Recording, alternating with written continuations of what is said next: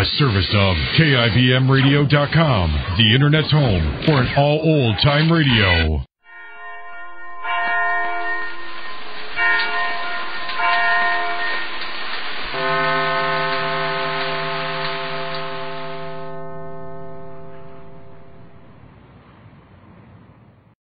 The Goldbergs.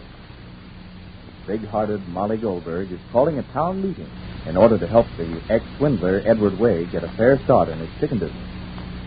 As usual, Molly stands pretty much alone in her belief in Way. Jake, her husband, refuses even to attend the gathering, and Dr. Christopher Cater, the young psychologist who might be of much help to her, is too blinded by jealousy to see any merit in the man at all. For Christopher has become very fond of Oriane Leland, the young Frenchwoman whom Molly has taken under her roof.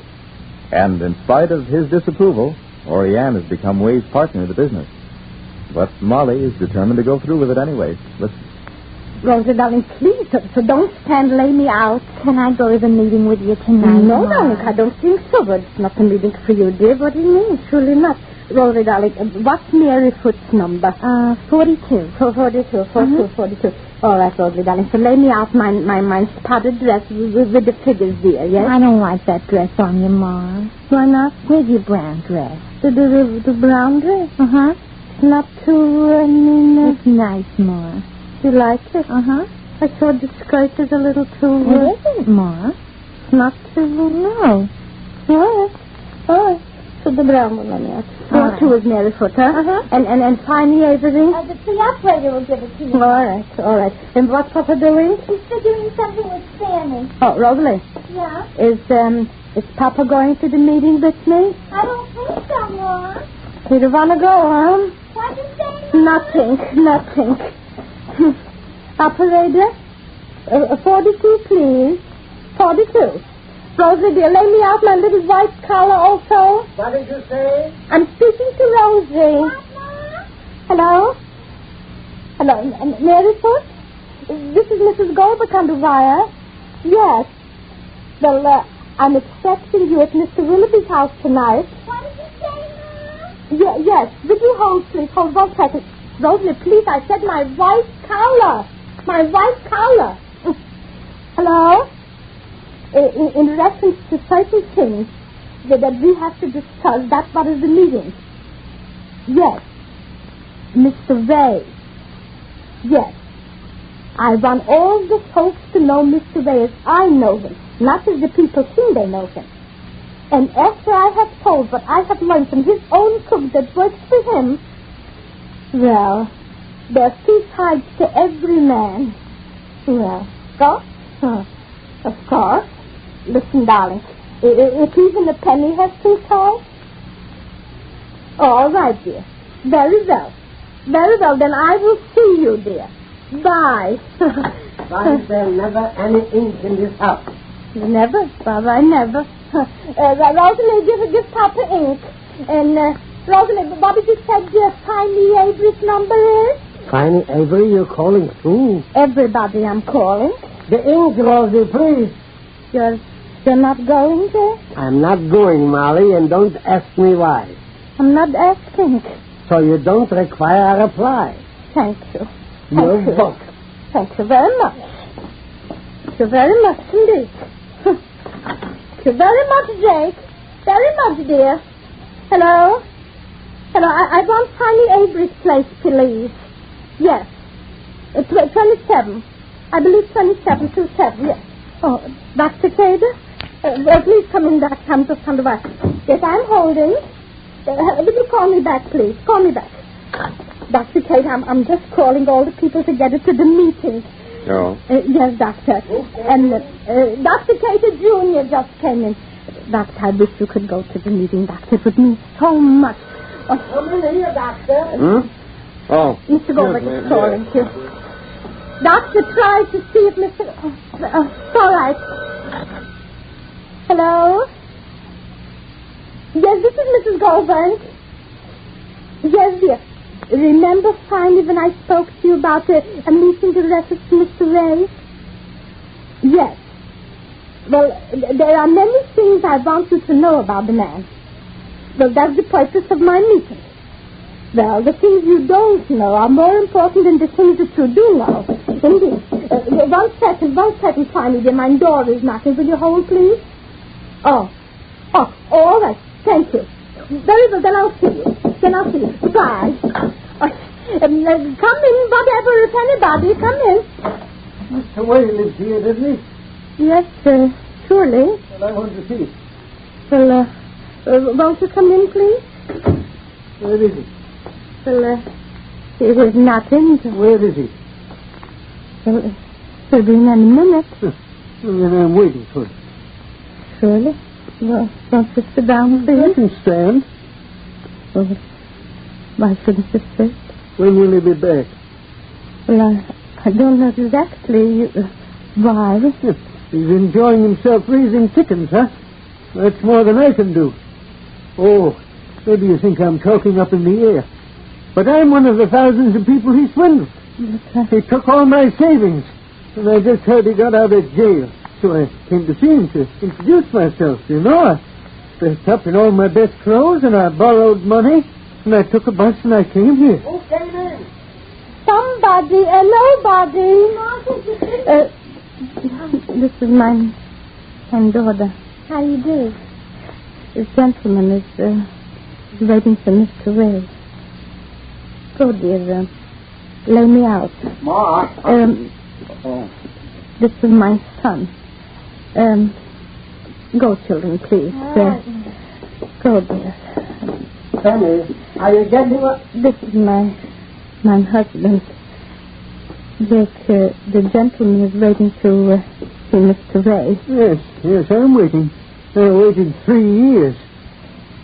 Maybe he'll be very late. Oh, I got plenty of time. I never have anything to do.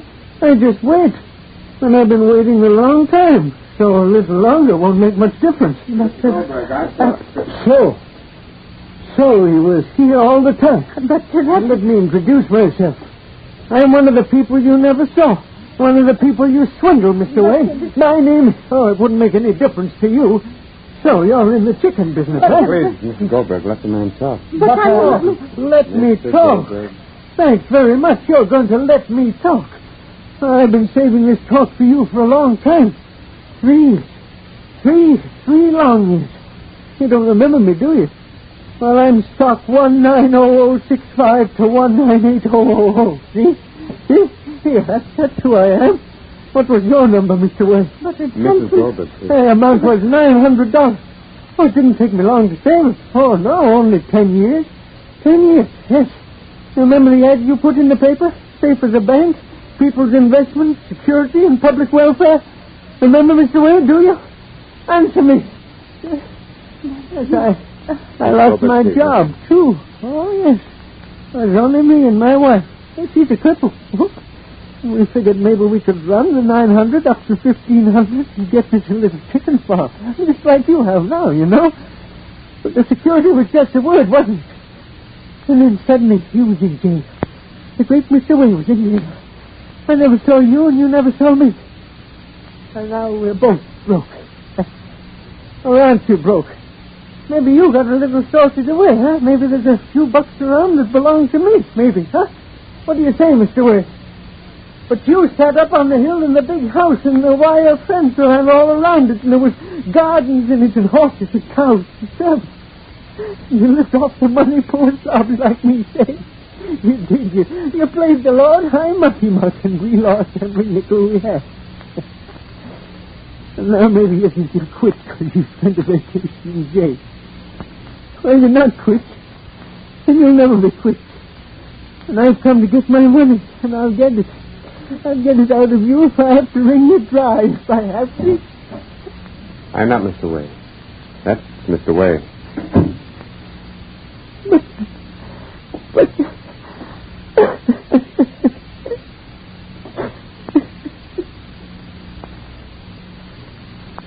The poor victim of Way's swindle has shot his anger like a last bullet from the gun of his pent-up rage. Dr. Cater was wise in letting the wrath pour out over himself. He may even have saved his swindle.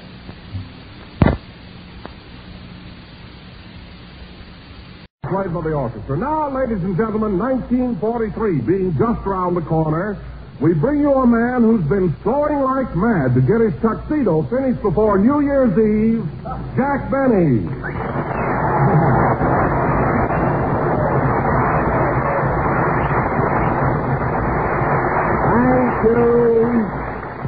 Thank you. Hello again. This is Jack Benny talking with a needle in his mouth. I ought to keep you in stitches tonight, folks. Well, you're right, Don. I've got to get this tuxedo finished before next Thursday night. Well, what are your plans for New Year's Eve, Jack? Where are you going? Well, Don, you know that the beautiful Persian room of the Plaza Hotel? Oh, yes. Well, I'm going to the Plaza room of the Persian Hotel. It's down on Delancey Street. And believe me, it's got that old world atmosphere. The Persian Hotel, say, that's a great place. Oh, it is, Don, it is. I went over this afternoon to pick up my reservation, and there were 4 snake charmers sitting in the lobby there. Snake charmers? Yeah, they don't come in handy on New Year's Eve. I don't know who will. I haven't seen you since last Sunday. Did you have a nice Christmas this year? I mean, nice presents and everything? Oh, heck, I got old cupcakes, a movie picture camera, a handkerchief with my name on it, and a 21 jewel watch. Well, thanks for the handkerchief with my name on it.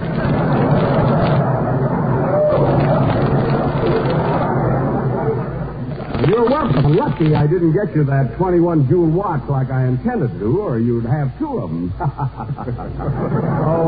Hello, Mary. Hello, Jack. Did you get your tuxedo finished yet? As soon as I sew the belt on the belt, I'll be all set. Incidentally, Mary, I've made all arrangements for New Year's Eve. You and I are stepping out together. Where are we going? Never mind. I'll pick you up about 8:30 and be sure you wear evening gown. Nothing doing. You told me to wear it last year, and we wound up at a bowling alley. I wanted your arms to be free so you could swing the ball. Anyway, Mary, it's not where you go, it's the people you were with. And the people we were with. After we left the bowling alley, they all wanted to go so we can get tattooed.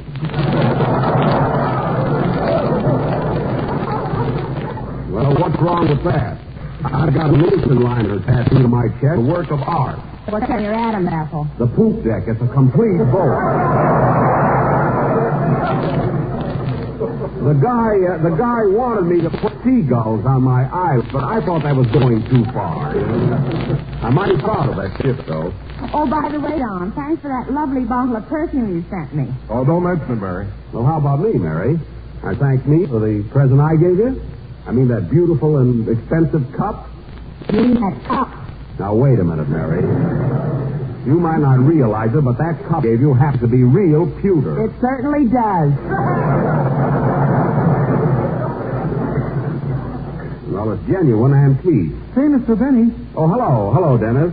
How do you feel, kid? Oh, fine now, but I was sure cockeyed last night.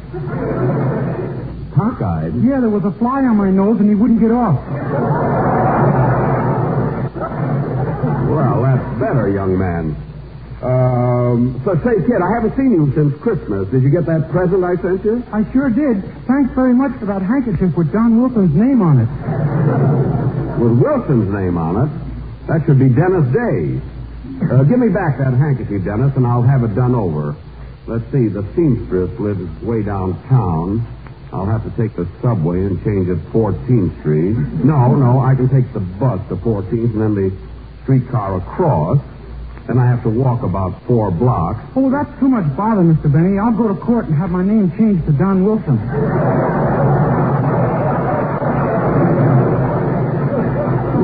No, I'll make the trip. And now, kid, I think it's about time for a song. Where's Benny Goodman? Oh, Benny, have you got your band all set for Dennis's number? Yeah. Say, Jack, thanks a lot for that Christmas present you gave me. You're welcome. Say, they're hard to get now, aren't they? They sure are. What'd he give you, Benny? A pair of rubber gloves so I can play my clarinet in the rain. Well, at least it was something different. Sing, Dennis. There are such things sung by Dennis Day. And now, ladies and gentlemen, as is our custom every year at this time, tonight we are going to present our annual New Year's fantasy. But, Jack, how can we do our fantasy this year? Phil Harris always plays the part of Uncle Sam, and he's not with us. Oh, that's been taken care of, Don. I phoned the radio casting bureau, and they're sending up an actor. He ought to be here any minute. What are you going to pay him? A Wilson with handkerchiefs? What are you going to pay him? A handkerchief with Wilson's name on it, yeah. Now, just a minute.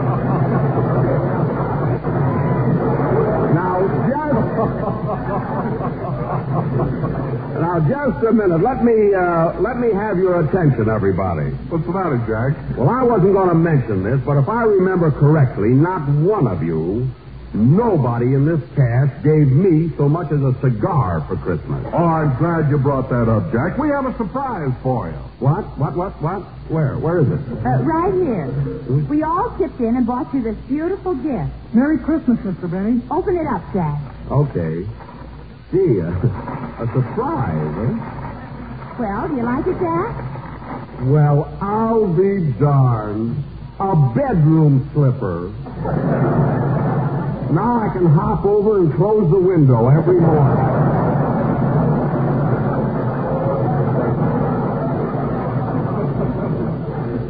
Gee, fellas, this is one of the sweetest things. Hey, that must be the actor the casting bureau sent over. Come in. Well, hello there. Pardon me, is this the Mandelbaum Meatball Jamboree?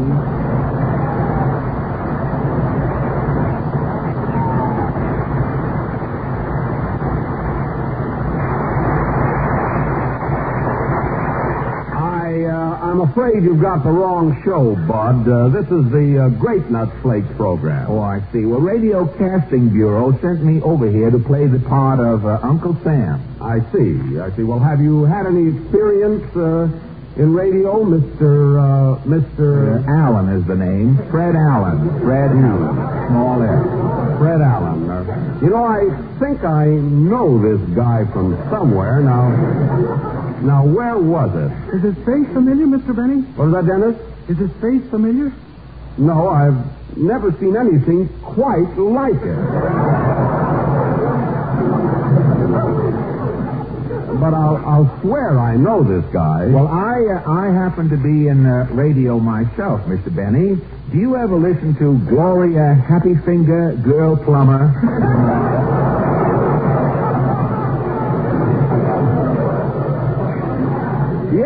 Yes. Well, you probably remember me. I play the part of Juniper Morgan III, the Wall Street plunger.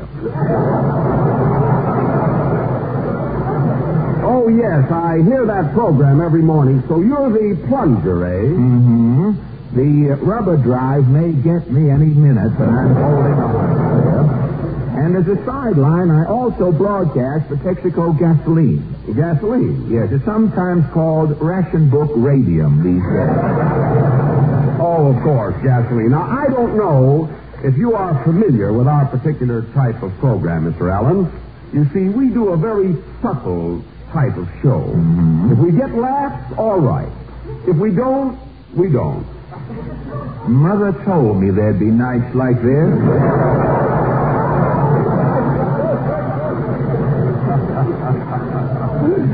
Very good, Mr. Allen. But what I mean is, we don't punch and press for laughs like other programs, one of which I definitely have in mind.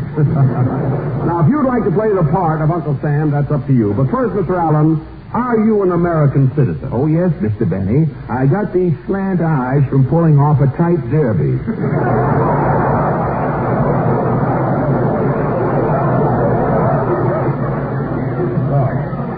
I see. Well, the part is yours, Mr. Allen. Now about money. Just what do you expect for being on my program tonight? Well, I expect nothing, Mr. Benny, and I know you'll come through.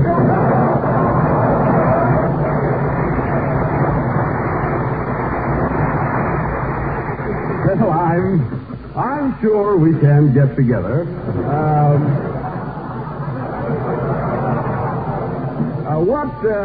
What is your fee?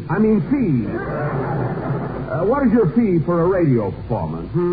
Well, that's up to you, Mr. Benny. I rely entirely upon your generosity. Well, that's sweet of you. Not sweet. The word is stupid, old boy. Is that so? Mr. Allen, are you inferring that I'm tight? Mr. Benny, you smoke cigars, don't you? Yes. Well, the average cigar smoker lights a cigar, smokes it down to his lips, and throws it away. So what about it? You are the only man I know who smokes a cigar until his gastric juices put it out.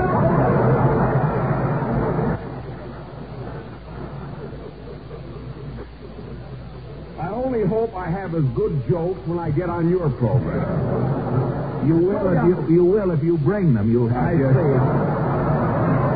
Well, to show you...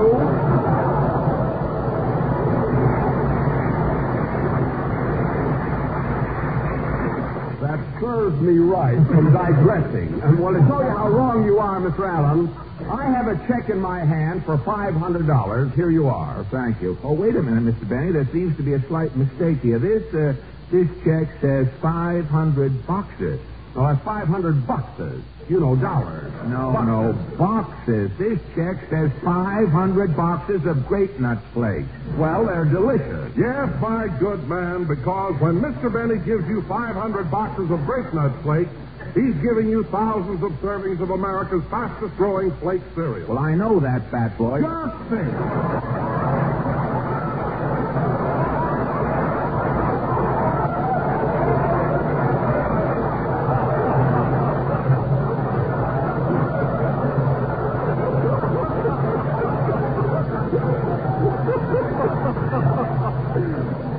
Think, Mr. Allen, Grape Nuts flakes in the big 12-ounce economy-size package contain iron, niacin, and vitamin B1. Vitamin B1? Yes, brother. And believe me, you can use it. Now, it's all settled, Mr. Allen. You're not getting any cash. And now, folks, our New Year's fantasy will go on immediately after a number by Benny Goodman and his famous sextet.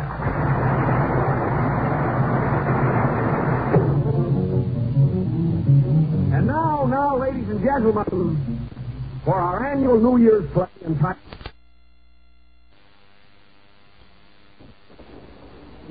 Hello, 43. Now, once again, I will play the role of... Say, Mr. Benny, you've been doing this kind of sketch for 4 years now, and I still don't understand it. What? I know it's a waste of time, but would you mind explaining it to me again? No, I'd be glad to, Dennis. Do you mind if I take the audience out for a smoke while this goes on? Sir Allen, come back here. And incidentally, you're new with us, too, so you better pay attention. You see, Popeye, these little sketches we do at the close of each year are not so much plays as allegorical fantasies. They deal with the abstract and the esoteric rather than the prosaic. Is that clear, Dennis? No, sir. Not only that, my feet went to sleep. Well, rub 'em.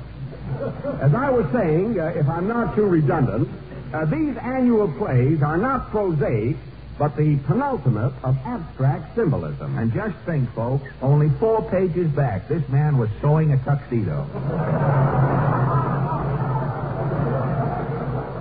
I'll sell you one before you get out of here. Anyway, I know what I'm talking about. Oh, yeah? What does prosaic mean? Prosaic? I'll give you a hint, Mr. Benny. It's a town in New Jersey. That's Passaic. Now, let's continue. In our sketch, ladies and gentlemen, I will play the part of the old year, 1942. I want you to visualize me, folks, as a tottering, broken-down old man with white hair and a wrinkled face. What do you mean, visualize? There you are.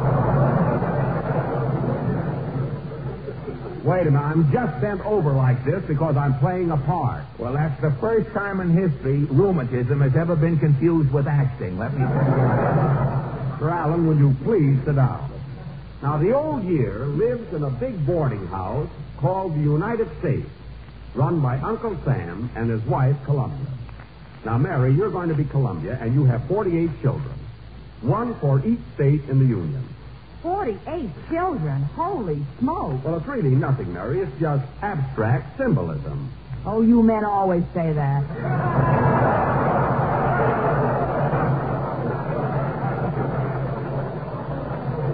Never mind, that's your part. And now for our play. As the curtain rises, it is almost midnight of December 31st. An old man, 1942, is up in his room, packing his bags, and ready to make his exit. Curtain. Music.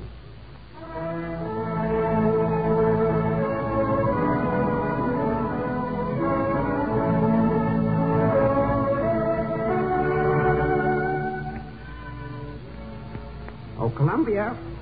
Columbia, will you come up here, please? What do you want, 42? Give me a hand with this packet, will you? Got to get out of here before midnight and make room for the new tenant. Oh, yes. Little 43 will be here any minute. Say, where's your husband, Uncle Sam? I'd like to say goodbye to him. Oh, he's around someplace. You know, Sam's been pretty busy lately. You said it. And all your kids have been pitching in, too.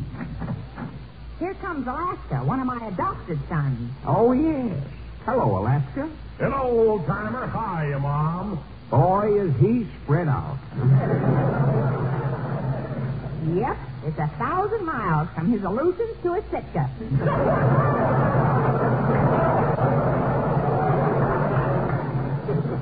Oh, he's big, all right. Fine boy, though. Say, Mom, have you seen Pa around? I got a few of them Japanese lights I want to get out of my hair. He'll get him out. Don't worry, Alaska. Okay, see you later, Mom. Well, I might as well finish packing. Hand me that bundle of swing music. I'll take that. Here you are. Thanks. Mr. 5'5", 5 feet tall, and he's 5 feet wide. Boy, am I sick of that. Hey, Columbia, I got a few minutes yet. Tune in the radio, will you? Okay.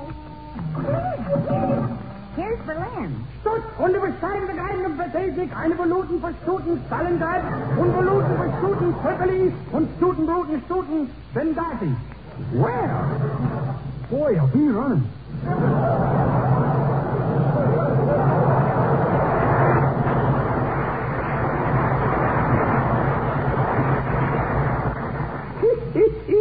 And he ain't through yet. Get another station, Columbia. Here's Tokyo. Good. Ladies and gentlemen, honorable report from Battlefront. Japanese fleet sail out to greet Americans.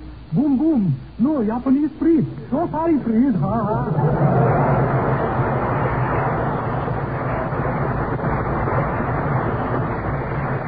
Well, that's good news to be leaving on.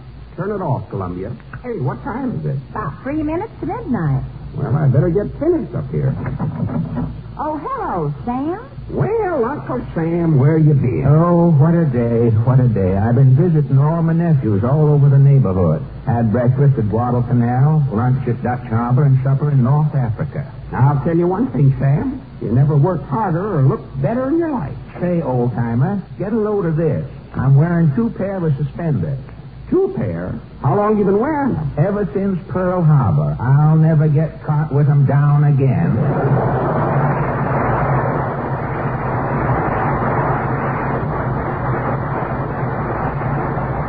I know you won't. Say, Sam, I meant to ask you something. What are those things sprouting around in the backyard? Those are Republicans. This is the first time they've come up in years. Well, that's what I like about the garden, Sam. There's room there for everything to grow. Doggone, look at that clock. Just gotten the ducks together in time. First stroke of 12. Wonder what's keeping the new tenant. Little fella should be here by now. Well, don't worry. He'll show up. Hey, here's a little tip for you, Sam. You worked darn hard during the time I was here. You did a good job. But I want you to work even harder for the little fellow that's coming in. Now, don't worry, old-timer. I'm really rolling now. Time's a-fleeting, but I can't live to leave till that little shaver gets it. That must be him now. Yeah. Come in. Well, it's the little new year. Hello, son. Hello. What's that you got under your arm there? It's a new book written by a fella named Ratchet. Oh, yeah. Ain't much plot to it, but I got a hunch it's going to be the bestseller. Won't hurt, though. Hey, kid. Want you to meet Uncle Sam and his wife, Columbia. Glad to know you, folks. Hello, Sonny. Hiya, bub. You ought to have a coat on with them diapers. Chilly tonight. It was sure cold the first night I got here. Well, son, hope you brought some things with you besides rations. What's that package you got under your other arm? That's just chock full of these.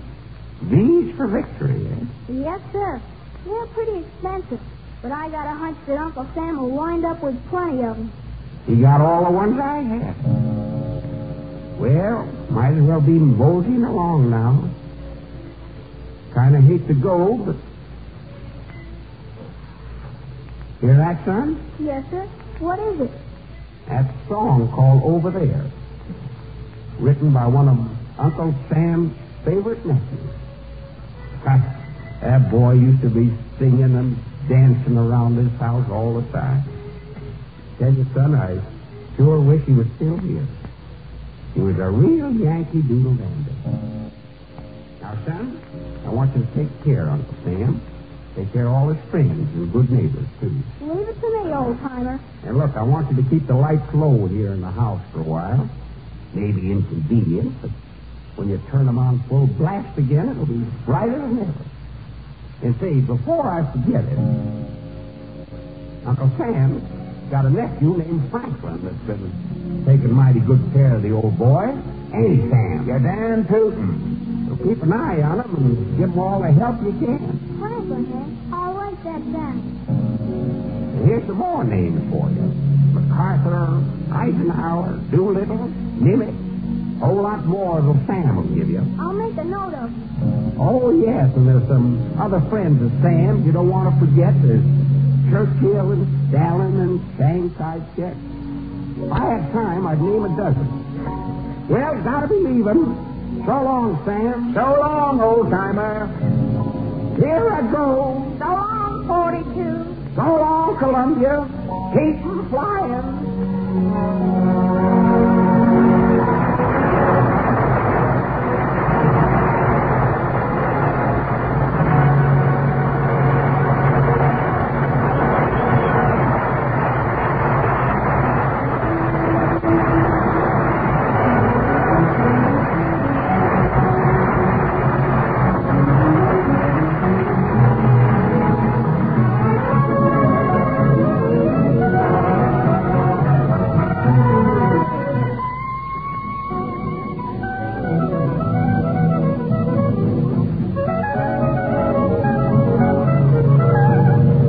Have you read the story of Alan?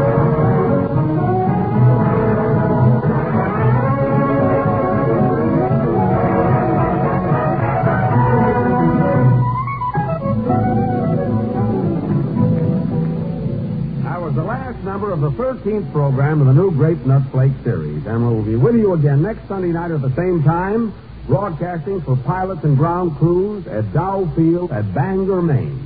And tomorrow night, we'll be seeing you parachute troopers at Lakehurst, New Jersey. Say, Jack, I don't want any salary for my performance here, but I do need a singer on my program tonight. Can I borrow Dennis for tonight? Sure you can have Dennis. You just can't have money, that's all. Go on over to Mr. Allen's program, Dennis. I will not. You will, too. Put your coat on. Good night, folks.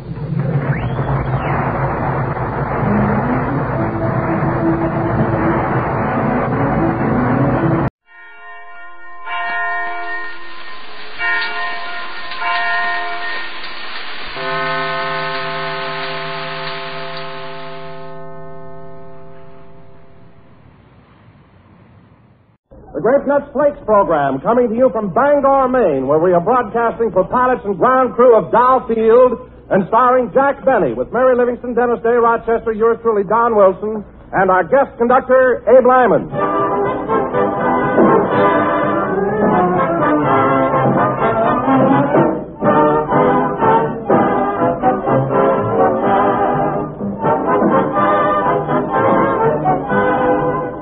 Have you ever noticed the way a man greets his wife before breakfast? He says, hello, wife. Sounds pretty glum, doesn't he? But just sit that same grumpy guy down to a big, tempting bowl full of delicious, toasty brown grape nut flakes. Just let him sample that wide-awake, malty, rich goodness, and he'll manage time out to say, "Well, darling, gee, but these grape nut flakes taste swell." Yes, ma'am, that's the kind of morning magic you can work any day in the week with those delicious, sweet-as-a-nut grape nut flakes, thanks to the super swell flavor that's so entirely different from any other flake cereal, because it's a rich two-grain blend of sun-ripened wheat and malted barley. So get set for swell-tasting breakfast and get set for plenty of praise by asking your grocer for delicious, toasty brown grape nut flakes in the 12-ounce economy size package.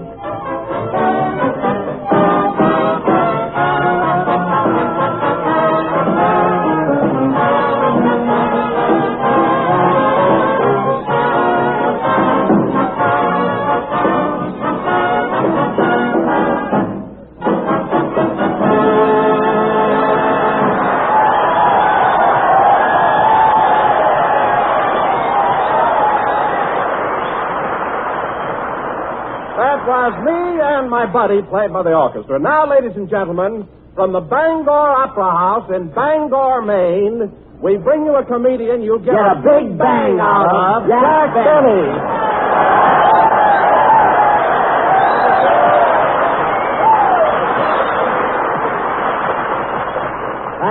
Thank you. Hello again, this is Jack Benny talking. And, Don, I could see that introduction coming a mile away.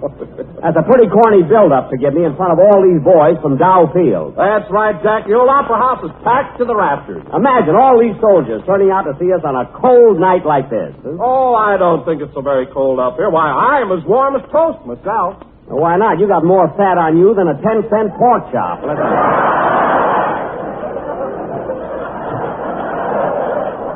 No kidding. Now, wait a minute, Jack. I'm not so fat. Oh, no? I wish I had a nickel for every time your girdle had a nervous breakdown. And don't tell me it isn't cold here. I slept under 12 blankets last night. I felt like the bottom wheat cake. You know, Don, weather like this... Come in. Mr. Benny? Yes? On behalf of the fishermen of Penobscot Bay, I'd like to present you with this real live lobster. Well, thanks very much. I'll have him for dinner. Oh, he's had dinner. Why don't you take him to a movie?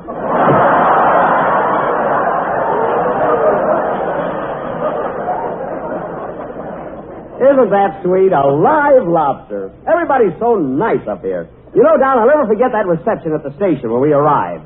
They had tanks and jeeps and sleighs, soldiers, Indians.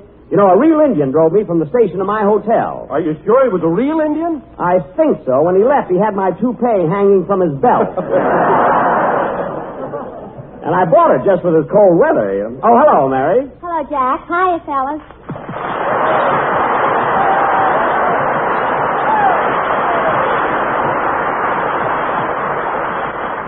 Well, Mary, here we are in Bangor, the easternmost city in the United States. Yeah.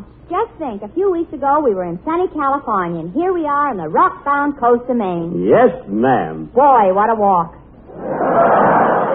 We didn't walk, we took the train. But you know, Mary, the way we've been traveling lately, we're gypsies. Regular gypsies. That reminds me. I wish you'd quit playing your fiddle every time we stop off at a railroad station. Oh, the few pennies I pick up hardly pay for the rosin. Forget it. And dangling Dennis Day out of the window on a string. Never mind. People know he's not a monkey. Well, as long as Dennis believes it, that's all that's necessary. Here comes the kid now. Hello, Dennis. Boy, am I sick of peanuts.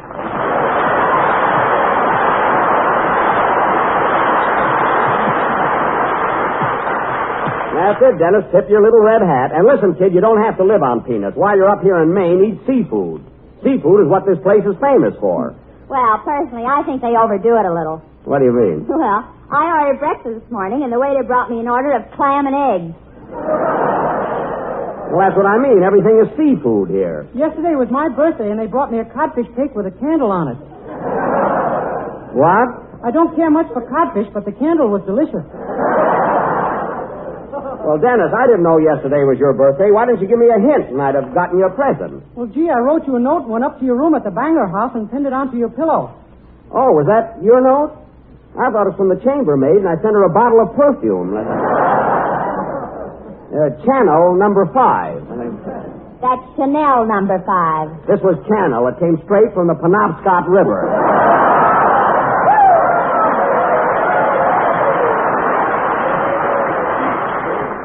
Anyway, Dennis, when I go shopping tomorrow, I'll get you something for your birthday. Now, what do you want? Would a gold wristwatch be asking too much? Yes. And now, ladies and gentlemen, Dennis Day will sing... Go away, kid. Go away. Dennis Day will sing a delightful number written by Cole Porter called the... Come in. Special delivery for Jack Benny. Take it, Mary. Wait a minute, Bud. Here's a tip for you. Oh, boy, a nickel. Now I can call up my wife and tell her to get that man out of the house. I knew he'd appreciate it. Who's the letter from, Mary? Let's see. F-I-L. It's from Phil Harris. Oh, good old Phil. Boy, he's in the Merchant Marine now. What does he say, Mary? Dear Jackson, here I am in the Navy, and I can't tell you how much good it has done me. Well. Remember those bags I used to have under my eyes? Well, they gave me a cap that was too big, and now you can't see them. You must see the picture of health from the nose up. My work here is almost the same as when I was a band leader, except that I have a much longer baton, and there's a mop on the end of it. Scrubbing the floor, eh? Frank Remley, my guitar player, is going to make a wonderful sailor. He has finally learned how to salute without sticking his thumb in his eye. I knew he'd make good. No more news, Jackson, but before I close, I want to thank you very much for that cigarette you sent me.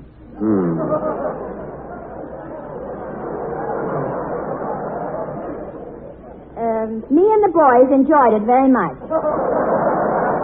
What's he talking about? I sent him a whole package of cigarettes. Happy New Year and love to the whole gang from Barnacle Phil the Sailor. And if you're listening in, Phil, Happy New Year to you and all the boys at Catalina.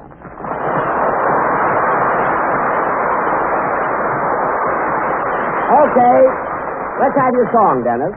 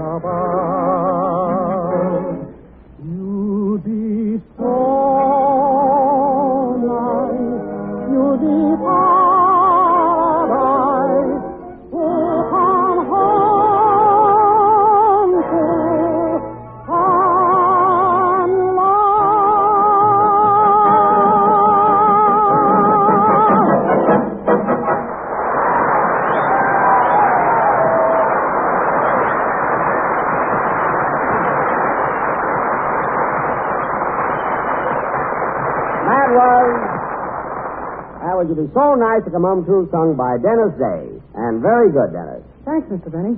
And I want to dedicate that number to a very sweet girl I met at the Peacock Room last night. Betty Lou Bumgarter. If you remember, Dennis, I introduced you to Miss Bumgarter. I met her first. What do you mean you met her first? You were both sitting at a table and she came over and took your order. I'm not talking about the waitress. I mean the beautiful girl Dennis and I danced with. And what a dress she had on. Wow! Well, it was a rather daring outfit. One of those strapless evening gowns. I got so nervous I made her put on my suspenders. Yes, Dodo, when you got up to dance with her, your pants fell down. Anyway, Dennis, you owe me for half the dinner. What about the cab fare for taking Betty Lou home? I ought to pay half of that, too. No, Dennis. You'll remember you didn't ride with us. I took Betty Lou home alone. Oh, yeah? That wasn't a spare tire hanging on the back, brother. What? Were you peeking through that window, Dennis? I never saw so much kissing in all my life. Now, wait a minute, young man. I never kissed Betty Lou once. I mean the cab driver after you fell asleep. Oh, so that's why he wouldn't take a tip. Well, anyway, kid, we'll straighten out what you owe me later. Now, where's Abe Lyman? It's about time for a number. I've been looking all over for Abe, and he doesn't seem to be around. That's funny. He knows the program starts at 7 o'clock. You think that... Oh, here he is now. Hiya, Jack. Sorry I'm late. Hello, fellas.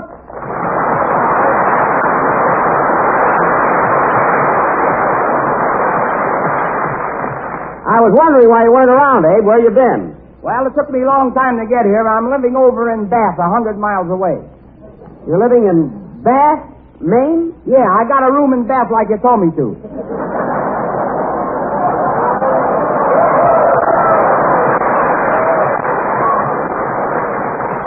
I told you to get a room and bath. And. I met at the Bangor House of the Penobscot Exchange. Well, ain't I the big jerk? You certainly are. Believe me, from now on, when we're traveling around, I'm going to write everything down on a piece of paper and give it to you. Who'll he get to read it to him? Oh, Abe can read. He can write a little, too. Say, Abe, how do you like it up here in Maine? Huh? Well, you know, I've never been here before. Well, it doesn't take him long to get acquainted. Get a load of those 3 girls he brought to the show. Where? Wait, I'll get my glasses. Oh, yeah, standing in the wings. Yeah, I like that tall one there. Hello, honey. Hiya, sweetheart. What's that? That's the electrician. The girls are on the other side. Oh, yes, 3 girls. Yeah, well, I got to hand it to you, Abe. You're a regular Casanova. Casanova? Yeah. Say, is that Lou Nova's brother? Yes. In a way, only Casanova was more of a wrestler than a boxer, you know. Anyway, Abe, isn't it a thrill for all of us to be broadcasting way down east in Maine?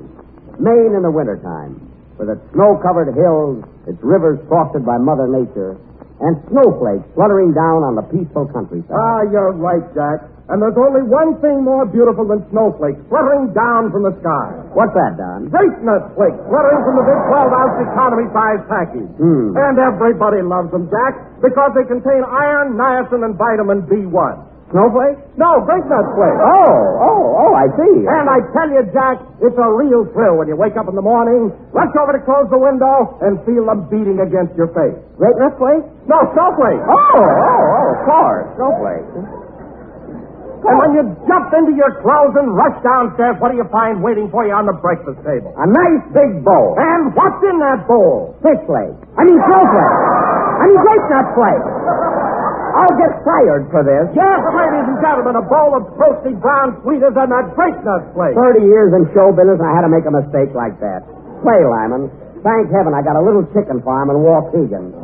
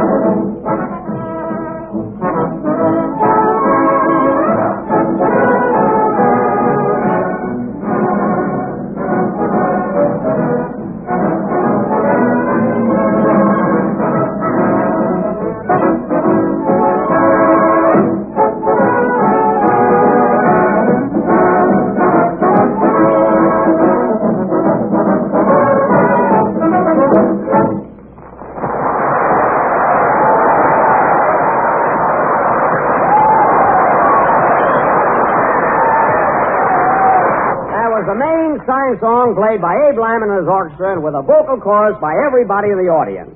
Boy, could we have used Rudy Valley tonight.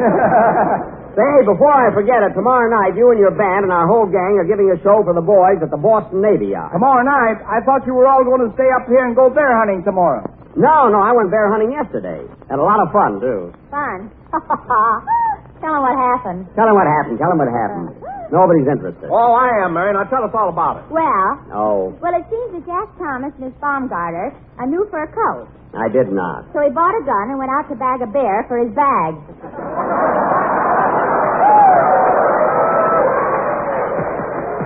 She's not a bag. She's very cute. She got better looking legs than Lieutenant Olson.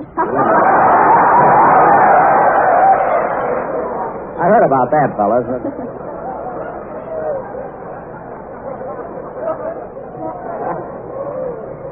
Go ahead, Barry. Anyway, Friday afternoon, Dennis, Jack, Rochester, and myself drove up to Guernsey's Winter Sports Lodge, and the next morning, must have been about 5 a.m., I heard the alarm clock ringing in Jack's room.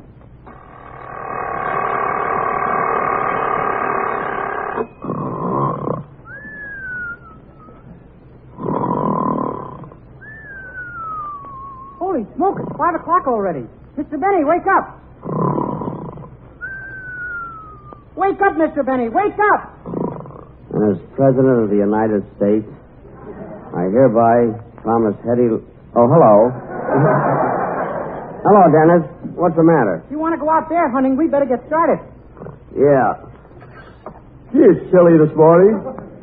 I bet it's below zero in here. You sure look funny, Mr. Benny. The cold cream is all froze to your face. Yeah, I feel like I've been varnished. Well, I might as well take my morning shower. A shower? There isn't any hot water. What do I care? I can take it.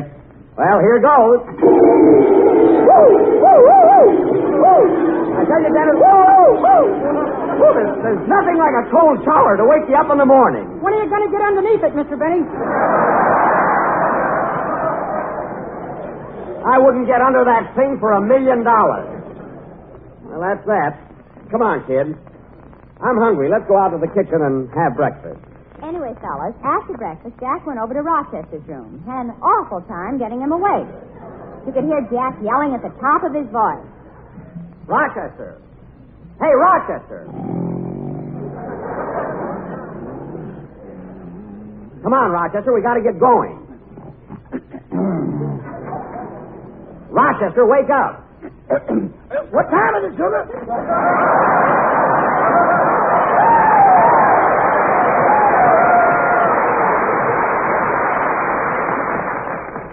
5:30, and it's me. Now kick those blankets off and get your clothes on. I ain't had my clothes off since we left California. Well, then get up. And listen, what's the idea of wearing those ear muffs in bed? That's so I don't have to look all over my ears in the morning. Now, Rochester, quit stalling. I'll give you just 3 to get out of that bed. 1, 2, 3. Rochester!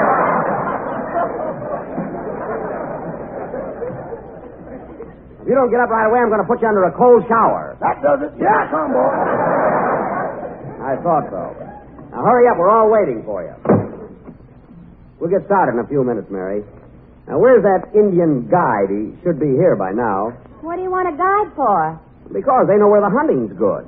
They're leading me right to the bear and the moose and the duck. I'd sure like to get a mess of ducks. How can you have the heart to shoot a duck when you walk like one? Naturally, I walk a little funny. I'm wearing snowshoes. That must be our guide now. Come in. Well.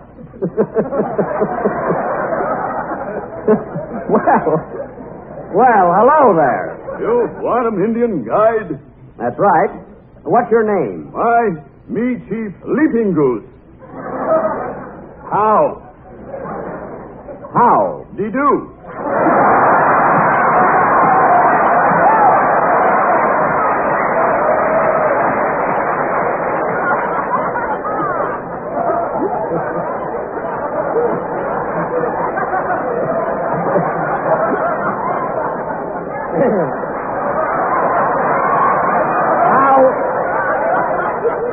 How did do. Now, look, Leaping Goose.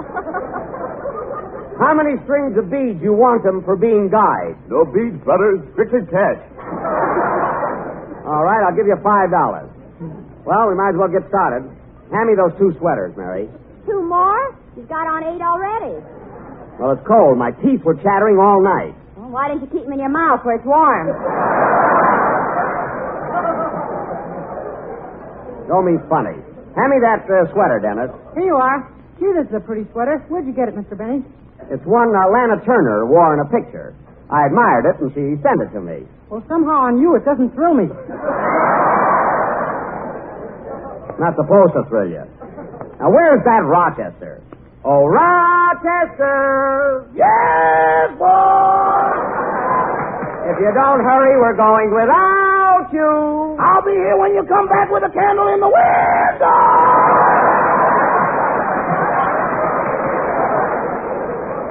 You get out here. Well, come on, Leaping Goose. Let's get our...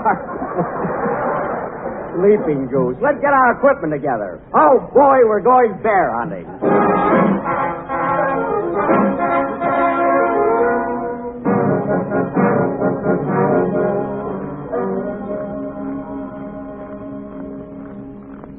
We've been walking through the snow for 3 hours.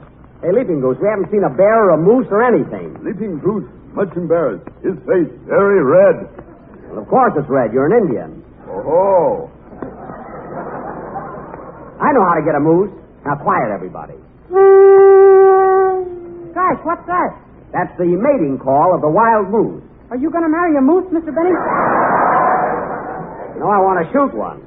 There are a lot of them around. Well, what do you want to shoot a moose for? He wants to get a hat rack the hard way. I want to get a bear. That's what I want. Now, stick close to me, Mary. Okay. You too, Dennis. Yes, sir. And Rochester. Rochester, keep up with us. I don't want you to get lost in this snow. Who, me?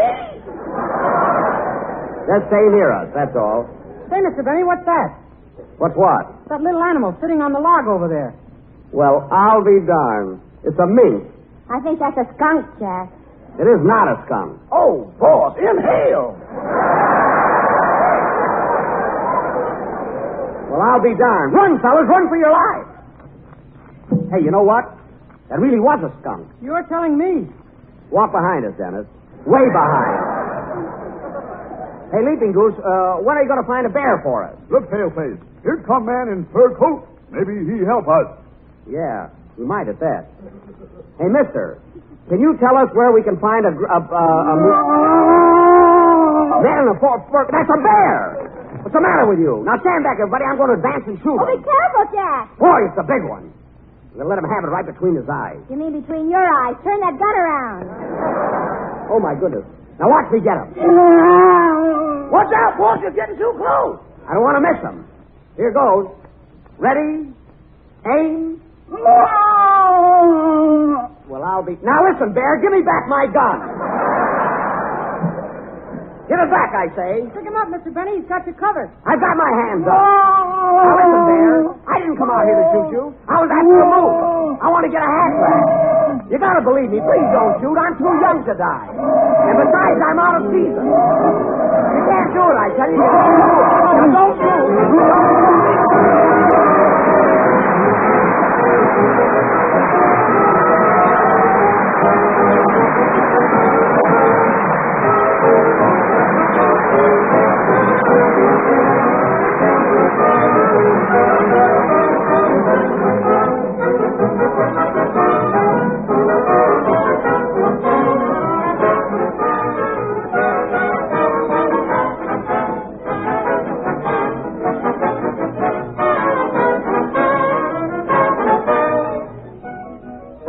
Have you ever noticed how proud Grandma feels when she sizes up Junior and says, my, how he's grown? Well, we feel very much the same way about delicious toasty brown grape nuts flakes because, boy, how they've grown.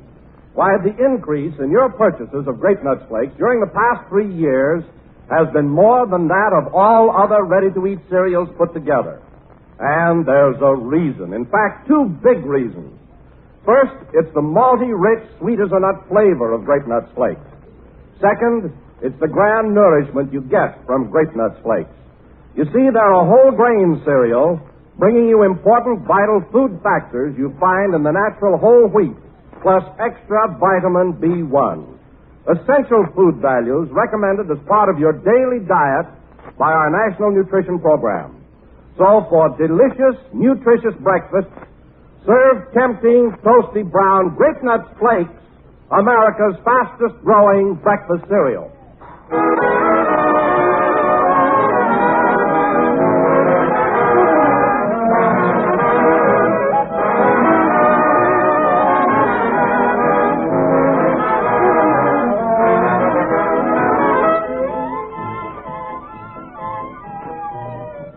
That was the last number of the 14th program in the new Grape Nut Flake series, and we'll be with you again next Sunday night at the same time. We've all had a great time up here in Maine. I want to thank Governor Sewell, City Manager Farnsworth, Colonel Valentine, and all the boys at Dow Field.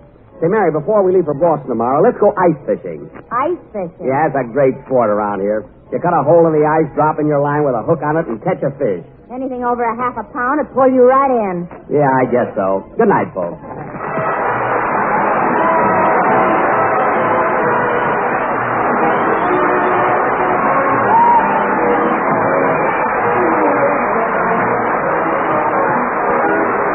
The Jack Benny program is written by Bill Marlowe and Ed Beloit.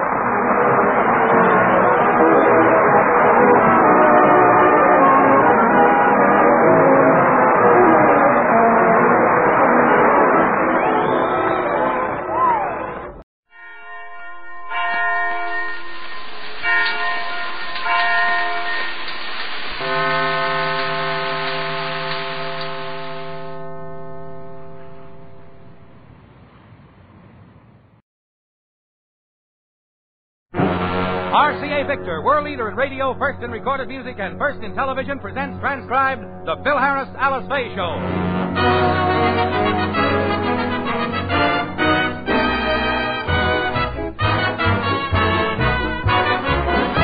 For your enjoyment, here is the Phil Harris Alice Faye Show, written by Ray Singer and Dick Chevrolet, with Elliot Lewis, Walter Tetley, Robert North, Janine Roos, Ann Whitfield, Walter Sharp in his music, and yours truly, Bill Foreman. All of you who have children know that at some time or other they get into mischief. But what the Harris children do to Alice today shouldn't happen to a mother. More about that later. First, a word from RCA Victor. A glance at the calendar will show you that the national elections are less than a month away. So there's no time to waste. It's time to buy your RCA Victor television set. Then you'll be ready to enjoy television's complete coverage of that important night. From the early vote returns to the interviews with our new president. You'll see the clearest pictures on new RCA Victor television thanks to the exclusive Magic Monitor circuit system that acts like an engineer inside your set.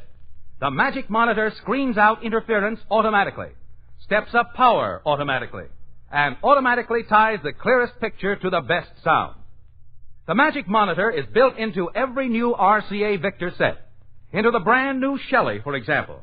The Shelley is a handsome 17-inch table model, priced at only $199.95. And it's a real bargain for your budget. And that low price is complete, including federal excise tax and full-year warranty on the 17-inch picture tube. So buy the Shelley at your dealers tomorrow. You'll want to see RCA Victor Television Deluxe, too. Be ready to enjoy television's full coverage of the upcoming elections. Remember, every year, more people buy RCA Victor than any other television. And when you buy RCA Victor television, plus an RCA Victor factory service contract, you get television's greatest combination. And now the stars of the RCA Victor program, Alice Faye and Phil Harris.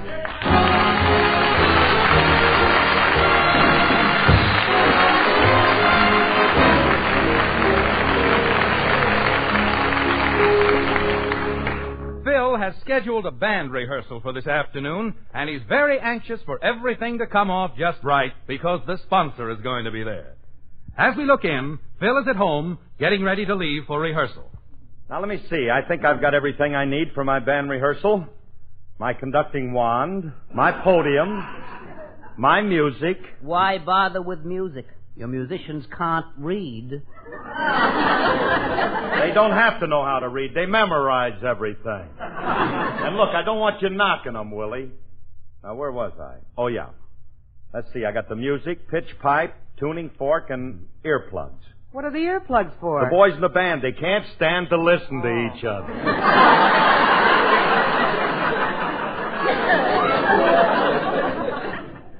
I wish I could think of some way to improve that band. What in the world could I do to make it sound better? Get a new male vocalist. And whom would you suggest? Me. Alice has been giving me singing lessons, and I'm sure I'd be a valuable asset to your program. Ooh, that's peachy. Look, I can't use you with my band. I have a very nice tenor voice. And I'll prove it to you, Philip.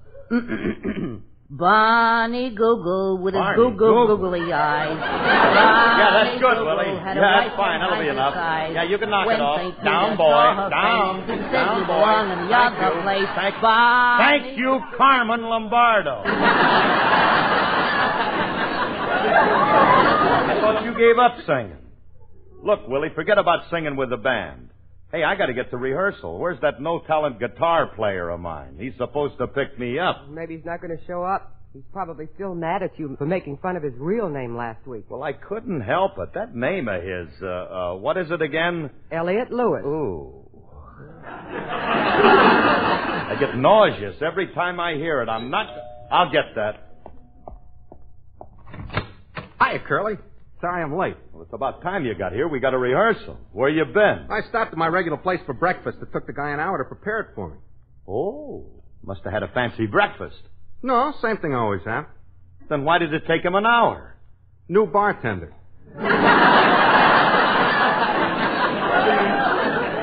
What did you have for breakfast? The usual. Hot buttered toast and a whiskey sour. A whiskey sour for breakfast? Sure.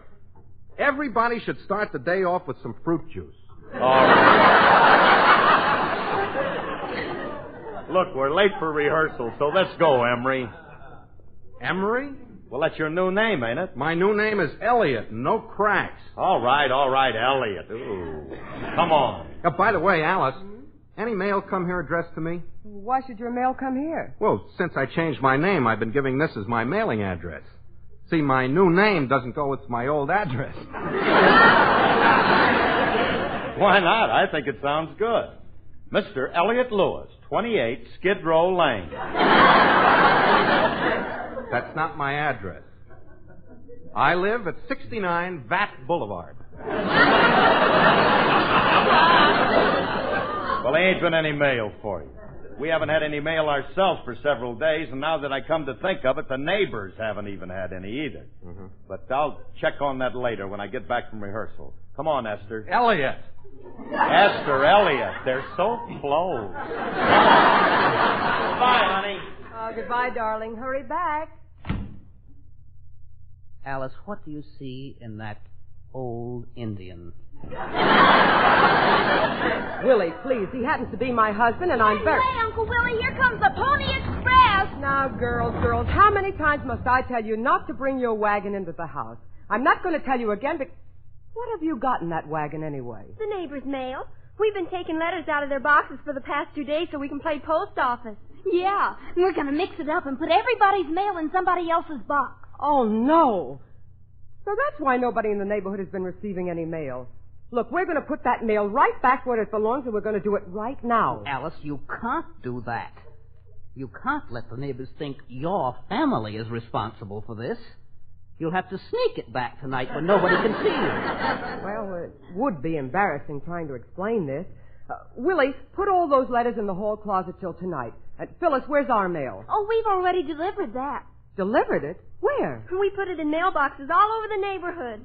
Oh, that's terrible. We've got to get that back right now. Girls, you get our mail out of the boxes on this block, and I'll take care of the next block. And don't let anybody see you. Well, shall we take this mail and put it back? No, we haven't time. Just leave it in the hall closet. I'll return it tonight. All right, Mother. But please don't tell Daddy about this. He'll get mad. All right. I won't tell your father as long as you never, Never do a thing like this again. Now, let's go get our mail back. So long, Willie. But Alice, you promised to give me another singing lesson. I don't have time now, Willie. Play one of my records and listen closely.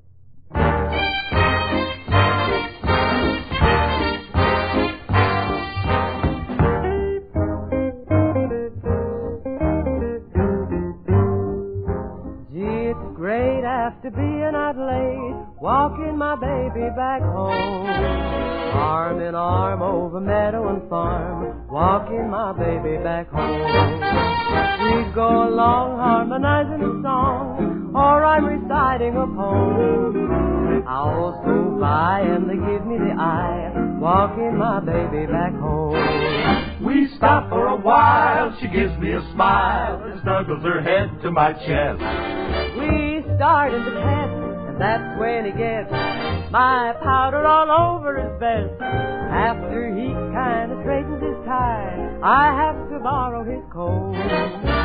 One kiss, then I continue again, walking my baby back home.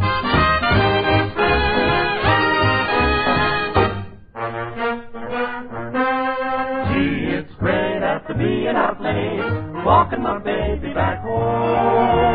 Arm in arm over meadow and farm, walking my baby back home.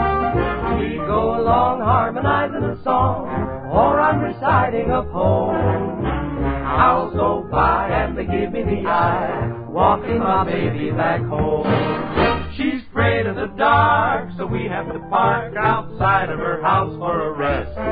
We start in the pet, and that's when he gets my powder all over his vest. Hand in hand to a barbecue stand, right from the doorway we roll.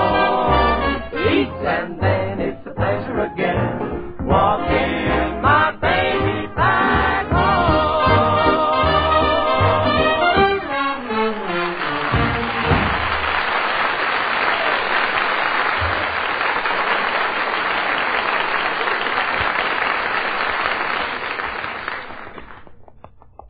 Hey, Curly, the sponsor didn't seem too happy with the rehearsal today.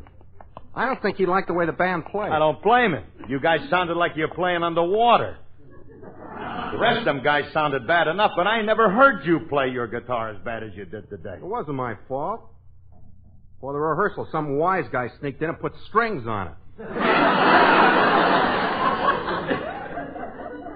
I almost cut the tips of my fingers off. Look, they're all lacerated.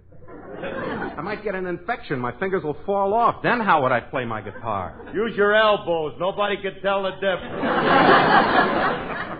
I don't like your insinuation. I happen to be a good musician. Good musician.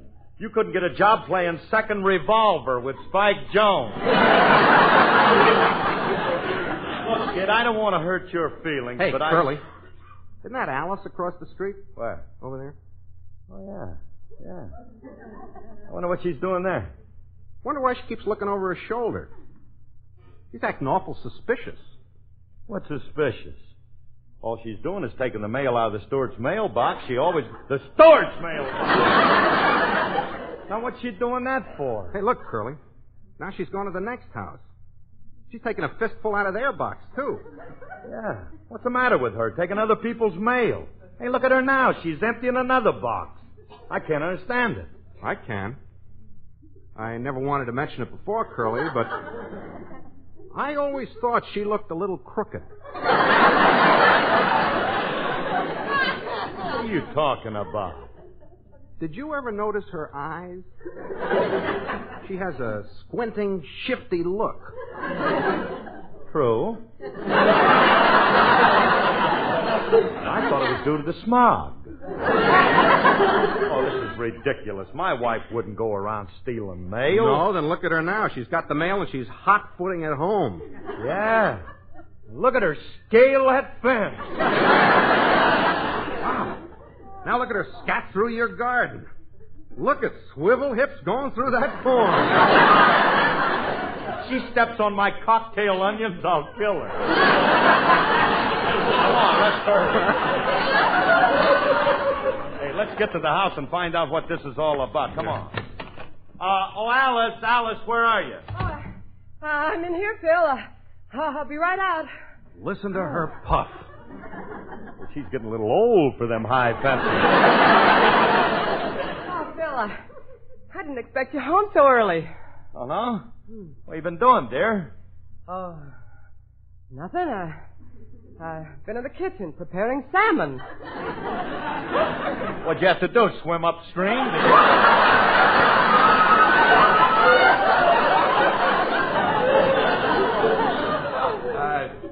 You're a little out of breath.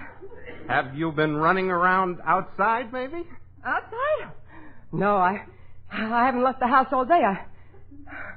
I've been sitting here knitting. Then why are you, puffing? Heavy needles. Excuse me, I have to go and file the warts off the pickles.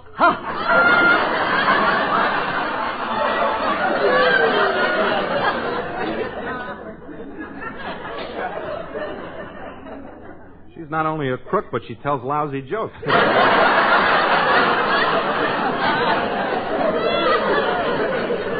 That, Curly. She denies being out of the house, and we saw her stealing mail. I still can't believe it. Look, I'm going to get to the bottom of this. Mm-hmm. Now, come on, let's find out what she's doing in that other room. Wait a minute. Look, no noise. We're going to eavesdrop. Curly, that's my business. Now, don't talk too loud, girls. Your father is in the house. Shh. She's talking to the kids. Well, girls, how did you make out? Fine. I got the mail out of the Ackman's box, and here's the mail from the Bennett's box. There was a cop on the corner, but he didn't see me. I'm too clever. How do you like that? She's got my kids working. I'm living in a nest of thieves. Imagine teaching little kids to steal for her.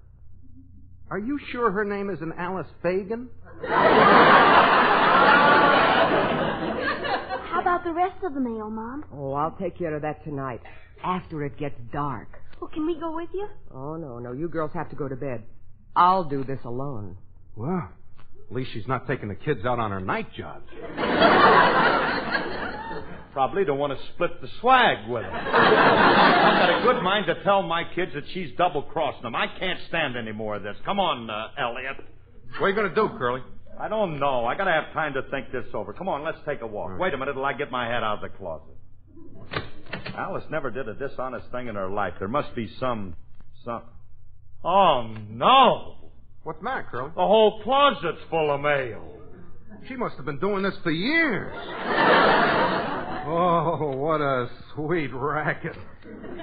So that's where she got all her money.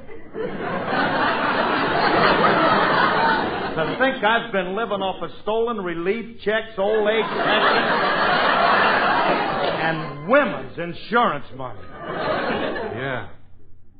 Gee whiz, that settles it. I'm going to tell Alice that I know what she's doing, and I insist that she stop. What, and kill a good thing?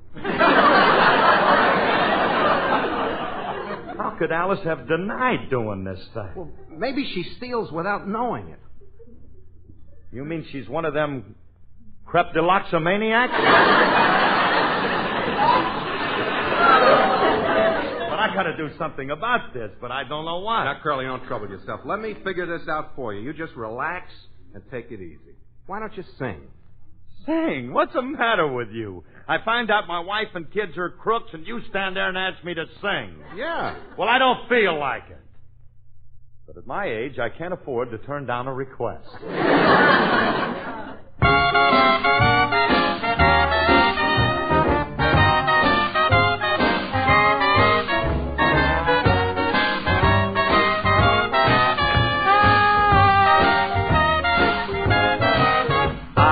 Just called up to tell you that I'm rugged but right. A rambling and a gambling man, I'm free every night. I eat a porterhouse steak 3 times a day for my board. More than any guy in this whole town can afford. I got a big electric fan to keep me cool when I sleep. A mattress stuffed with dollar bills to tickle my feet. My motto is love 'em and meet 'em and leave 'em and cheat 'em and break 'em in right. I just called up to tell you that I'm rugged but right. My house was built with pawn shop tickets, red, white, and blue. My suits are made of tiger skins right out of the zoo. I got a lot of money in the bank, I made it myself. The hearts of all my girlfriends lying right on my shelf. The girls all stop and whistle every time I go by. But I'm pretty darn particular, I'm telling no lie. I'm in there wheeling and dealing and really appealing and high as a kite. I just called up to tell you that I'm rugged but right. I just called up to tell you that I'm rugged but fast. You caused me plenty worry, put some gray in my hair. You got the lips that sunk the ships of England, France, and Peru. I'm just like Napoleon, 'cause you're my Waterloo. I'd like a 15-minute intermission in your Ford V8. I'd love to make it longer, but I've got a late date. My morals have always been gone with the wind, so let's breeze it tonight. I just called up to tell you that I'm rugged but right.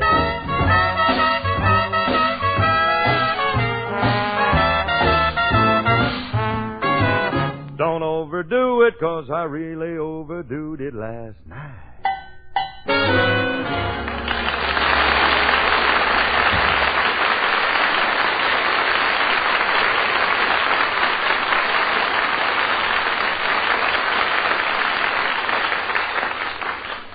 Hey, Curly. Yeah? I've been thinking this over, and I got it all figured out. If you follow my plan, you'll never have to worry about Alice. I love you. I knew I could count on you. What are we going to do? Call the FBI and turn her in. I can't turn Alice in. She's my wife. But this is a federal offense. What's more important, your wife or your country? My country. No, my wife. No. That's a tough question.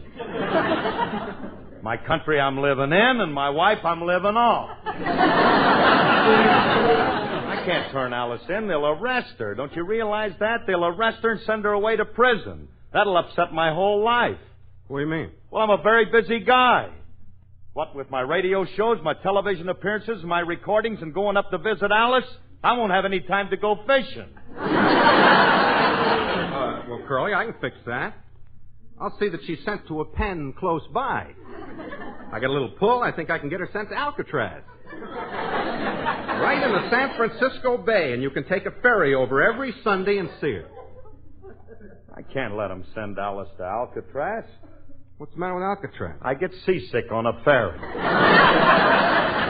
Wait a minute. I'm not going to turn Alice in. Mm-hmm. All we got to do is to take all these letters and sneak them back into the right boxes tonight.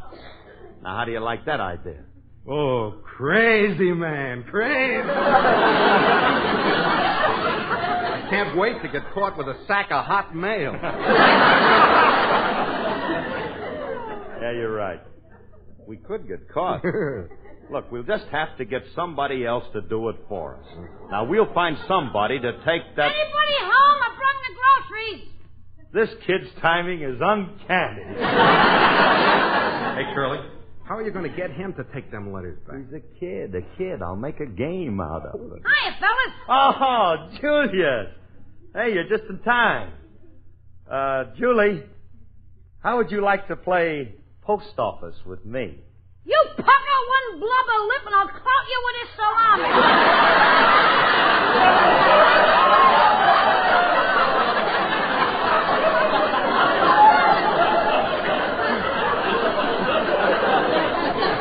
We're not talking about that kind of post office. We're playing mailman. Ooh, how perfectly lovable. Why don't we play house instead? Mr. Harris can be the father and you can be the mother. And you'll be the mailman. No, I'll be the guy who throws the net over you and takes you to the nut house.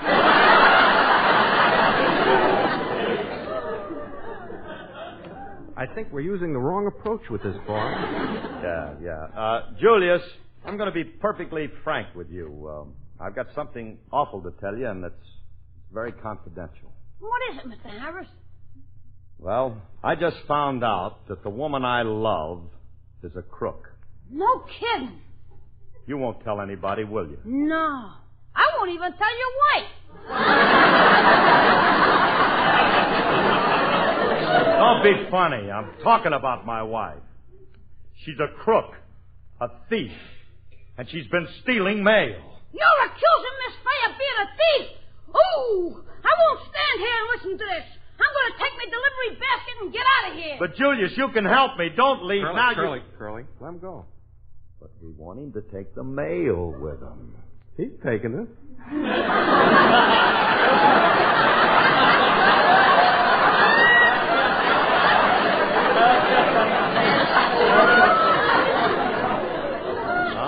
But he don't know he's taking it. While you were talking to him, I planted the letters in his delivery basket. At least we're getting it out of the house. Well, don't you realize that as soon as the kid gets out of the house with the mail, we're in the clear? It's... oh, wait a minute. Come in. I beg your pardon. I'm from the Postal Inspector's office. Ow! Some mail has been missing in this neighborhood, and we have a pretty good idea who's taking it. Holy smokes, and it's true what Mr. Harris said. Officer, I happen to know who it is, too. And I feel it's my patriotic duty to turn in the culprit. The one who stole the mail is... Mr. Harris, please don't... Sorry, Julius, but if you've been stealing mail, you've got to pay the penalty. Take him away, officer. Go on, kid. I'll send you cake. Wait a minute. You can't... Don't worry, kid. I'll get you a good, cheap lawyer. You'll have you out in 20 or 30 years. You'll have time to get in the Army. Why are you trying to pin this on me? I didn't do nothing. I'm just an innocent grocery boy. A likely story. Search him, officer. Better yet, search his grocery basket. What have you got in that basket, son? Nothing but groceries. I'll lift up the lid and show you. Look, artichokes, rutabagas, string beans, special delivery letters, airmail letters.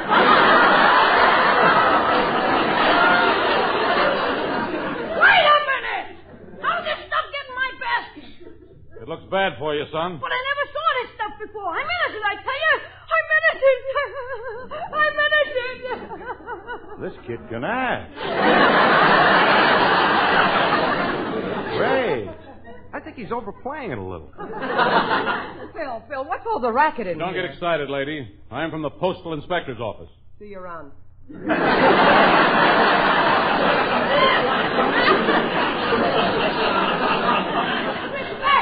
Faye, come back here. This man has arrested me for stealing mail. Arresting you? Oh, officer, I can't let you arrest this boy. He's innocent. I know he didn't steal that mail. I have a confession to make. Thank goodness there's a spark of decency left in her. Lady, you seem to know something about this. Did you steal this mail? Well, of course not. My two little girls stole it. How do you like that? She's railroading her own babies on a bum rap. My kids didn't do it. All right, make up your mind. I don't care who did it, but I'm arresting somebody. Then arrest the right person. Who is the right person? She is. I am not. Of course she isn't. I think it was Mr. Harris. Don't be ridiculous. What's the matter with you? Do I look like the kind of a guy who would steal? Just look at my face. Look at me. You can see I'm honest and wouldn't. Who slipped these handcuffs on me?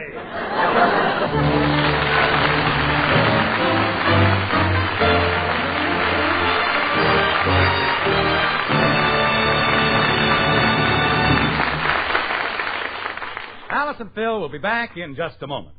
There are probably dozens of radio programs that you list among your favorites. So don't miss them just because you're on the go. Visit your RCA Victor dealer and select RCA Victor's new Super Personal radio. The Super Personal is easy to carry and easy to take anywhere because it's lightweight, no larger than an average book. And yet it's a powerful portable. It gives you room-size volume, big radio tone. What's more, RCA Victor's new Super Personal is available in 6 stunning colors. And it's economical to operate. Thanks to RCA Balanced Light batteries and a special battery lifesaver switch that allows your batteries to loaf in good signal strength areas, the Super Personal plays 10 times longer than previous small portable radios without changing batteries. Follow your favorite radio shows wherever you go. Buy RCA Victor's new long-playing Super Personal portable radio.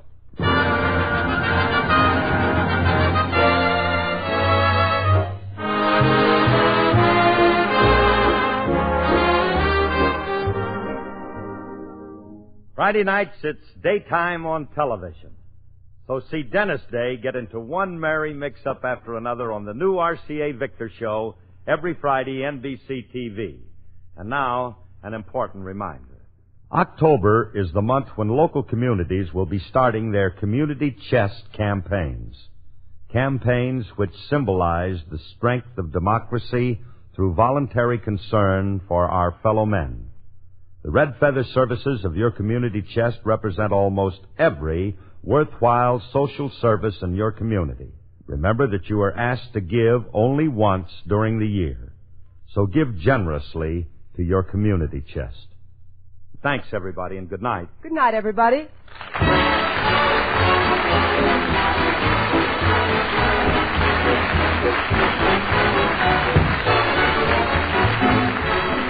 Included in today's program, transcribed, was Will Wright. The part of Julius was played by Walter Tetley. Now you save almost $1 with RCA Victor's new Extended Play 45 pop albums. 45 Extended Play gives you twice as much music for less money. 8 top pops for only $2.80. 4 for only $1.40 before tax. All by RCA Victor stars who make the hits. Visit your record dealer tomorrow. See and hear his big selection of Extended Play 45s by RCA Victor.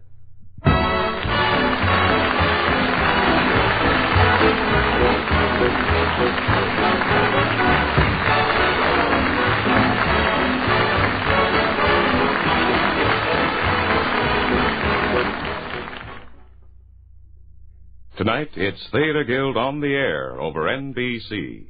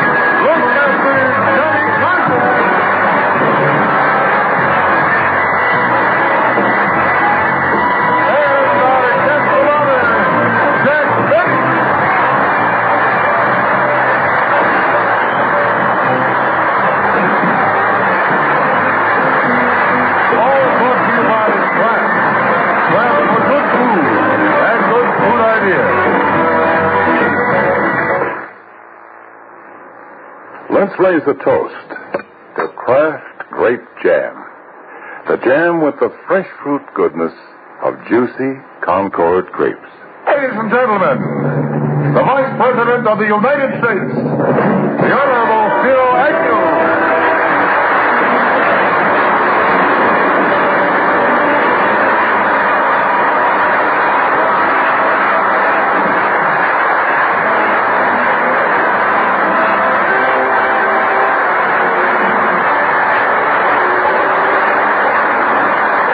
Guests of honor, distinguished members at the dais, ladies and gentlemen.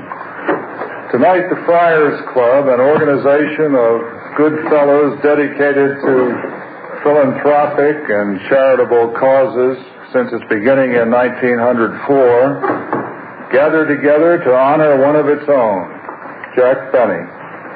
This evening, Jack's name is added to a most select list of illustrious individuals whom the Friars have chosen to honor in the past.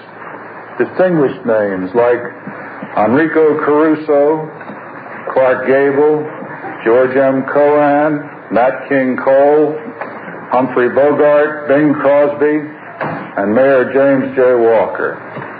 So tonight we pay tribute to a man who, in the election of 1968, threw his support to Richard M. Nixon, who promptly threw it right back at him. It's not that the president didn't welcome Jack's support. It's just that he was apprehensive when he learned that Jack had also thrown his support to Tom Dewey, Wendell Willkie, Alf Landon, and William Jennings Bryan. Looking around, I see on this dais some of the greatest comedy talents in this country. So I'm not going to compete with them and do jokes about Jack's stinginess or how old he is. I don't know how old Jack is. All I can tell you is that the Treasury Department sent me Jack's income tax return, and his Social Security number was 1.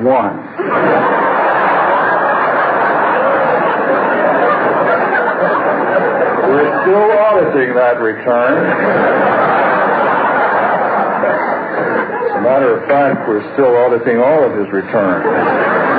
It's not that there's anything irregular about them. It's just that his classification has the Treasury Department completely stumped. They can't figure out how a man who has been one of the world's top entertainers for 40 years can declare himself a non-profit religious organization.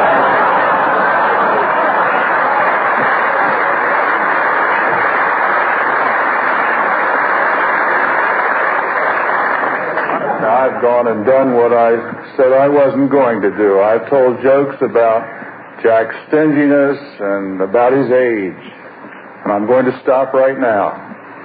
Instead, I'm going to talk about the human side of a great comedian, Bob Hope.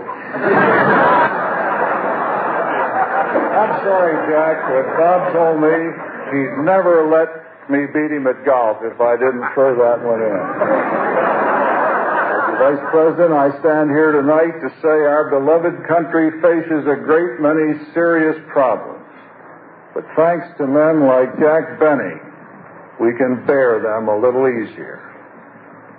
I'm honored to take part in this tribute to Jack Benny, and although I'm not able to stay on for the entire show, since I have no desire to turn this festive evening into a solemn occasion, I'd like to turn the proceedings over to Johnny Carson and let him turn it into a solemn occasion.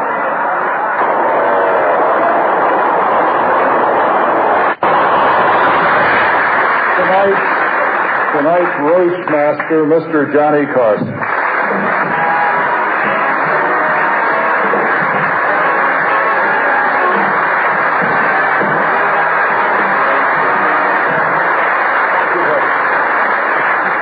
Thank you very much, ladies and gentlemen, and welcome to the Friars tribute to Mr. Jack Benny. And to you, sir, I thank you very much. You were marvelous. You were actually very, very good.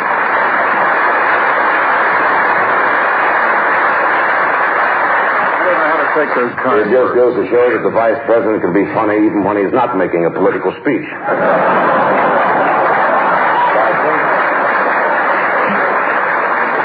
I think all of the performers on the dais were very impressed with your comedy delivery, sir, and I respectfully ask that you knock it off. I think probably the greatest transformation that your office has taken is the fact that you are much closer to the president than former vice presidents have been. Mr. Nixon, for example, informs you immediately and brings you up to date on the governmental decisions and their policies and their national priorities. I enjoyed especially your comment out in California during the reception for the astronauts when you turned to Governor Reagan and said, "They went where?"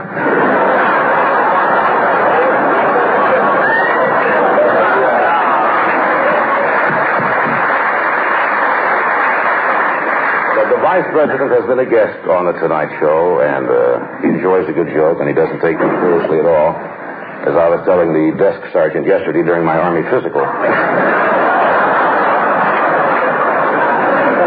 But the Vice President has joined us briefly, and we're delighted that he could be with us for even a short time tonight in this tribute to Mr. Jack Benny. You'll have to forgive me when I talk about Jack Benny, because I can say it in front of this group tonight and to the television audience watching that unabashedly I can say that the man is my idol. That's true. When I was in high school, I never missed Jack Why Benny. was that funny? When you were in high school, there were no high schools. But I used to listen to Jack every single week. As a matter of fact, after high school, I went into the Navy. And during the 3 years in the Navy, I became so impressed with Jack that I started to mimic him. I did his gestures. I still have a little bit of my style. I would do his timing. I would do his looks, his inflections. I even started to walk like Jack for a while. Until one night I was picked up by a Marine. Who incidentally was one of the nicest dancers I've ever met.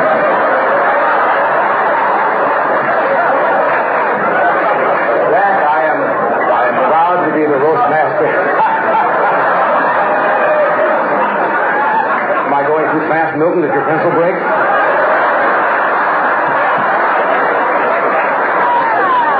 Well, I'm proud to be the roast master at this Friars roast for Jack tonight, and we're delighted that the Vice President could come here. He does have to go. He has an important meeting in Washington, and we thank you, sir, for being with us this short period, and I know Jack is flattered. And we will continue, and you'll meet our next speaker in just a minute.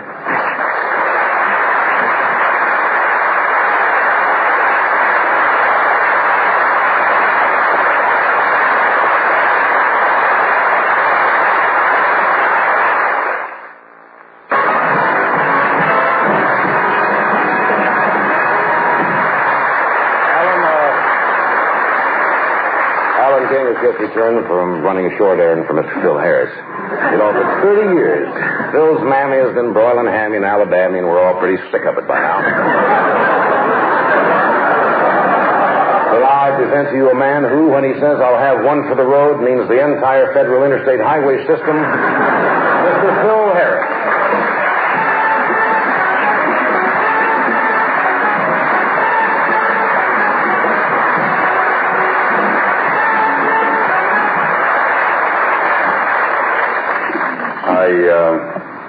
I'm delighted, ladies and gentlemen, to be a part of this roast of my dear friend and former employer, Mr. Jack Benny. When I first met Jack, I was a simple country boy from Nashville, Tennessee, unused to the seductions, exotic pleasures, and scintillating sophistication of Hollywood. But Jack taught me everything, including how to use big words like them there I just used. But Jack hired me for his show, and the first time that I went to his house for dinner, we're sitting around waiting for dinner, and Jack says, "Would you like to have a drink?" I said, "Yes, I'll have a cherry phosphate, please." Jack says, "No, I mean liquor." Well, I drew back in horror.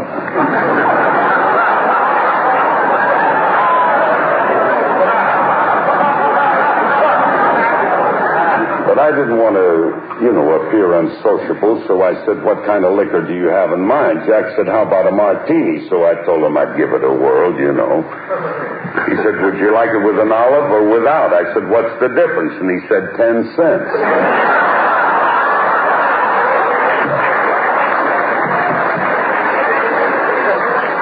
That's the night he got me started. I had one martini with an olive, then another one, and then another one, and finally I told him to leave the olive out. It was taking up too much room.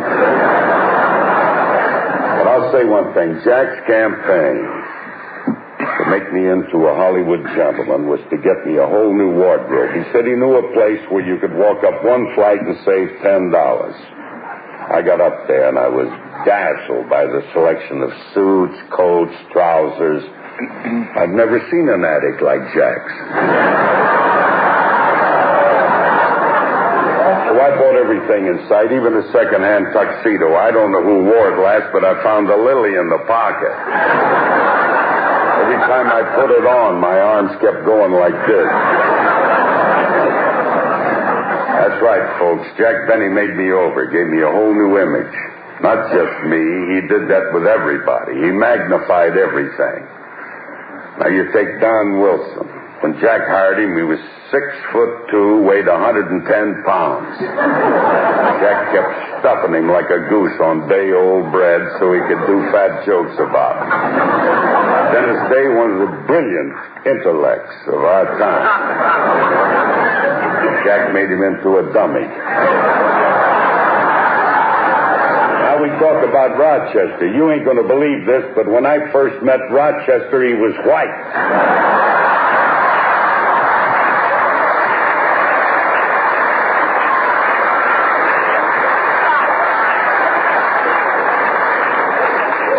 Be it as it may, and I'm not sure it was, but I know, I now had myself a brand new image thanks to Jackson. I had curly hair, flashy clothes, a lot of booze, and Jack told me I had to stop living at the YMCA. And the Y told me the same thing. Well, Jack took me by the hand once again. He said that he knew just the apartment for me, and the next day I moved into a place called the Benny Arms. I've never seen anything like this. High class. It's classy. I mean, the most high-class place that I've ever been in my life. It was legal. Uniformed doorman in front, bellhop in the lobby, and an armed guard in the bathroom. That's so nobody could crawl under without paying. You understand? Somehow something was still missing from my life, and I don't know what it was until one day Jack came over and said, "Hey, Phil, how would you like to meet some girls?" I said, "What?" He said, "Girls." You see, the thought had never occurred to me. I was so embarrassed that my face got beet red, and it stayed that way ever since. But Jack insisted. He said that he'd give me his old dating book that was filled with names of chorus girls that he had known. Of course, it took me a while to round them up because the book just had addresses but no numbers. You see, when Jack was dating, the telephone hadn't been invented yet. But I met Folly's girls who hadn't committed a folly in 80 years. There's no end to the things that Jack Benny taught me. He put the first deck of cards in my hand, took me to our first nightclub, showed me how to shoot craps at Las Vegas, told me how to bet on the horses. That's right, Jackson. You made me what I am today, and I love you for it. But Alice ain't never going to forgive you.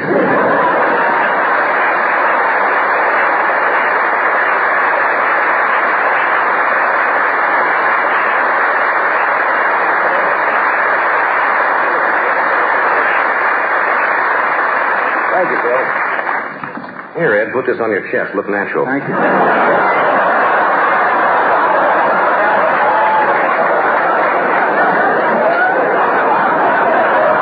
Now I would like to introduce another one of the...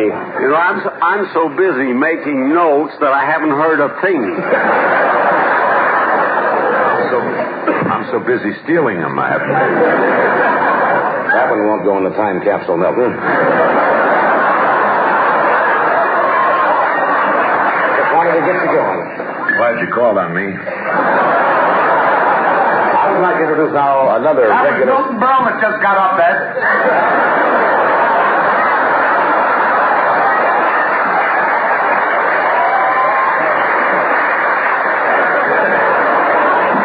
Careful, the pins will fall out of his eyes. You're supposed to be a roasted jack, and we're picking on you already. I started to introduce Mr. Dennis Day. I guess the reason for these mics we're supposed to ad-lib, aren't we? That's right, George. Okay, I will.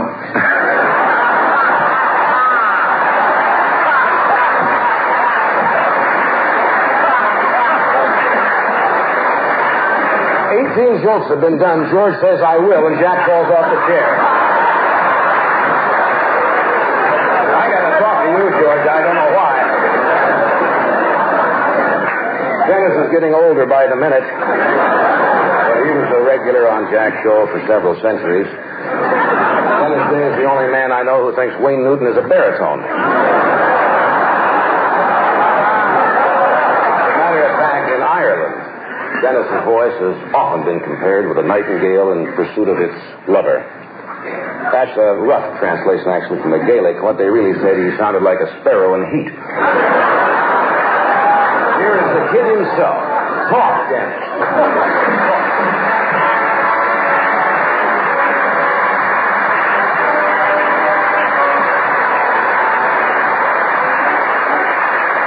I'm really happy and thrilled to be here tonight to honor a wonderful man and a steadfast friend.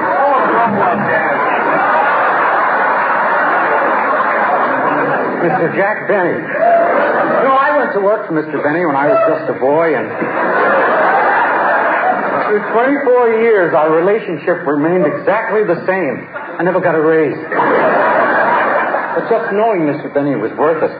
He told me that himself.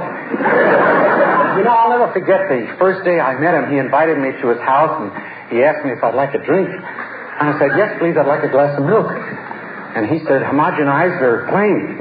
I said, what's the difference? He said, an olive.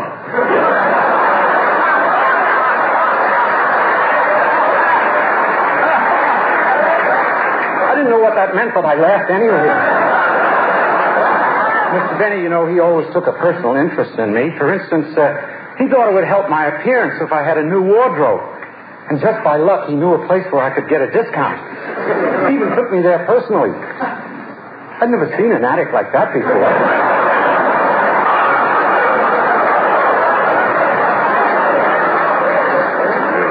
But the clothes were too expensive, so Mr. Benny took me down to the basement where he had another line. A little cheaper. I bought everything that was in sight, even a tuxedo. Mr. Benny must have known that I was coming because it was the first tuxedo I ever saw with short pants. I don't know who wore it last, but I found a banana in the pocket. Turned out it came from the Marquis Chimps. It was a perfect fit. All I had to do was shorten the sleeves.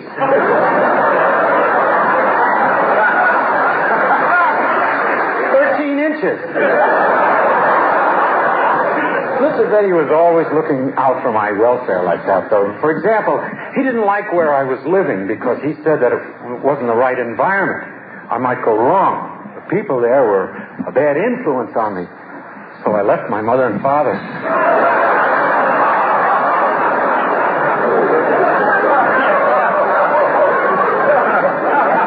And I moved into my own apartment. It was a place called the Benny Arms.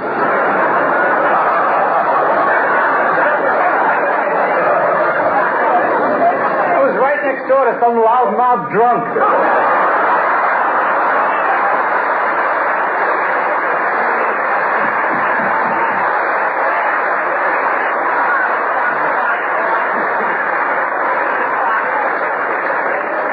I would have moved out, but I was making a fortune in tips helping old Follies girls up and down the stairs.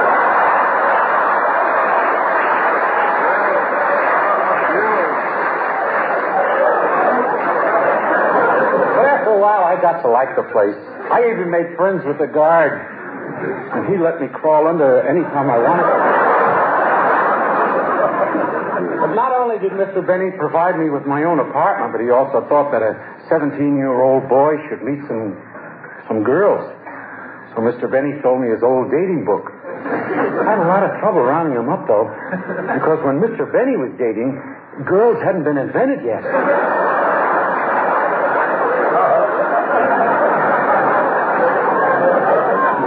You're too damn funny to suit me.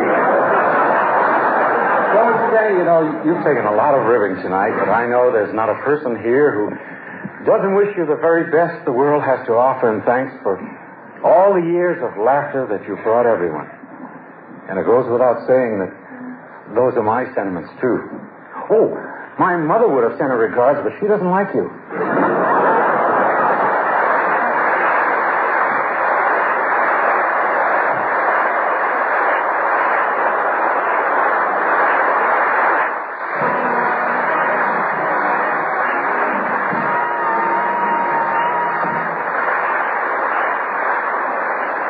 Yes, very funny.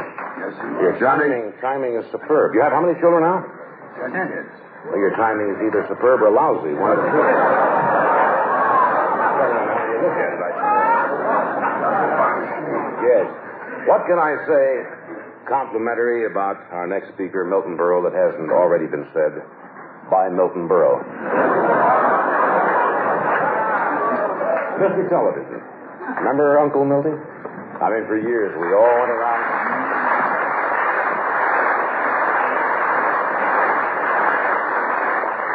Well, for years we all thought of him as our uncle. Assuming your uncle walks around on the sides of his feet and wears a dress. I like to think of Milton as the Myra Breckenridge of comedy.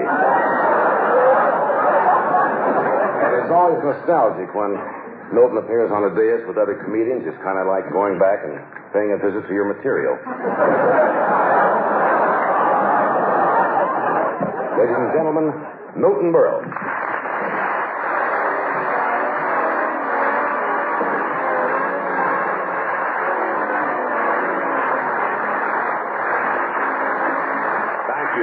Thank you, Merv. It's,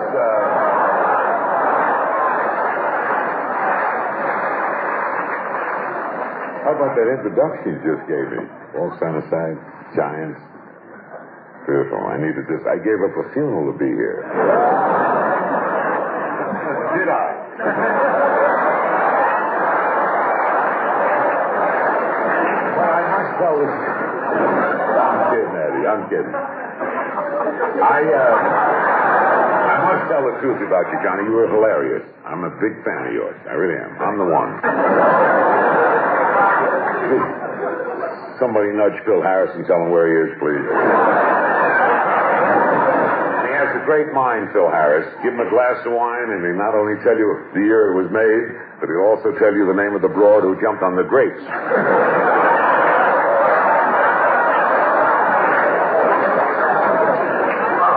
It up, Ed, please, Ed. You look beautiful. He's got the personality of an empty locker. Look at Sullivan. He looks like he's being choked to death from the inside. Enjoying yourself, George?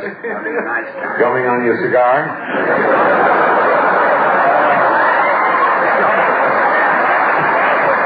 I think you just embarrassed me. I didn't embarrass you. Dolly Madison. She did too. Hey, good ad-libbing. She did too. That was her line. I know her line. Oh, by the way, before Jack, will you look at me when I speak? Sorry to wake you up. I'm sorry. I'm looking good.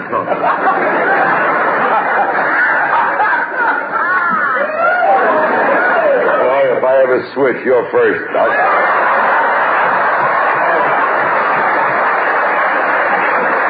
No, I want to say that you switched and I wasn't first.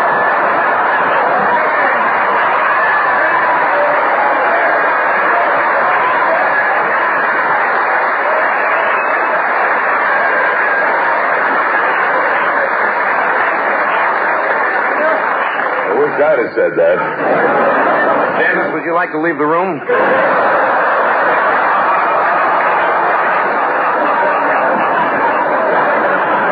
This man that we are honoring tonight, this Yasha Heifetz with the hormones removed.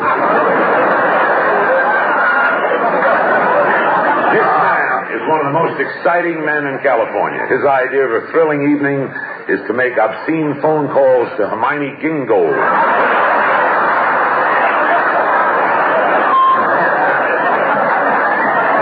Biggest thrill on Sundays is to wake up his leg.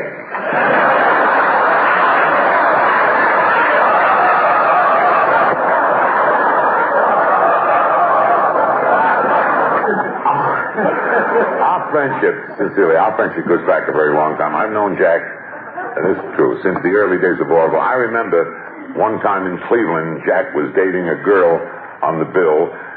She was a contortionist. Jack loved to take her out to dinner every night because of the great tricks she used to do.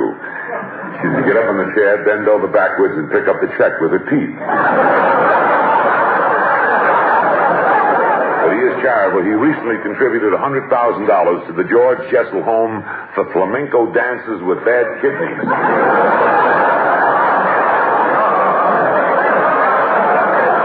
This man that we are honoring tonight, I have to be truthful, I'm sorry. He gives away nothing.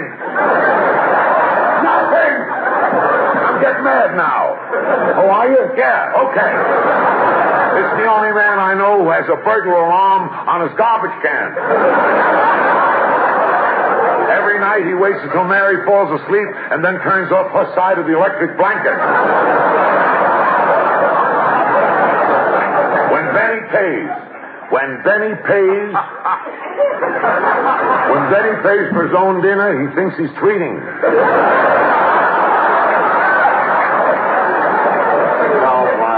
I don't want to stay on too long. But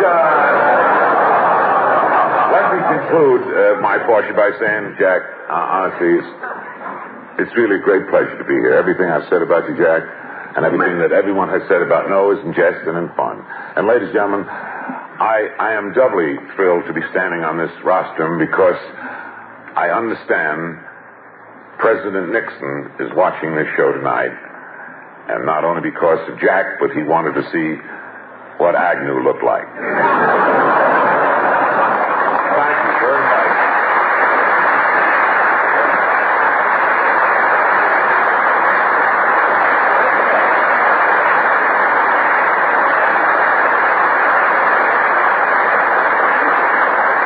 I was all the way up my dressing room when I heard the applause.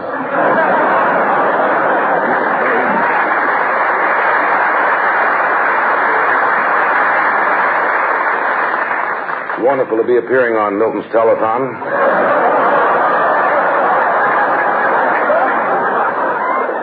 Oh, yeah?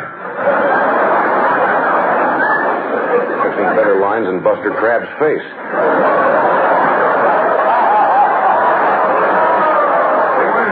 I got a line here to close the network. I don't know. 20 years ago.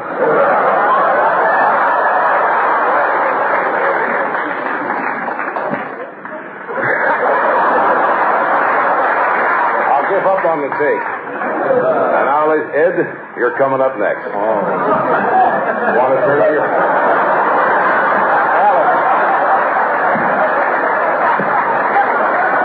I just want to get full of booze. All right. You're coming up next, Ed. You want to turn on your pacemaker?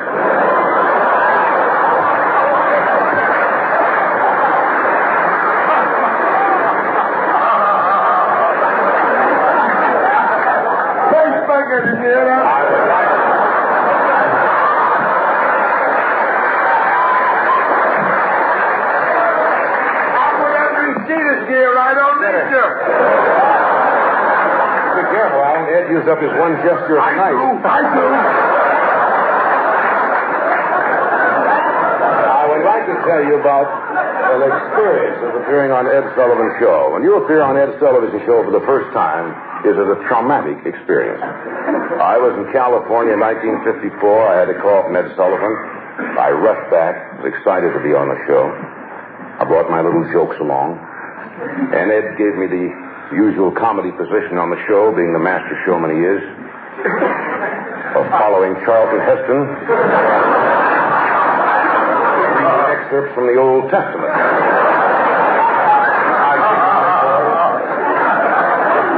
I came on and died immediately, you know. Ed rushed out and gave me one of those cute little hugs he has where he gets all tangled up with you.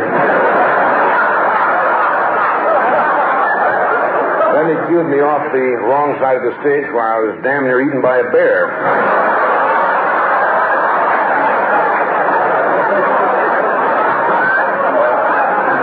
I know Ed well, and he's been preparing for this dinner for weeks, attempting to frame his remark.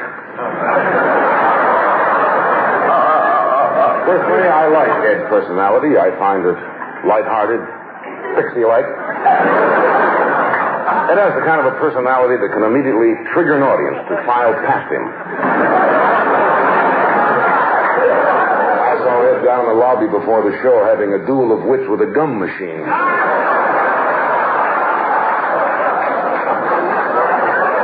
And we're delighted, Ed, that your lovely widow Sylvia could be here tonight.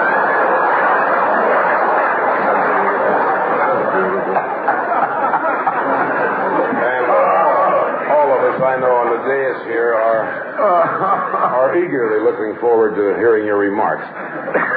But don't forget to watch.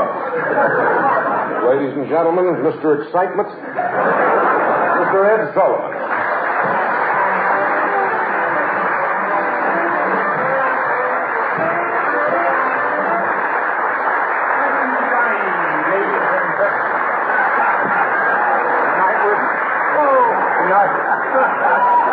Playing tribute to one of the... You're rolling, Ed. Great figures.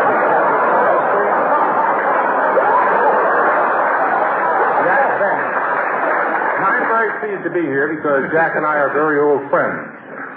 We first met 40 years ago, which Jack tells me when he was in his prenatal period.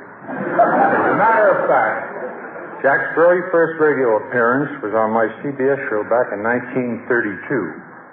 I remember it distinctly because I noticed that Jack was watching all my moves and studying all my mannerisms. It wasn't until years later that I discovered what he had been doing. By carefully observing me, Jack had stolen my entire personality, leaving me with practically none.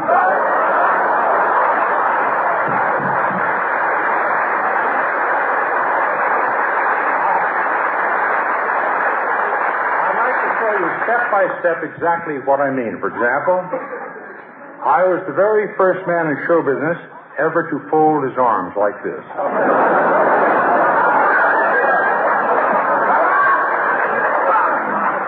Jack pounced on that and has been using it ever since, without so much as a thank you. Another thing Jack noticed was the way I purposely put long pauses between my words.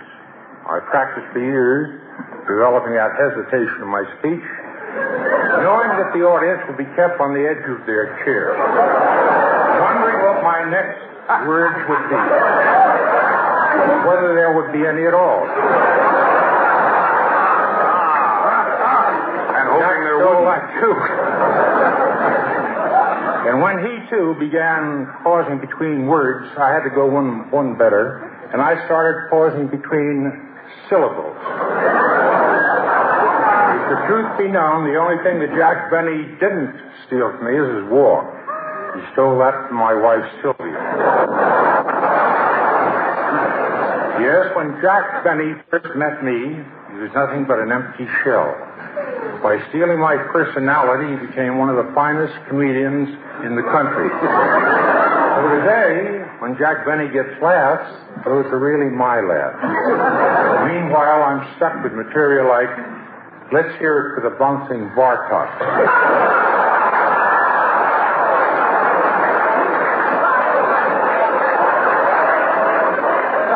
Jack, I really love you, and I want you to know that I really don't mind if you took my diction, my expressions, my mannerisms.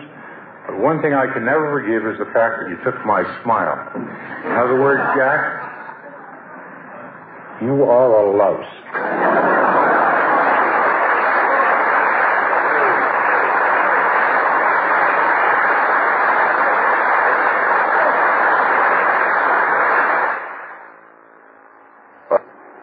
An ice cream cone?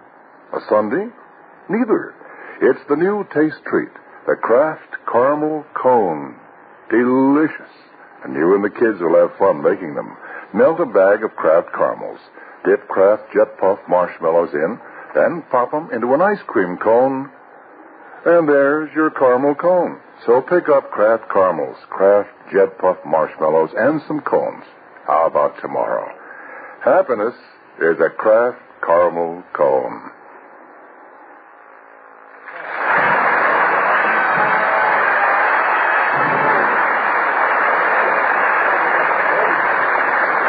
My pleasure now to introduce my friend, Alan King. Yes. Actually, I should say something nice about him. Alan. He's been very successful. He's been very generous with his money. His comedy has built many hospitals in Israel, which is only fair because it's made a lot of people sick in this country. Would you welcome, please, the Adolph Monjou, the Crabgrass Set, and the Friars historian, Alan King.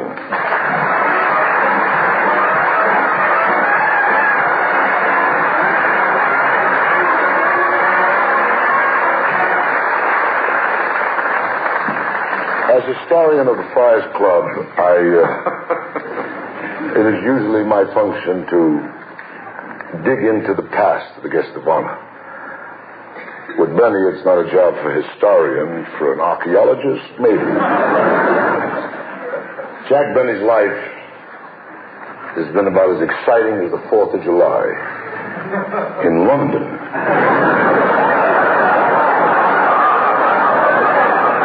Jack was born in Waukegan, Illinois. Not in the hospital, but at home. His mother wanted to go to the hospital, but a voice inside of her kept repeating, "It's cheaper here. It's cheaper here." Something you may not know. Jack joined the Navy, First World War. He liked the uniform, came without pockets.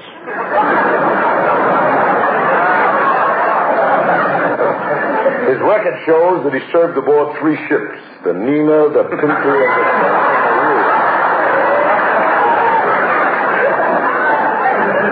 Decorated for valor. Above and beyond the call of duty, I would like to read from the citation. While entertaining aboard a battleship, they came under heavy enemy attack. The vessel was badly hit. In order to lighten the load and remain afloat, volunteers were asked to abandon ship. Jack stepped forward and uttered these now famous words, "I have but one life to give for my country," and threw his piano player overboard. From that point on, Jack Benny's career skyrocketed. He became a full-fledged movie star.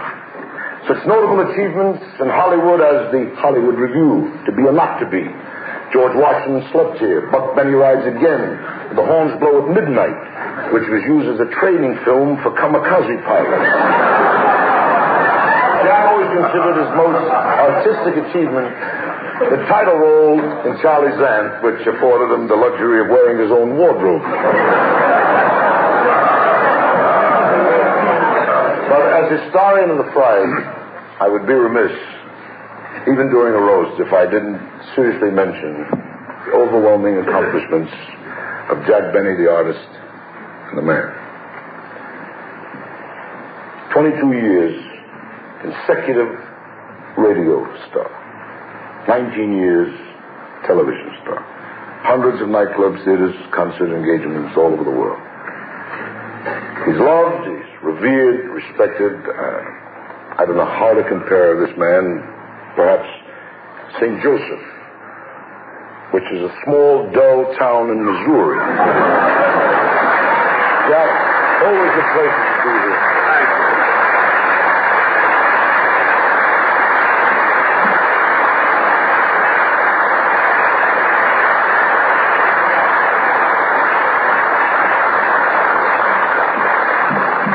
It's all right, Alan. Historians aren't supposed to be funny. Ladies and gentlemen, no dais that purports to represent the friends of Jack Benny and to be a tribute would be complete without the appearance of his best friend, George Burns. George, of course, as you know, Jack, is known for his ability to break you up at any time. Not that it's hard to do. I have seen him call down over a speech by Karl Munt. You welcome, please, Jack Benny's security blanket, George Burns.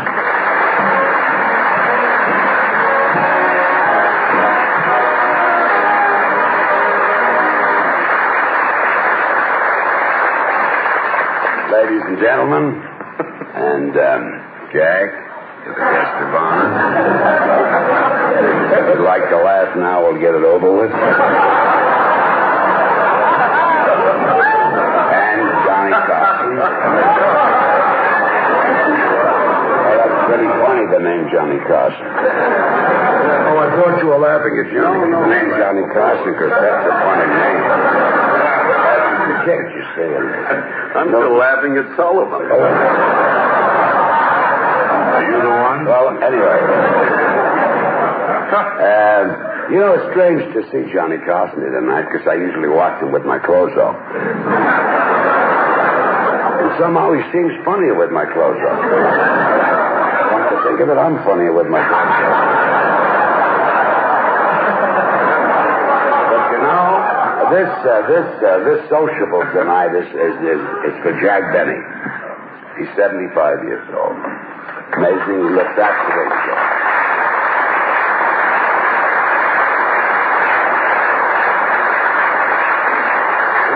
He looks absolutely wonderful. He looks as young as Groucho Marx.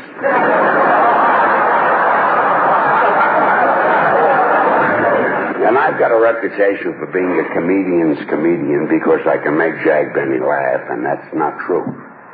I don't make him laugh at all. He makes himself laugh. Like I met him at the club. I wasn't doing anything, and he started to laugh. And he knew I wasn't doing anything, but he thought I wasn't doing it on purpose.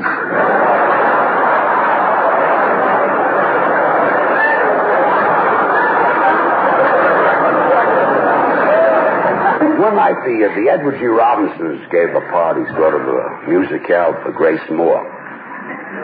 And her picture just came out.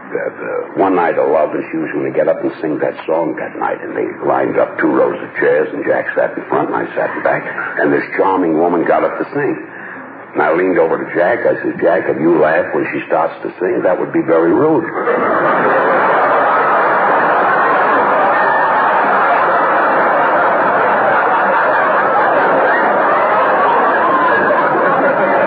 The minute the first note came out, it showed.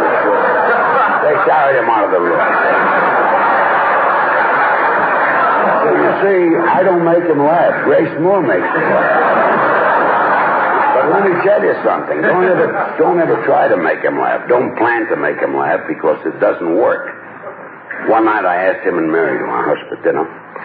And he came, he was in a tuxedo, and Mary was in a long dress, and Gracie was in a long dress. I was in a tuxedo, and I had a 6-piece orchestra, dance floor, and he got there at 8 o'clock, and at 8:30 there was hors d'oeuvres, and the butler came in, he says, dinner is ready at 8:30. And Jack looked at me, he says, well, where are the rest of the guests? I said, that's all, just you and Mary and Gracie and myself.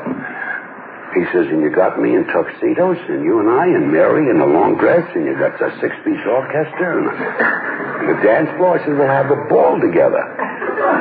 You'll dance after dinner, you can dance with Mary, I'll dance with Gracie, then you can dance with Gracie, and I'll dance with Mary, and then you can dance with Mary again. I said, and it'll be great, because there'll be nobody here to bump into us.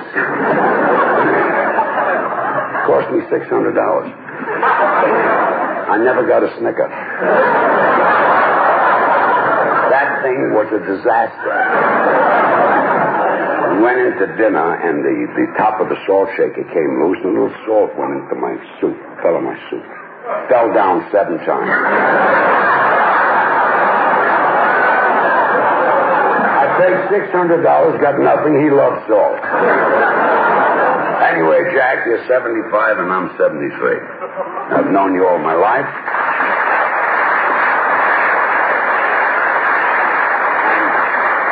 I've known you all my life, Jack, and I can truly say this, I've never met a nicer man. You're a fine man, and I only hope when I get to be your age, I'll look as good as Groucho does, too.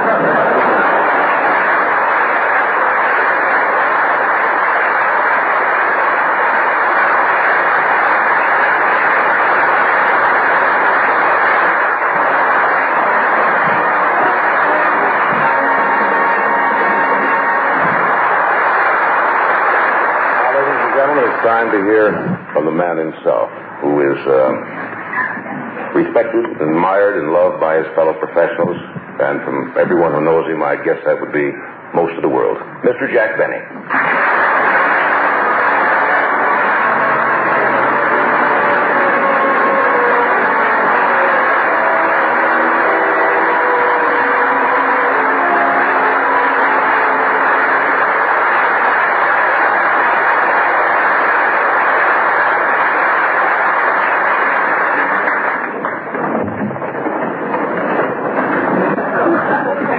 reviewing the evening, I would like to say, first of all, how very flattered I am that the Vice President could be here tonight, even for this short time. And I'd like to say that even though Mr. Agnew and I have been friends for a long time, he knows that at the last election, I did not vote Republican. Neither did I vote Democratic.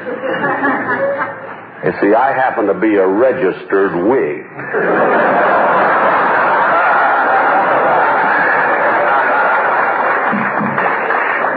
And once I join a party, brother, I stick with it. I'd like to say a few words about our Toastmaster, Johnny Carson.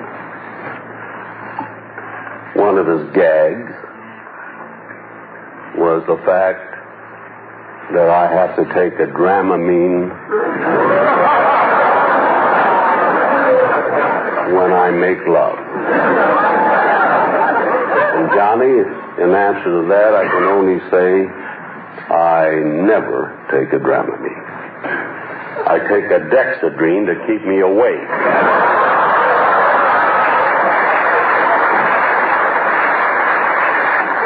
Then he mentioned the fact, as did some others, about my walk. Now, all the comedians, they claim I walk very effeminately. I walk like a girl. Well, in fact, my very dear friend Phil Harris once said about me when we were together, he was walking behind me.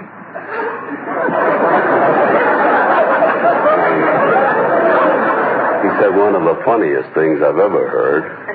He said, you know what? You could put a dress on Benny and take him anywhere.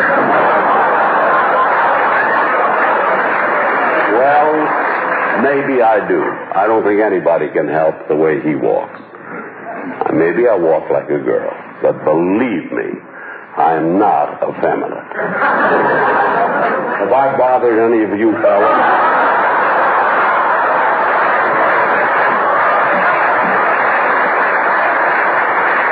Now we go to Dennis Day, who has been with me for many, many years. I had him tell him the facts of life and all about the birds and the bees and everything. And now he's married and he has 10 or 11 children. Evidently, I made it very interesting.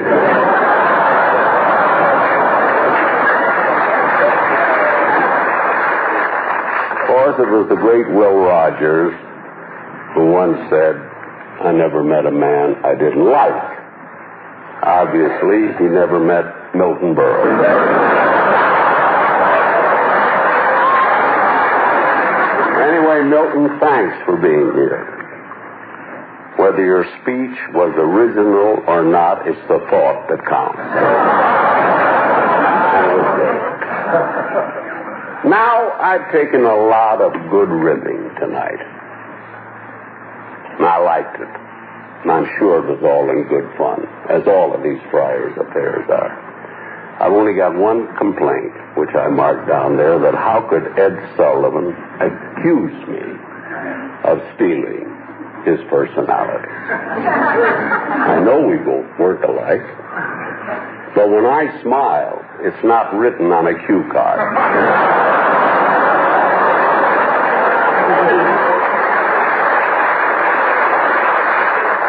But I really love Ed, and I don't want you to think I'm talking behind his back. If he were here tonight, I'd say the same.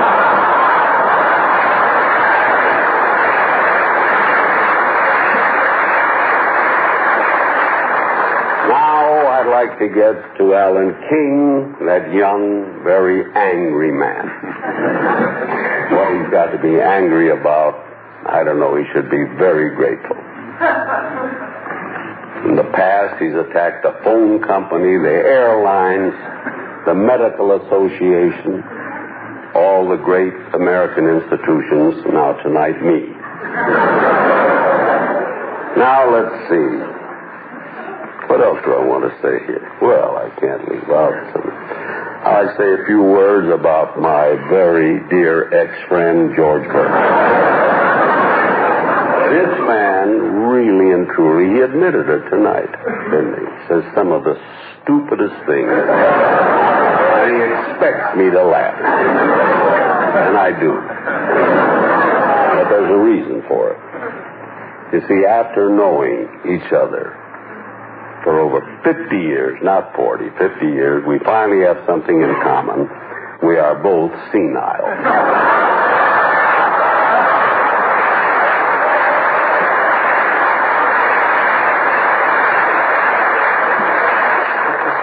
And now, I would like to thank everyone who made this evening possible. Remember what I said earlier, that I'm a very lucky man.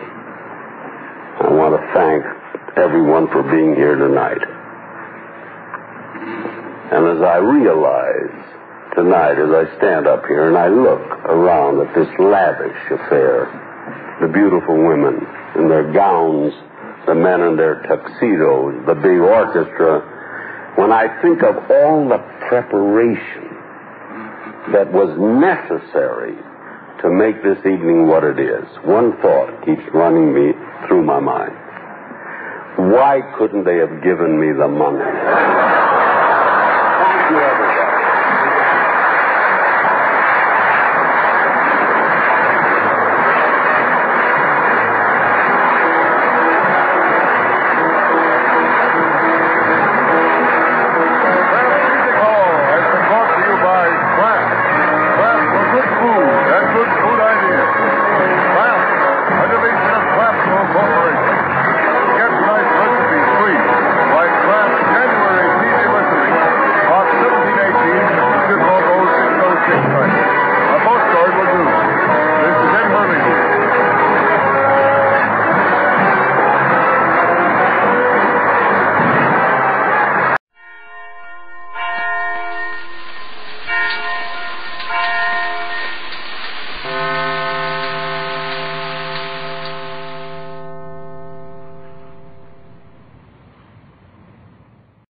Comes Mr. Kitzel.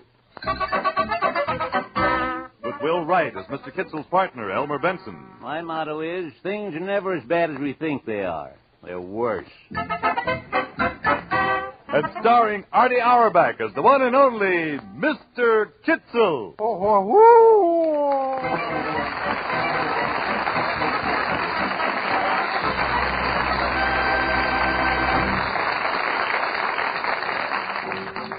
Listen, Mr. Sponsor, to a message short, message short, message short.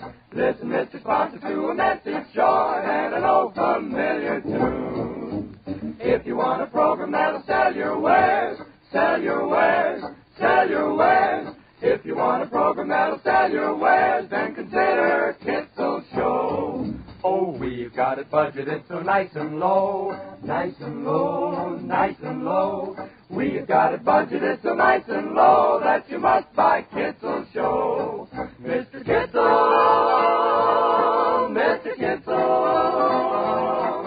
he's the answer to your clamor for a fresh new radio show.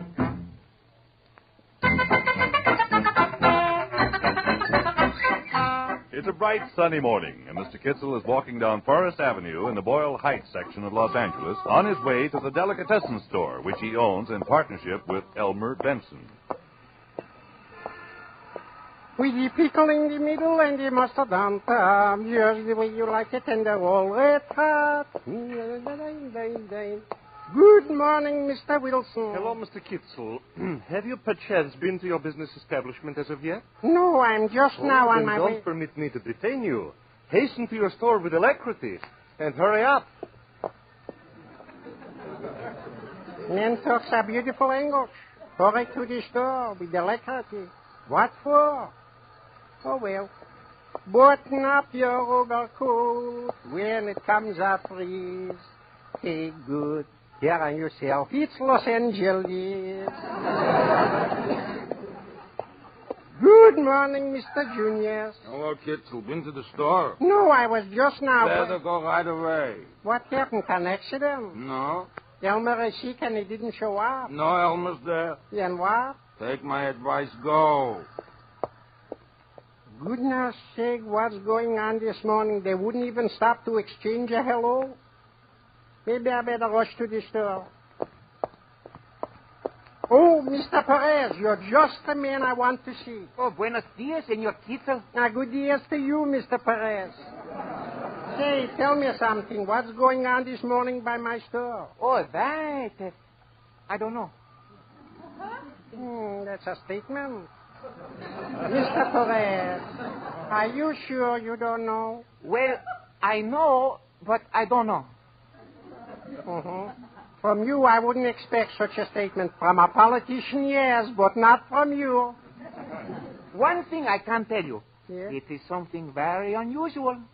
Unusual? What can happen so unusual? Every day is the same. We're selling corned beef, pepper beef, roast beef and cheese, salami, pastrami, and honey from bees, sauerkraut bagels, and a bottle of pop, and the pickle in the middle with the mustard on top. What can happen?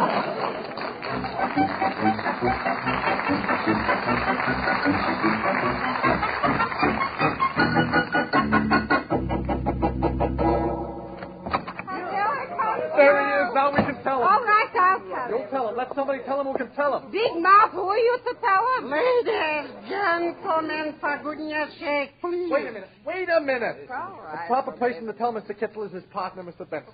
Yeah, go ahead.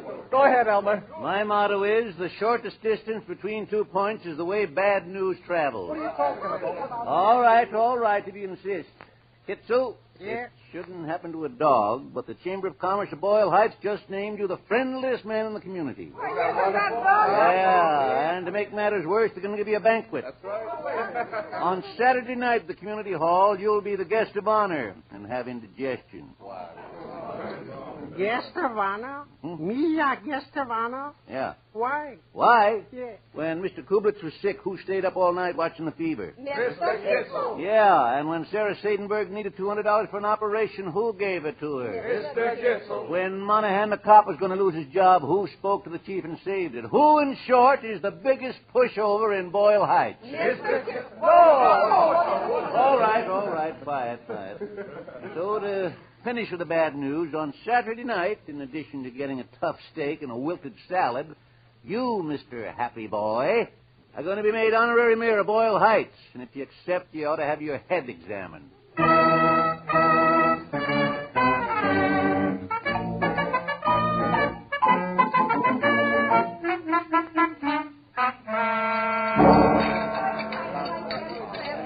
Ladies and gentlemen, please. Will the ladies' auxiliary kindly desist from clearing the paraphernalia and sundries for a few minutes? Thank you. Now, it behooves me with great pleasure to introduce to you the honorary mayor of Boyle Heights, Mr. Kitzel. Everybody rise, please, to your feet. Now, all together. Happy your honor to you. Happy your honor to you. Happy your honor, Mr. Kitzel, the mayor of Boyle Heights.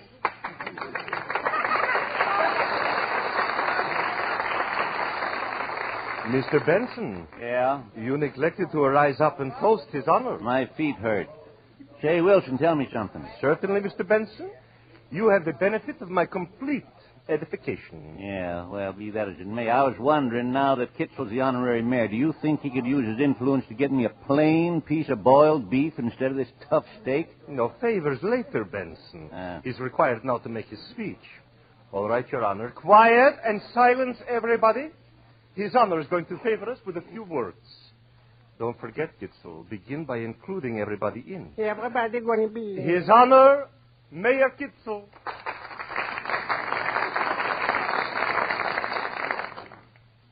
Thank you very much, Mr. Wilson, Mr. Junius, Mr. Perez, Elmer, fellow Boyle Heightsers, Shriners and Shrinesses, Elks and Elkesses, Moose and Misses, and the balance of my dear friends. I hope I didn't leave out anybody, because if I do, forgive me. You see, never before in my whole life did I ever make a speech. And Mr. Wilson told me that this is the proper way to begin a speech. He also said I should say a few words. A few words. How can I possibly going to say in a few words what your friendship means to me? What this honor you have given me means to me?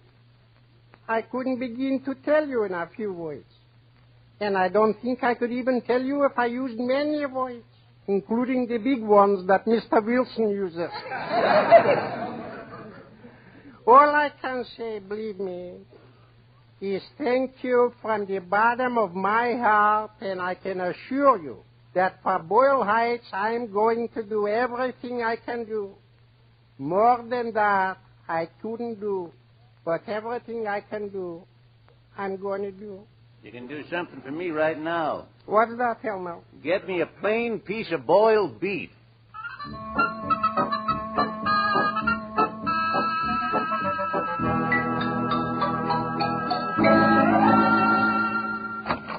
Good morning, Elmer. Oh, what's good about it? What's good about it? The sun is shining, the birds are singing, it's a wonderful day. It's the first of the month, the bills are due, and you have to take inventory.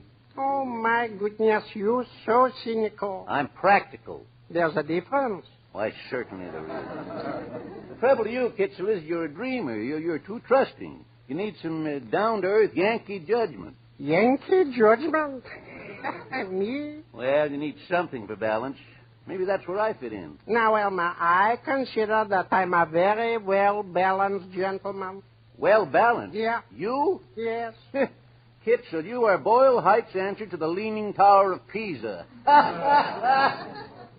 Comical gentleman, very comical. Elmer, please, that's not funny. To be unbalanced is a very serious thing. A man could go crazy like that. Well, forget it. I was only joking. Now, how about taking inventory? Ooh, it wouldn't be necessary to take inventory. By tonight, we're going to be all sold out. What? You know why? I expect big business today. Everybody will come to buy from the honorary mayor. That's me. Oh, yes. Several of them are already in. Fine. Who? Mr. Wilson, who? Well, did you give us an order? Yes, get his daughter a telephone. Uh-huh. Yeah. Mr. Junior stopped by. Mr. Junior, yeah. Bless his heart. He's crazy about our corned beef. He's crazy, yeah. Yeah, how many slices did he order? He left this parking ticket for you to fix.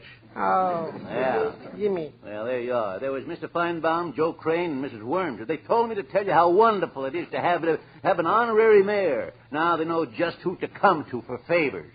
Well, now, actually, as honorary mayor, I would like to do something for the whole community. Oh. Not just for individuals, something that's going to benefit everybody. I know just the thing. What? Resign. Happy boy, one joke a morning is enough. Who's joking? There must be something I can do for the community from Boyle Heights. Elmer, I got it. What? Come here and look out of this window. What's the matter? See over there, Mrs. Halstead is crossing the street. I don't consider that a news item. No, it's not a news item, but you see how she avoids the middle of the street? Oh, Kitzel, it's almost noon. We ought to be taking inventory. Do you know why she avoids the middle of the street? Oh, she's not the chicken, so she doesn't want to cross the road. Ha, ha, ha. This is not a joke. It's very serious. In the center of the street is a hole in the pavement. Yeah. And last week I saw Mrs. Blotz almost turn her ankle. So what? Well, it's a menace, a danger, and it got to be fixed. For your information, that hole is still left over from the WPA. It's not your problem. I don't care who left it over. I'm going to remove it. That's my business as honorary mayor. Will you listen to me just once?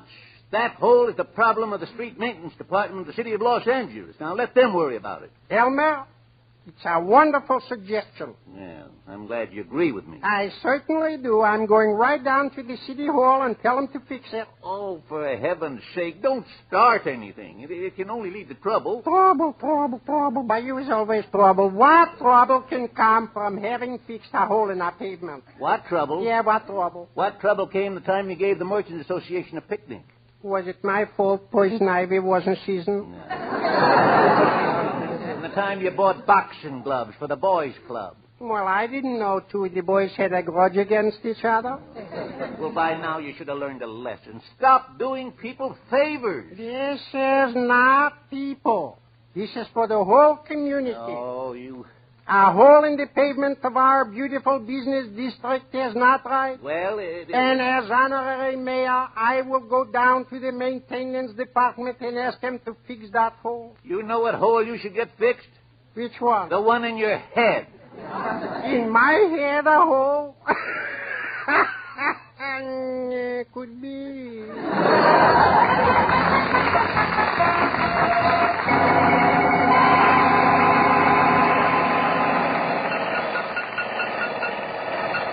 For goodness sake, what's going on? Mister! Yoo-hoo, mister! Yeah! What's going on? I got orders to fix a hole in the pavement. But I only said a small patch, for heaven's sake. Hey, Kitzel, Your Honor. Yes? Come into the store. 1 minute. Oh, mister. Yoo-hoo. Mister. Look out! You better get out of here, Bud. You're going to get hurt. But you mustn't tear up your hole. Kitzel, come into the store. All right, I'm coming.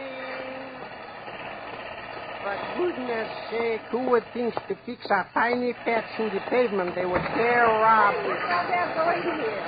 There he is. Now we can ask him. All right, I'll ask him. You'll ask him. Let somebody ask him who can ask him. Big mouth, who are you to ask him? Gentlemen, ladies. Please, one at a time. All right, Wilson, you ask him. Mr. Kitzel. Yes? As a committee of the Merchants Association, we have convened to inquire if it is true and factual that you are responsible for the entire main business street being torn up, blocked off, and inaccessible. Is it? Well, I don't understand what you're talking about. It's a beautiful angle. I only know that I told them to fix a small hole in the pavement. What? You told him. Mr. Kitzel, apparently you do not comprehend the catastrophe you have instigated. I know I done whatever you All said, the but I was... merchants have a semi-annual sale scheduled for next week. Yes. We have advertised it. Mhm. We have bought merchandise for it. Mhm. And you have ruined it, everything. Me. So, Mr. Kitzel, say something. What do you intend now to do? Kitzel! Juniors, what happened now? Now they're tearing up the sidewalk. The sidewalk they're tearing off. For goodness sake, Elmer, make a suggestion. Say something. Well, Kitzel, my motto is, fools rush in, and brother, you sure did.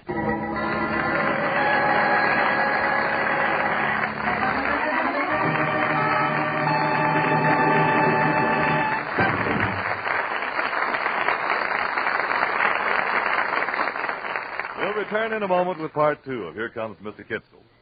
Between the acts of a radio show, it's customary to tell the listening audience a few facts about the sponsor and the product. In other words, the sales message comes here. Well, we don't have a sales message yet, except this one, addressed to our prospective sponsors and their advertising agency representatives. We hope you'll take the following points into consideration when you consider spending your advertising dollars on a radio program. Here Comes Mr. Kitzel stars a comedian who has proven his ability and popularity as one of the leading characters on the Jack Benny program for the past 10 years. Public acceptance of dialect comedy has already been demonstrated by the success of such shows as The Goldbergs and Life with Luigi. Here Comes Mr. Kitzel is practical for television also, should you decide to convert the program to that medium. And finally, Here Comes Mr. Kitzel is budgeted sensibly. You can afford it. It will justify its budget with a consistently high rating. So now, as we proceed with the second half of the show, bear those points in mind. And for additional information, consult your advertising agency or contact R&A Productions by telephoning Sunset 336-7600. 66 in Los Angeles. If you're out of town, R&A Productions will gladly pay the long-distance charges. And now, here again comes... Mr. Kitzel, Mr. Kitzel, you're so lovable in trouble, we must hear part 2 of your show.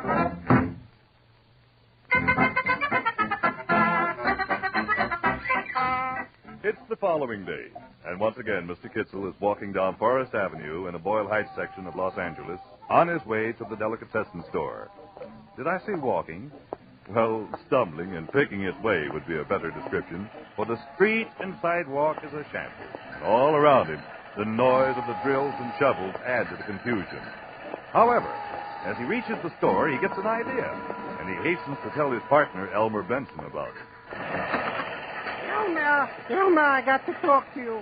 I got to do something about that situation. Don't you think you've done enough? Well, I mean about getting the street fixed quicker. Quicker than what? 2 weeks. 2 weeks? Yes, the man in charge of the workhouse said 2 weeks. In 2 weeks, everybody will be bankrupt. But he said that if I talk to the head man at City Hall, they might put on a night crew with the day crew, and by working 24 hours a day, the street time could be finished in half. Oh, please, Kitzel, don't talk to anybody else. My motto is, let bad enough be good enough. But I couldn't do anything now to make it any worse. Yeah, I ought to agree with that, but knowing you, I'm not so sure. Elmer, I'll go down to the City Hall right away.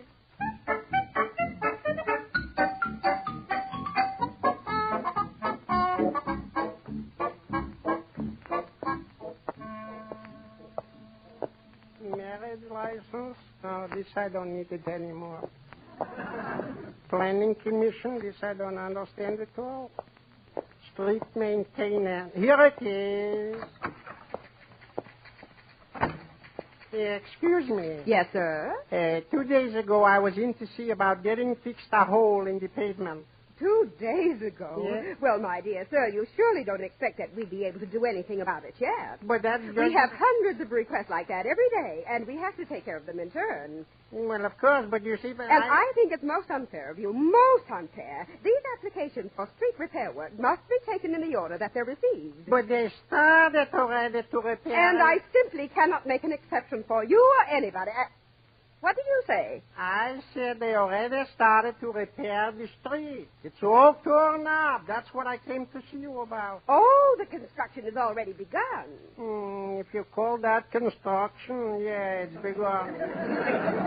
Now, you see what splendid service we have in this department. Only 2 days from the date of application, and the work has already started. I must report this to Mr. Pettibone. He'll be thrilled, simply thrilled. Oh, I'm sure he's going to be excited. Yes. Is Mr. Pettibone the gentleman in charge, the number 1 boy? Mr. Pettibone is our supervisor, yes. Excuse me, I forgot to take off my hat. Tell me, would it be possible for me, please, to talk to him a few words? Speak to Mr. Pettibone? What for?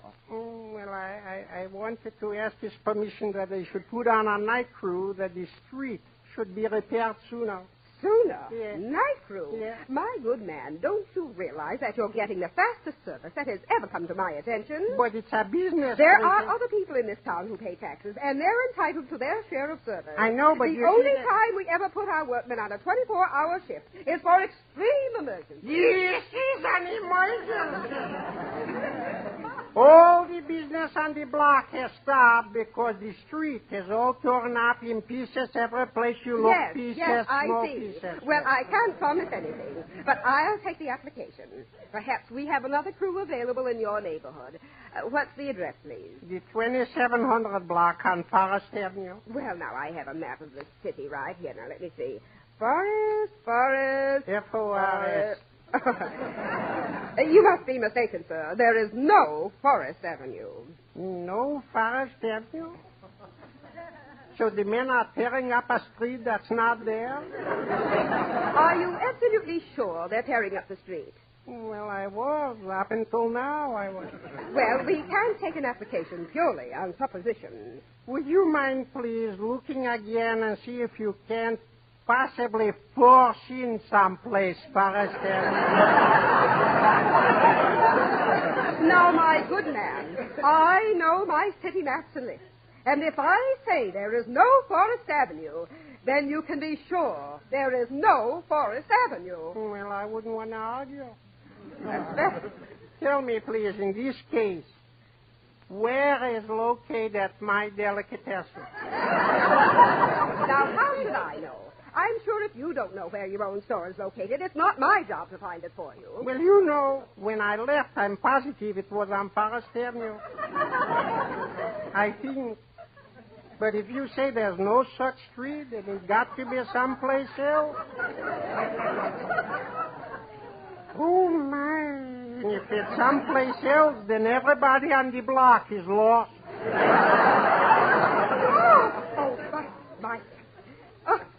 For heaven's sake. Of course it isn't on this list. It's on this list. Oh, on this list? Yes, it's been taken out of this list and put on this list. From this list on this list. Yes. There's construction being done on Forest Avenue. There is?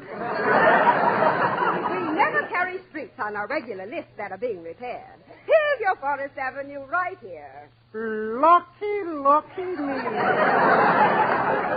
You're not lost anymore. Now, you say that the traffic is impassable in both directions. Not only that, it's impossible to get through. We'll put on a double shift at once. Thank you. So glad to have been helpful. Likewise, I'm sure.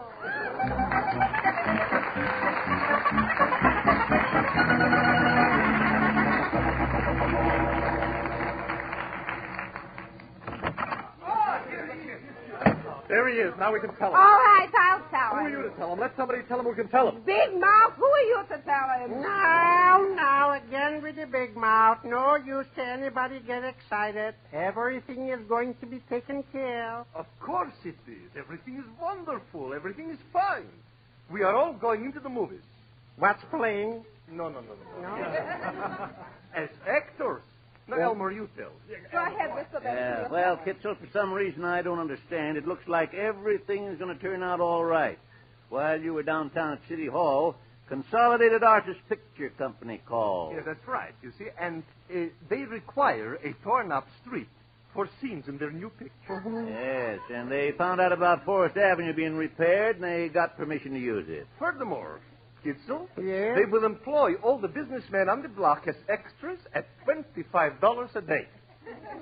$25 a day for acting? That's right.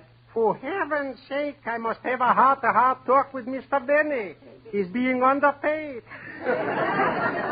Anyway, as usual, my dear Kitzel, your efforts in behalf of Boyle Heights bring us greater prosperity. Oh, thank you so much, Mr. Wilson. But you know, one thing I don't understand. What's that? How are they going to make a picture with all the noise of the drills and the shovels and the steamrollers? That's all arranged, Kitzel. They'll shoot the picture at night after the workmen leave. Oh. Kitzel, what's the matter? Well, you see, I just now came from City Hall, and beginning tonight, they're going to put on a night shift so the street will be repaired quicker. What? You arranged it? Well, I spoke to them. All by yourself? It was very difficult. For a while, the lady couldn't even find the street. Oh. Forest Avenue was completely lost. Oh, so you found it for her. Well, I knew I couldn't go very far away. Mr. Kitzel, you mean to say that they are going to be working on the street 24 hours a day? That's precisely what the lady promised me. So it will not be possible to make a moving picture at night? Oh, it could be possible if they're going to make a silent movie, it could be. Oh, this is the end, Kitzel. The absolute end. No, not if I know Kitzel. Well, happy boy, what are you going to do now? Only one thing left to do. Back to City Hall.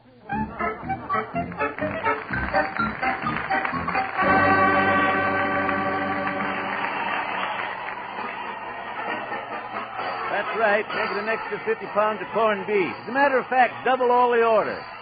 Hey, Kitzel, shut the door. I can't hear the wholesale market. Yeah, that's right. I said double the order. We've got big business. The street's being reopened. Elma, for goodness sake, hurry up. They're waiting for us to cut the ribbon to open up the street. All right, I'm coming up. All right, send whatever you've got. Goodbye. Mr. Wilson is waiting for us. Lock the store. Let's go. Oh, all right.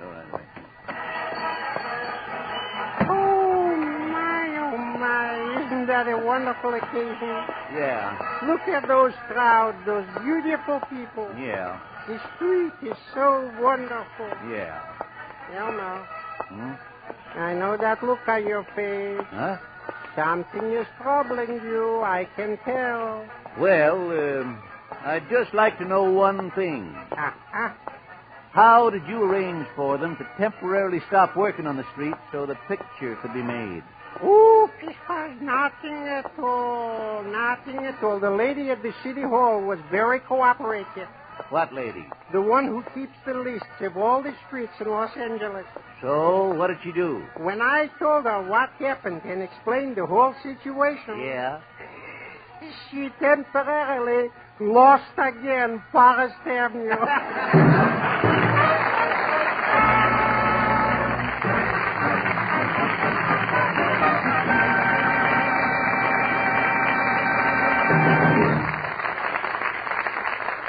For full and complete information regarding this program, consult your advertising agency or telephone R&A Productions, Sunset 33666 in Los Angeles. We'll be happy to pay long-distance charges.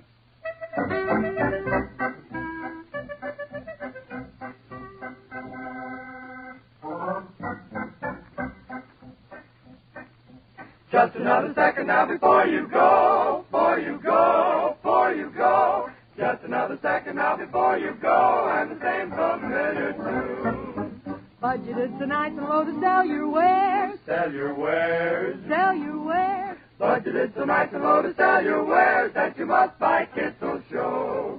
Mr. Kitzel, Mr. Kitzel, won't you say a final word to us before we leave you tonight? Good night, everybody. Here comes Mr. Kitzel stars Artie Auerbach and is written, produced, and directed by Ralph Rose. Will Wright plays Elmer. Music was by Del Castillo. The singing group is the Starlighters. Del Sharbutt speaking. This audition was produced through the facilities and courtesy of CBS, the Columbia Broadcasting System.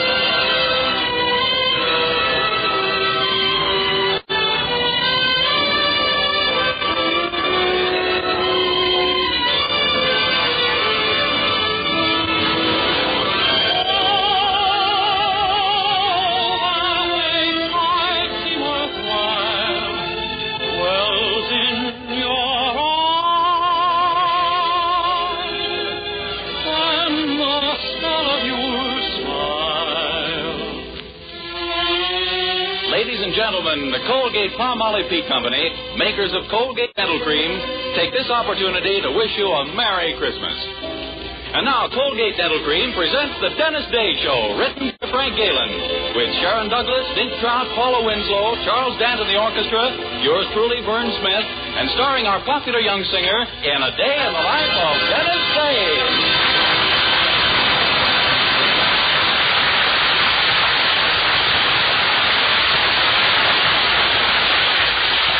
Here's Dennis to sing A Gal in Calico.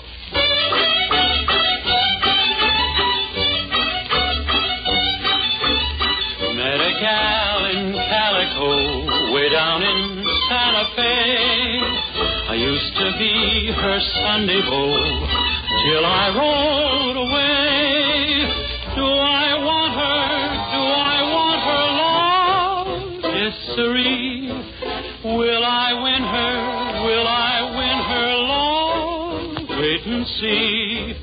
Working with the rodeo, go from town to town. See most every kind of gal, every kind of gown. But who made my heart sing? Yippee-I, yippee-oh, my little gal in calico. I'm gonna quit the rodeo, gonna settle down, buy a boat, a calico, for a wedding gown. Then will I fence her in?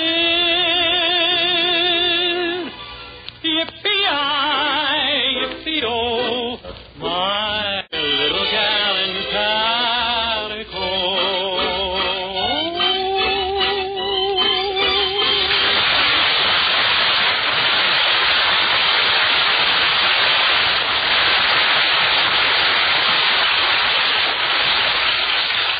Most of you know our young hero, Dennis, very well by this time, but those of you who'll be making his acquaintance for the first time on these Wednesday nights would probably like to know just what sort of person he is. Well, let's ask the folks who know him best. First, there's his landlady, Mrs. Anderson, who runs the boarding house in Weaverville where Dennis rooms. Mrs. Anderson, what's your honest opinion of Dennis Day? My opinion of Dennis Day is that he's a 22-year-old boy. Well, yes, of course, but what sort of 22-year-old boy? Well, I'm sorry, but that's as far as I'd care to go on. Well, it's a fact that Dennis has never managed to get into Mrs. Anderson's good graces. Now, Mr. Anderson, on the other hand, kind of likes him, although he's never come right out and admitted it. And just why haven't you, Mr. Anderson? Well, it all goes back to when I first married my dear wife. Or, as I like to call her, the big woman. Go on, Mr. Anderson. You see, when we were married, we made a pact, Poopsie and I. We decided we'd always think and act as one person. Of course, I didn't know then that the one person would turn out to be Poopsie. Oh, I see. Well, there's one member of the Anderson family who likes Dennis and makes no bones about it. That's their daughter, Mildred, our young hero's girlfriend. Right now, on this fine Christmas morning, she's carefully planted herself under the mistletoe in the Anderson living room as Dennis comes down for breakfast. Morning, Mildred. Merry Christmas. Merry Christmas, Dennis. Boy, I sure am hungry this morning. See you after breakfast, huh? Why, Dennis, wait. What's the matter? Well, don't you notice? I'm standing someplace. Well, that happens very often when you're not sitting down. I don't mean that silly. Now, look around carefully. Don't you see anything different? You're wearing a new dress? No, higher. You washed your face? Dennis, what's over my head? Here. I mean on the chandelier. Don't you see what's tied to it? A piece of mistletoe. Oh, I see now. Pretty, isn't it? Oh. Dennis, I'm standing right under it. Well, don't worry. A little thing like that couldn't hurt you if it did fall off. Didn't you ever hear of mistletoe, Dennis? If a man happens to find a girl standing under it, he can kiss her. Gosh, really? Yes. And you happen to find me standing under it. Well. Oh, I couldn't take advantage of an accident. But it wasn't an accident, Dennis. I stood here on purpose. Mildred. I did it so you'd kiss me. I want you to kiss me. You women are all alike. No one wants my brains, only my kisses. Dennis, I want you. I know how desirable I am, but you should fight it. I'm tired of arguing about it. Come here, Dennis Day. Please, Mildred, you're mussing my hair. I don't care. Now stand still. Well, so that's the sort of thing that goes on in my house. Mother. Hello, Mrs. Anderson. What's new? Don't put on any act with me. I saw you kissing my daughter. Give me one reason why I should walk in and find such a thing going on. We didn't expect you.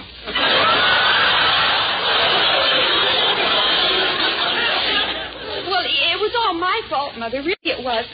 You see, it's Christmas, and there was mistletoe, and I was standing under it, and...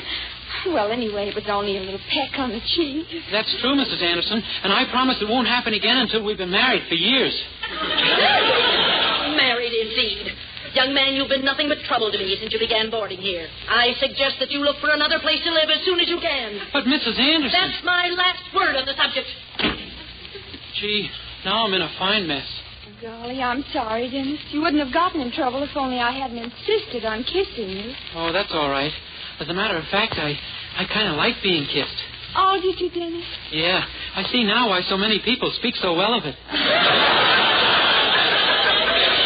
Oh, gee, I hope Mother doesn't really make you move. No, it wouldn't be much of a Christmas if she did. Oh, dear, I nearly forgot with so many things going on. What? There's a little present for you inside, underneath the tree. From me. Gosh, thanks, Mildred.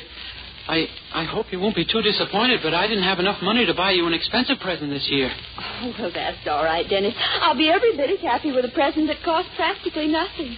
I didn't have enough to buy you one of those either. Oh, well, don't feel badly. I understand. Next year I'll be able to give you something real nice to make up for it after my invention is put on the market. Your invention? Yeah, I haven't told you because I wanted it to be a surprise. You see, one day last week, Mrs. Courtney came into the drugstore to get something for a terrible headache. So I made up a wet pack out of some stuff I found, and she put it on her head. And it cured her headache? No, it made her headache worse, but it curled her hair. Oh, my goodness. I haven't told a soul yet, but I think I've invented a permanent wave solution. It should be worth millions. Oh, I should say so. Have you tried it on anyone besides Mrs. Courtney? No, but Mr. Willoughby's police dog sat in some the other day. And what happened? Well, the part that barks is still police dog, but the part that wags is pure French poodle.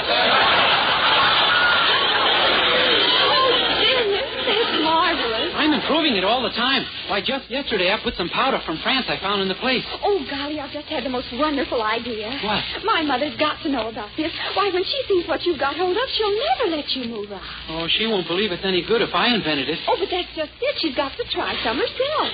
But how are we going to get her to do that? Oh, look, she's in the next room. You go in and hint in a subtle way that she doesn't look quite as attractive for Christmas as she might.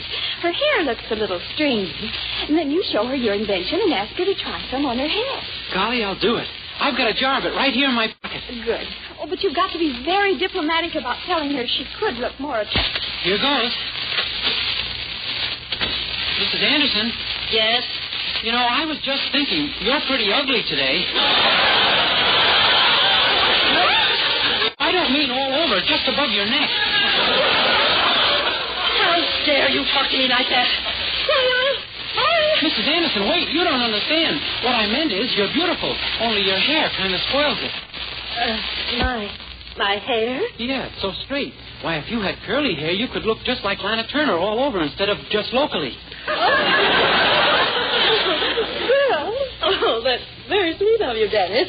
Oh, but my hair's always been straight. Even a permanent doesn't curl it.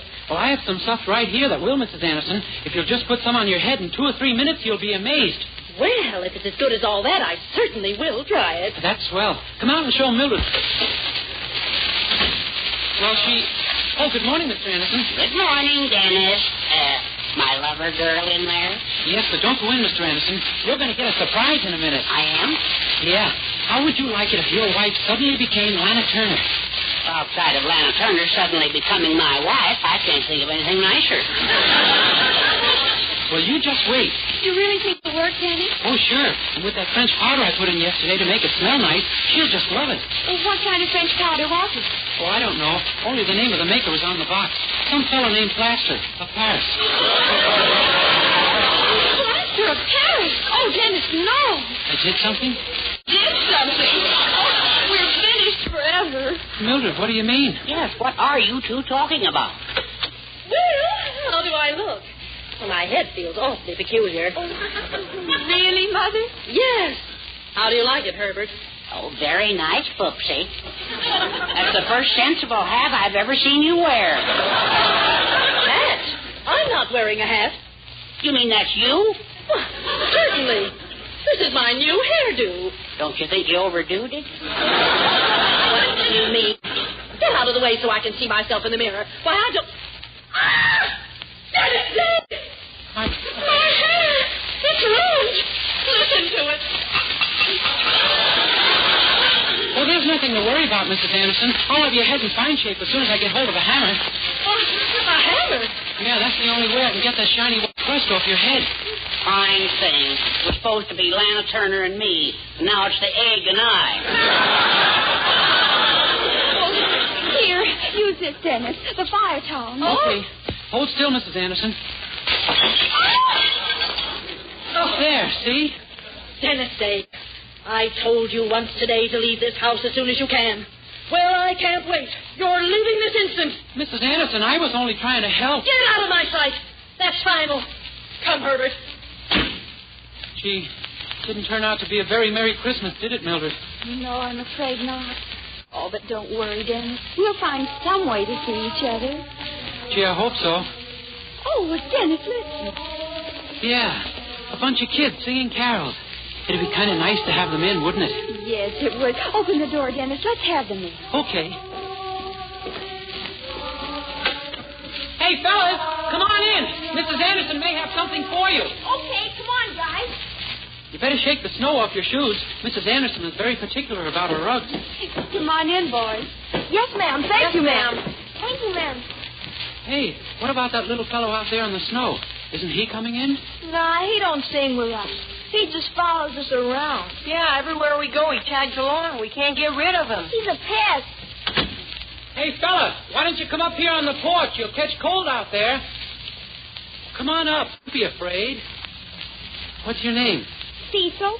Oh, your name is Cecil, huh?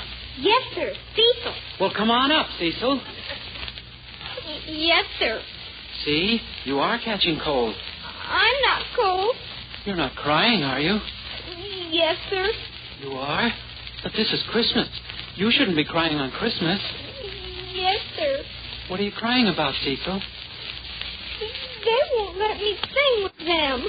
They won't let you sing with them? Why not? I've got braces on my teeth. They say I don't sing good. Well, I don't believe it. I'll just bet that you're a real good singer. No, I'm not. I don't really sing good. You don't? No, sir, I don't sing good, but I like to sing anyway. I like to sing more than anything in the whole world. Sure you do. And that's what makes singing really important. To want to sing from the bottom of your heart, whether you can really sing or not. It is? It certainly is. You know, once upon a time there was a little boy just like you. Well, this little boy wanted to sing more than anything else in the whole world. Honest? Uh-huh. And one night he had a vision. And the vision told him never to stop singing, because someday he would sing for the king. What's a vision? A vision? Oh, a vision is something like a dream, I think. Well, this little boy... What was his name? His name? Oh, I don't know what his name was. You see, it was a very long time ago. How long ago? Oh, a long, long time ago. Did he sing over the radio? No, this was long before radios and phonographs and moving pictures. Before Benny? Yes, even before that. Gosh. It was a long, long time ago, in a land far, far away. The little boy came from a very poor family. Though his father and mother worked hard, they could barely buy enough bread to eat. The boy had no shoes to wear, and his clothes were ragged and torn. But he didn't care, for he was happy. He had a song in his heart. Life is fair on a summer's day. Sweet the western wind is blowing. La la la la la la.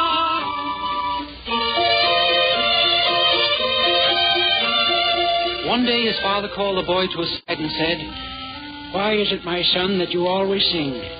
We are poor and have little for you to sing and be happy about." And the boy answered, "I am happy, Father, for someday I know I shall sing for the king." And his father said, "That foolish vision of yours. You must forget such nonsense, for a poor ragged boy like you will never sing for the king." And the boy said, "Told me so. It was so clear to me, Father. A voice spoke to me and said that I had been chosen to sing for the king." The boy's father was sorely troubled. He shook his head sadly and sighed. "My son, you must put such idle dreams out of your head. For tomorrow you shall start to work for the rich landowner who lives on the hill." "Gladly, Father, and I shall sing as I work, for someday my song will be heard by the king." The boy's father returned to his work, knowing that his words could not shake his son's faith in his vision, his tattered clothes flapping in the breeze, and his shoeless feet kicking up the dust. The dust rose and danced with the sunbeams, leaving a happy trail behind the boy as he sang. Life is fair on a summer's day, sweet the western wind is blowing. La, la, la, la, la, la. And so the boy went to work for the rich landowner. He tended to the flocks of sheep and to the goats. At dusk, when the boy would drive the flocks home from the meadows, the hooves of the animals would make a gentle sound on the road. And with this as music, the boy would sing. Life is fair on a summer's day, sweet the western wind is blowing. La, la, la, la, la, la, la. One day, not long after, the landowner called the boy to him and said, Hearken to me, boy.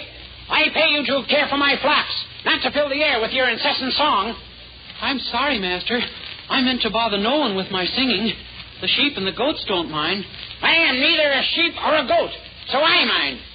You see, Master, I must sing, for someday my song will be heard by the king. Ah, you're a mad boy. Yea, mad and also stupid. Sing for the king. Be gone with you. Be gone with you. But, Master, I shall sing for the king. You will see.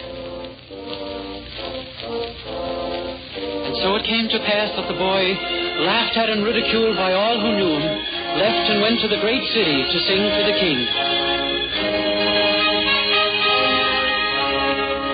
Never had the boy seen such a city. Great buildings lined the streets, and the greatest of all was the palace of the king. There were many steps that led up to the palace gates, and the gates themselves were as tall as a tree. He felt very small and afraid as he ascended the steps. He would have run away, but he kept thinking of his vision. With this to give him strength, he was no longer afraid. He climbed and climbed, and finally, tired and out of breath, he reached the uppermost step. Smoothing down his ragged garments, he approached the gates. And hesitantly, he knocked upon them.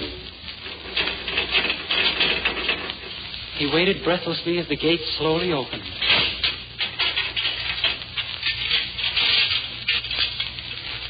Who knocks at the palace of the king? The boy looked up at the tall guard and said, I did.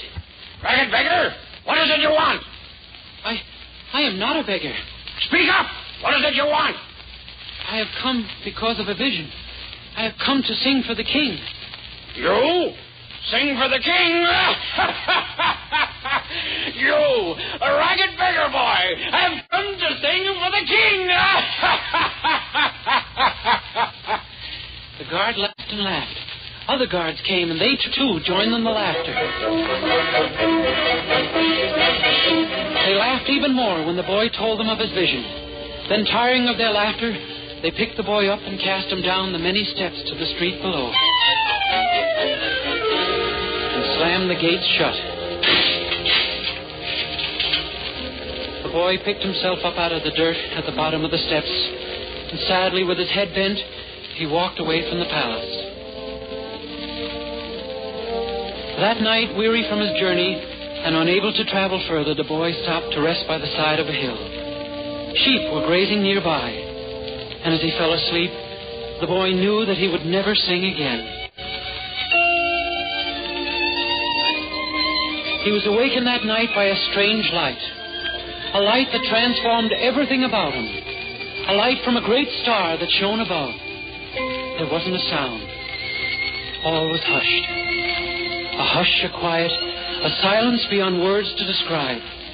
Even the sheep on the hillside and the doves in the trees seemed to sense the silence. And then the light seemed to become even brighter, bathing all in a glow that made them one. The boy, the hill, the earth, the grass, the animals, all became one, and one alone. The boy raised himself from the ground, not daring to breathe. Then he felt a song swelling in his throat. He could contain himself no longer. Something was compelling him to sing. He stood up straight and small on the hill. What if they had laughed at him? What if his song was unwanted? He felt he must sing now, here now in this divine night. So he stood, his tattered clothes shimmering in the light of the star above, were like the raiment of angels. And he sang, Ave Maria,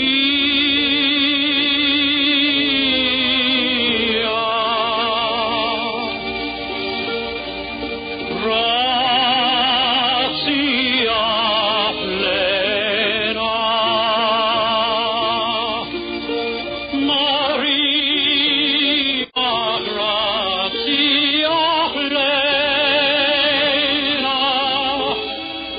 Maria, gratia plena. Ave, Ave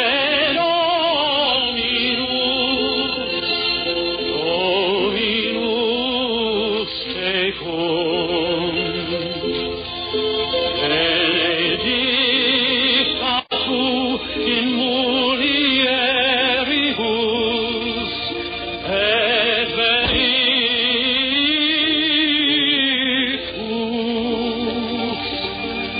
et benedictus fructus ventris tui,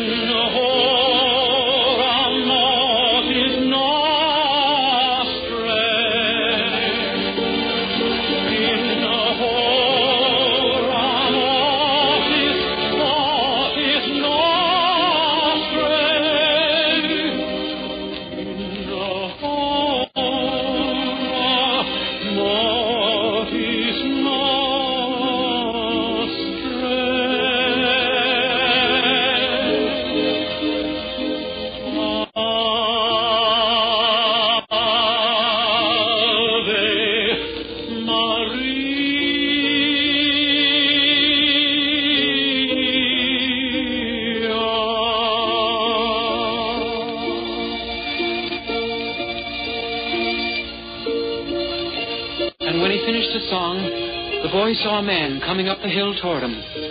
The man was a shepherd, and he carried a crooked staff. The boy said, "I thought I was alone here on the hill." And the shepherd said, "You will never be alone again, boy. No man will ever be alone again." And then the shepherd turned and pointed down the hill. And the boy looked and saw a small stable nestled below. And the shepherd, turning to the boy, said, "Tonight, my son, you sang for a king. Verily, the King of Kings."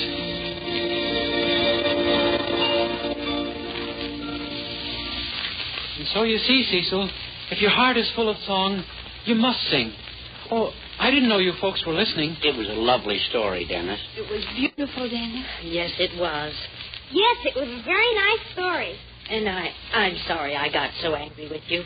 I hope you forgive me, Dennis. Oh, sure. That's all right, Mrs. Anderson. Cecil, would you like to sing with us? Anna? Oh, gosh, I'd love to sing with you. I'd love to sing with you. Will you let me, honest? Will you let me sing with you? Sure. How about we all sing together?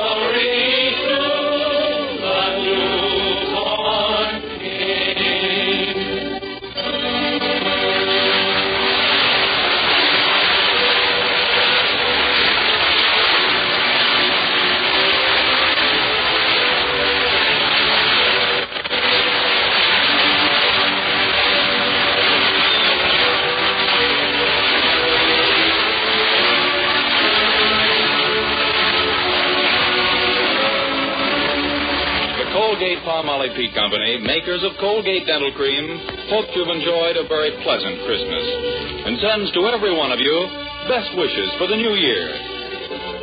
Dennis Day can be heard with Jack Benny every Sunday. And be sure and be with us again next week for another Dennis Day program. More songs, more adventures in the life of our star, Dennis Day.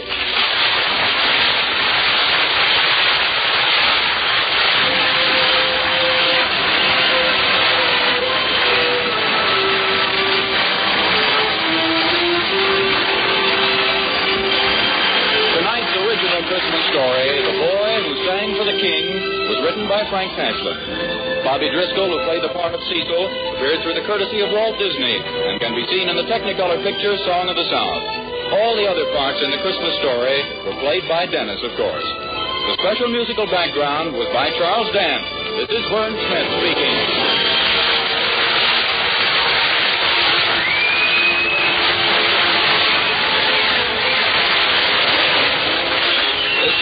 The National Broadcasting Company.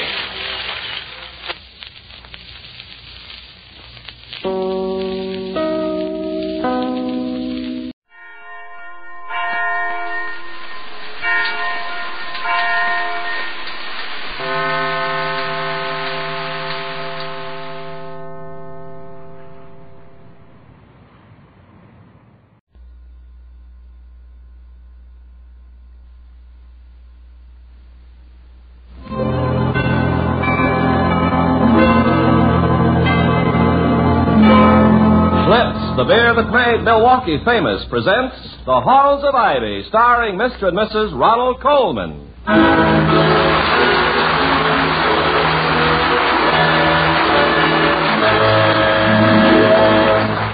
Good evening, this is Ronald Colman. And Benita Colman. Inviting you to join us again on the campus of Ivy College as the guest of our sponsors, the brewers of Schlitz Beer. Tonight's program is dedicated to Dr. Horace Mann Bond, President of Lincoln University, Chester County, Pennsylvania. The taste of Schlitz, the taste so many people prefer, has made Schlitz beer first in sales in the USA.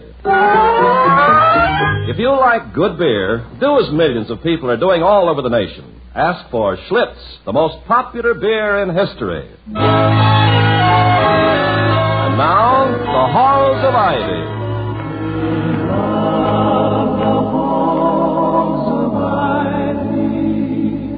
That surround us here today.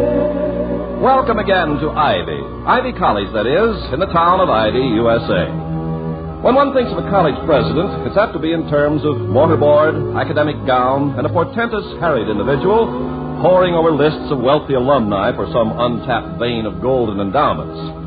This is a caricature, of course, but caricatures are merely distorted portraits. Without the distortion, at least one college president, William Todhunter Hall of Ivy, is a man in a business suit who's neither portentous nor harried, and he has friends and neighbors like everybody else. One of them is waiting for him now in his study at number 1 Faculty Row. And as he enters the front door, his wife, Victoria, says, "Oh, Toddy, I'm so glad you're home." Thank you, darling. Your happiness at my return is most reassuring. I'd dislike it very much if you met me at the door and said, "Oh, dear, you again. Back already?" Well, I'm not only glad because I'm always glad to see you again, but also because we have a visitor. Oh? Anyone who is likely to tax the presidential patience with some campus caper? No. This is someone you always enjoy talking to. It's little Sheila Quincannon. Oh, Sheila. That's fine. Where is she? Well, she's in your study, sitting in your chair, at your desk, drawing pictures on your best stationery with your best fountain pen. Well, my best stationery and my best fountain pen are none too good for Sheila Quincannon. Yeah, I know, Toddy. And when you start visiting, whether you'll be ours, so first tell me, how was the board meeting? Oh, much as usual. It's getting so the other members consider themselves a gallery of happy spectators when Mr. Wellman and I get into our customary verbal head-on collisions. Well, Mr. Wellman has an unfair advantage in a head-on collision. He has 2 heads. Well, if he had 7 heads, they'd do him no good against me. I've discovered a technique which has him completely baffled. It's a conversational gambit which I should hesitate to use against anyone else, but with Clarence, all's fair in love and board meetings. What's the gambit? Silence. How did you use it? Well, when he finishes speaking for a moment, I simply smile politely and wait as though for him to continue. When the pause becomes unbearable, he turns red, starts talking again, and makes no sense whatsoever because he is babbling from pure embarrassment. Yeah. That reminds me of that book by Stephen Potter called Gamesmanship. Oh, yes. Yeah. Or How to Win Games Without Actually Cheating. You should write one on shut-upmanship, or how to win an argument without opening the mouth. Yes, it's peculiar how deafening a sudden silence can be. Yeah, that awful conversational laundry chute down which the whole party goes. Yeah. Well, it accounts for a great deal of brainless chatter. Oh, which reminds me, I must go and see my guest, whose chatter makes more sense than that of most people. Yeah. Come along, Vicky. You won't be embarrassed if I'm present when you talk to this other woman? Oh, not at all, darling. I love you both. Oh, well, good. Sheila, dear, our man has come home. Hello, Sheila. Hi, Dr. Hall. Hi, Mrs. Hall. Look at the picture I drew. Now, that's simply wonderful, Sheila. Yes. Isn't it, William? I've never seen anything quite like it. Personally, I never could draw horses. Me either. That's why it's a picture of a dog. Oh, yes, a dog. Yes, it's a nice high dog. Especially in front. Are you going to be an artist when you grow up, Sheila? No, I'm going to be a doctor, or maybe a nurse. I think doctors and nurses are wonderful. Well, you ought to know, dear. You've seen enough of them. Hundreds of them, I bet. I guess maybe that's why I like you so much, Dr. Hall. You're a doctor, too. Well, not a medical doctor. I'm really just plain Mr. Hall, but people always call me doctor, and I'm so used to it I don't bother to correct them anymore. How are all your family? Oh, fine, thank you. Except Terry. He went to the hospital yesterday. Oh, heavens, really? I didn't know. Is it anything serious, Sheila? Oh, no. He's just having his appendix out. Oh, I'm sorry. But you know, they can remove an appendix very easily these days. He'll be up and about before you know it. How old is Terry now? He's 10, going on 12. 10 going on 12? What happened to 11? Well, my daddy says he's growing so fast, he'll probably skip 11. Hey, Dr. Hall, your fountain pen doesn't work very good anymore. The point got all spread out. See? Yes, I see. Yes, it'll be twice as good as it was before. Now it has 2 points. I was kind of afraid for a while. I busted it. Well, that pen wasn't really for writing with anyway, Sheila. It's mostly just to look at. I didn't even know it had ink in it. Oh, it had lots of ink in it. Too much, even. Some of it came out on the carpet. I tried to wipe it off, but it got kind of smeared around more. Gee, I'm sorry, Mrs. Hall. Well, don't be, dear. That carpet needed cleaning anyway, and you just helped to bring it to mind. Thank you for reminding me. You're welcome, Mrs. Hall. Well, now, how about some more cookies and another glass of milk? No, thank you. I had 2 glasses and about a zillion cookies, and I don't want to spoil my dinner. I guess I'd better go home now. And come back soon, won't you, Sheila? I like talking to you. By the way, when did you say your brother was being operated on? This afternoon. Mother says we can go see him about Saturday. I gotta go to the hospital anyway and get my braces adjusted. Well, I'd love to go with you, if I may. Terence was teaching me how to make a kite, and I'm just about ready for my second lesson. And tell your father from me, Sheila, that I want to... There's the phone, Dr. Hall. Yeah, we know, dear, but where is it? Well, it's on a long cord, Sheila, and sometimes we can't find it. Maybe... Oh, I remember now. I put it in the desk drawer so I'd have more room. Here it is. Yeah, that's a very good idea. I'm sorry I never thought of that myself. Excuse me, ladies. Certainly. Sure. Dr. Hall's residence. Professor Harmon? Oh, yes, Professor. How have you been? Oh, I'm sorry to hear that. Oh, but isn't there anything we can do to lighten your schedule? I see. Well, it's only that I dislike your taking such a drastic step without exhausting every possibility. Why don't you come over and have a talk? Perhaps we can work out something. 4:30, that'll be fine. Goodbye, Professor. Now then, yes, Sheila. Sheila, will you let us know when you hear how Terence is getting along? Okay, Dr. Hall. They said he ought to be out from the anesthetic? Sure. Right now, maybe. Sheila, if it's not asking too much, could you come back and tell us about him? Oh, yes, I'd like to. Say about 4:30? I'd come over a lot oftener, but Daddy says you're a busy man and don't bother you. Yeah, it only bothers us when you stay away too long, Sheila. Oh, I like to come over here. You're always so nice. Even when I make a mistake, it turns out good. Like when I spilled ink on your carpet, and it reminded you to have it cleaned anyway. Well, goodbye, Dr. Hall. Will you please hand me my crutches? Here you are, Sheila. I'd offer to help you, but you always refuse me.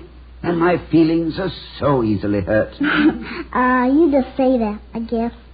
Anyway, I like to walk by myself. And I almost never fall down anymore. Isn't that wonderful? Yes, it really is, Sheila. You know, you're getting to be the bounciest one on the block. Thank you, Mrs. O. I only go next door, but it takes me a little while to get there. So I better get started, I guess. Bye, Dr. Hall. Goodbye, Sheila. Until 4:30. And thank you for fixing my fountain pen. Yeah, and for reminding me about the carpet. Oh, well, that's all right. I was glad to do it.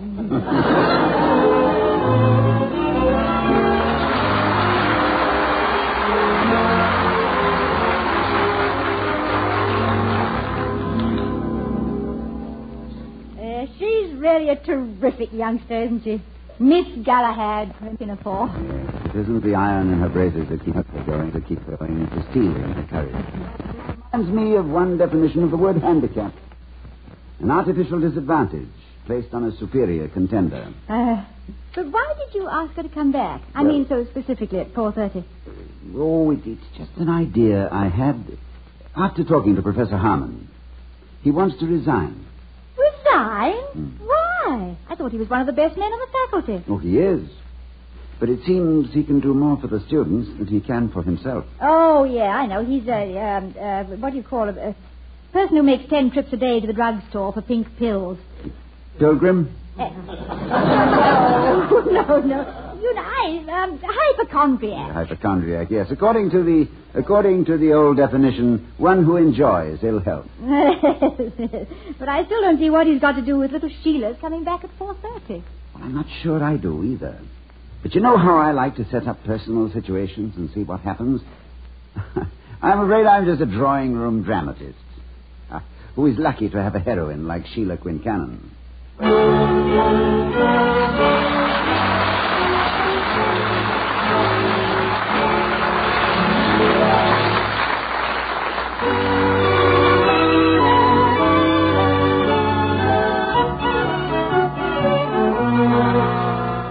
You wouldn't believe what a guy could get into buying a 3-cent stamp. Unless, of course, you knew Darrell Warburton, our one-of-a-kind postmaster here at Ivy. I dropped into the post office quite innocently Well, Carpenter. Can I sell you something, or did you just drop in to model for one of our wanted posters? Oh, hello, Dal. Oh, I just want a 3-cent stamp. 3-cent stamp, eh? Yeah, well, let me see now. We've got several varieties. Got portraits, landscapes, great men, several delightful issues commemorating great events. Look, Dal, I just want a 3-cent stamp. I'm not fussy about what it looks like. Dear, he isn't fussy. Ken, I'm surprised at you. Where's your sense of proportion? Now, what if I went into a tavern and asked for a glass of beer, and the man says, what kind? And I says, oh, I'm not fussy. But, Dal, that's different. You know, I talk about Schlitz beer. You know, I believe it's the greatest beer in the world. And you know perfectly well that Schlitz is America's best-liked beer. And yet you wouldn't really say you weren't fussy, would you, Dal? I don't know, Ken. I might. You see, I'm a little hurt.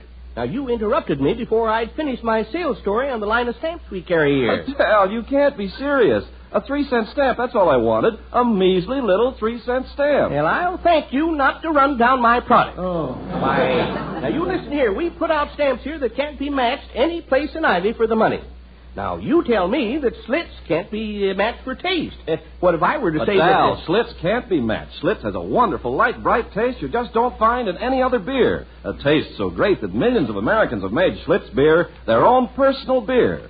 You see, Dal, the big difference between your product and mine is that mine can't be licked. Now, Ken, I've been patient about listening to your pitch.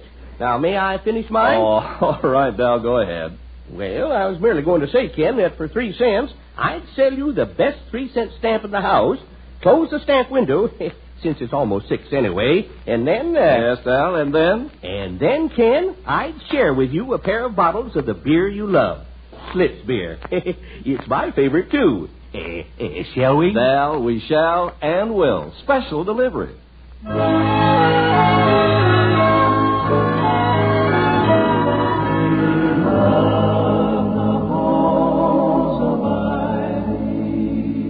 That surround us here today. As we return to the halls of Ivy, we find Dr. and Mrs. Hall entertaining another visitor, Mr. Merriweather, member of the Board of Governors and a good friend. Mrs. Hall is saying, Now, please take off your coat and that glorious red scarf and sit down a while, Mr. Merriweather. It's a cold afternoon, and we don't want our favorite board member catching pneumonia. Thanks, ma'am. I appreciate your solicitude, as I appreciate you in all other departments. Dear boy. I was just walking around the campus, happy in being an overage graduate who can sleep until noon, and thought I'd drop in and see Prexy and his dream girl. Prexy and his dream girl don't see you often enough, Charles. Do we, dream girl? No, Prexy, we don't. Have you been busy, Mr. Merriweather? No, ma'am, I have not. I am that pathetic figure in American life, the retired businessman, who has no amusing vices, no talent for pure loafing, and who lives for golf in a climate where you can only play it 7 months in the year. Which makes my business engagement this afternoon very urgent. Oh, are you starting on a new enterprise, Charles? Yes. There's a new miniature golf course on the 5th floor of the Keeler building downtown. It's rumored to be tougher than Pebble Beach, and strong men are said to have come down in the elevator weeping. It sounds perfectly fascinating. There's no danger of sunstroke either. Well, let me know how you like it, won't you? Vicky and I may have a go at it ourselves. I'll give you a report. My tipsters tell me that on the 7th hole you tee off from the top of an empty bottle. Oh, no! Yes, if you knock the bottle down, extra stroke. Then you have to shoot through the thumb of a catcher's mitt, carom the ball off the trigger of a music box which plays I'll Be Glad When You're Dead, You Rascal You, and drive past 3 hazards. What are they?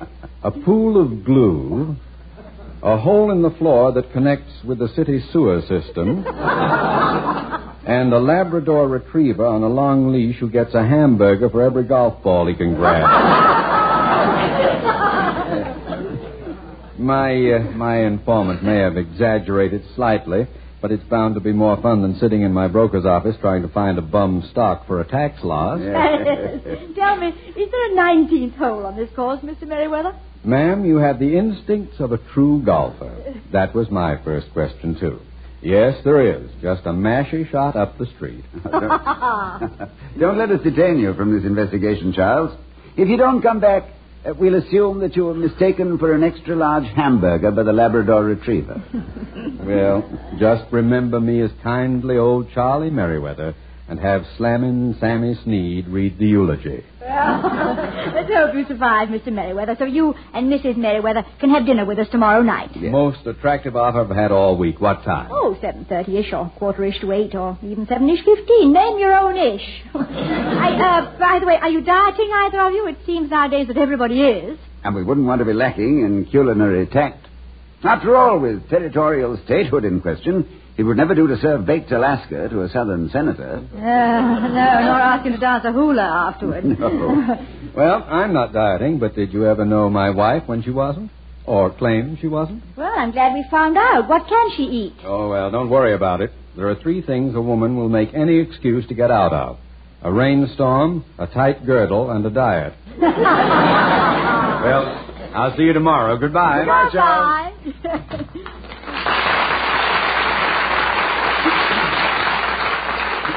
Oh, I do like Mr. Merriweather. He's so comfortable. I can't imagine him getting really perturbed about anything. Well, that's because you've never seen him take 7 practice swings, test the wind with a wet finger, wait for a clear fairway, tell his caddy to keep an eye on the ball, and then flub his first tee shot. Well, that's different. That's a reason. How does he react? It was rather frightening. Oh. He just smiles. A thin-lipped smile, like Boris Karloff measuring out arsenic. He throws his driver into the nearest shrubbery, runs over to a tree, and starts banging his head against the trunk. Then he sobs once or twice, comes back, borrows a brassy, shuts his eyes, and slams a screaming drive about 300 yards. It's an emotional game, isn't it? I suppose all golfers would go insane if they didn't have to take such a long walk between the tee and the green.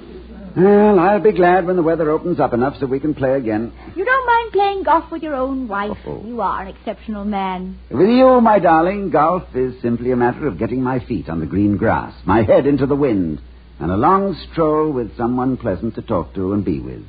I love the sun, the air, the rolling hills, the gleam of water, and you beside me singing in the wilderness. Ah, wilderness were paradise enow. Do you suppose Omar was a golfer? Of course he was. A book of rules consulted 'neath the bough, a tangled ruff, a stymied ball. And thou beside me searching in the undergrowth. Ah, let us tell the Greens Committee now. But why do you keep looking at your watch? You can't play golf for another month at least. Yeah, I know, darling, but I'm expecting Professor Harmon, and here he is. Well, that's one thing about being the president, Toddy. People have to keep their appointments on time. Yes, it's one of the compensations of my job. As my father used to say, an appointment unkept is a promise broken. And I have all... Oh, good afternoon, Professor. Afternoon, Dr. Hall. Mrs. Hall. Hello, Professor Harmon. You're looking very well. I am? Well, that shows you how deceitful I must be. Because I don't feel well at all. Oh. Anything specific, Professor? Or just things in general? Oh, I don't know, frankly. But I'm fed up with everything. I haven't got any particular aches or pains, but I just feel like throwing everything aside and running away. Well, you can buy a ticket to anywhere in the world, but you always pay excess for your mental luggage. But why not sit down and let's see what can be done about your resignation? The way I feel about it, there's only one thing to do, and that's to resign. Why don't you take that chair, Professor Harmon? Yeah, that's our psychological seat, Professor. It's deep enough so the visitor can't get up suddenly and run out, and low enough so that its occupant must look up slightly to the president. Yes. And it's paid for, which gives the president and his wife a pleasant feeling of security. But I thought all psychologists made the patient face the light while they kept their own faces in the shadow. That's a strategy employed only by amateur psychologists. It is not the play of emotions on the visitor's face which guide my interviews. It's the expression which I permit him to see on my face. So, thus forewarned, tell me your troubles. My husband intensely dislikes the idea of losing your services, Professor. Oh, yes. Thank you. But I can't stay at the college. I think it would kill me. Is it that bad? It probably sounds a little dramatic to you, but I'm not dramatizing myself. I'm headed for a crack-up. I don't want to end up in the hospital. The pressure is too great, my classes. Working on 2 books for fall publication. meetings for this and that, and committees. It shouldn't be difficult to get you off some of the committees. And possibly relieve the pressure in other directions also. Mr. Merriweather's definition of a committee would make anyone want to get off them. He says a committee is a group of the unfit appointed by the unwilling to undertake the unnecessary. It isn't just the committees or any one thing. It's everything. The everlasting, unremitting pressure. I can't take it. I can't eat. I can't sleep. I'm jittery and jumpy. I just got to get away and get hold of myself. Have you considered spending a few days in the clinic for a physical checkup? Oh, I've done all that. The doctors find nothing. But I know there's something. Excuse me, will you? Dr. Hall's residence? Yes, operator, please do. It's from Bloomington, Indiana. Indiana, U. And who's who at old IU? It's probably Professor Marcelli of the music department. I'm sorry, Professor Harmon. It'll be just... Hello? Rico? Ah, come sta, amico mio? Bene. Of course I'm ready. Been ready for weeks. All right, here it is. Rook to the knight's fourth and mate in 3 moves. Oh, you don't think so? Well, take your time, old man. Chess has been played for centuries. Why should we hurry it? How's the concerto coming along? Oh, that's too bad. Well, it's your move now, Rico. Good luck. Arrivederci. I take it the concerto isn't doing too well. Professor Marcelli's concertos are sometimes thing. He alternates between being an accomplished composer and a frantic chess player. This is one of his frantic periods. Oh. But I'm sorry we were interrupted, Professor Harmon. Go on, please. Well, there isn't any more. I simply want to resign. I know I have a contract, but I hope you'll give me permission to cancel it. Well, if you assure us that you can work out no alternative, I will see that your contract is canceled. May we ask your plans if you do resign, Professor? I haven't made any, Mrs. Hall. I'll go away somewhere and take a long rest. I'm just giving up. See, who's at the door? Victoria, do you mind? Yes, certainly. Hi, Miss Hall. Hello, Sheila. Ah, Sheila. Come in. That's right, now here. Sit right here. That's it. Let me take your crutches. Thank you, Miss Hall. I just wanted to tell you about Terry. The doctor says he's fine. Oh, that's splendid, Sheila. We're delighted to hear it. I'm going to go see him Saturday. Isn't that wonderful? Indeed it is. And thank you for coming over to tell us, dear. But you two haven't met. Professor Harmon, this is our next-door neighbor, Sheila Quincannon, a young lady whom I admire immensely. How do you do? Well, how do you do, Sheila? Is Professor Quincannon your father? Yes, he is. Do you know him? Oh, yes, I do. He's a wonderful man. I know it. Do you know Terry? Terry? Terence Quincannon, Sheila's brother. He's in the hospital. They took out his independence. I'm going to go see him Saturday on account of they're going to adjust my braces anyway. Is that much of a job, Sheila? Oh, no. It just takes a little while. My father says that not so long ago, when a little girl needed braces, there weren't any good ones. Now they make dandy ones. I guess I'm just lucky. Lucky? Sheila wants to be a doctor when she grows up. Don't you, Sheila? Sure. Or maybe a nurse. But maybe a doctor would be best, because if my legs don't get better, I can sit at a desk and help people. Nurses have to hurry around and lift things. Well, I'm sure you'd make a very good doctor. Well, I guess I better go now. It's a wonderful day out. I'm going to sit on a porch and watch the kids play. Can I please have my crutches, Miss Hall? There you are. I'll walk to the door with you. Don't bother, Miss Hall. I like to do it all by myself. Remember, I'm the bounce Kitzel under the block. Bye, Dr. Hall. Bye, Professor. Goodbye.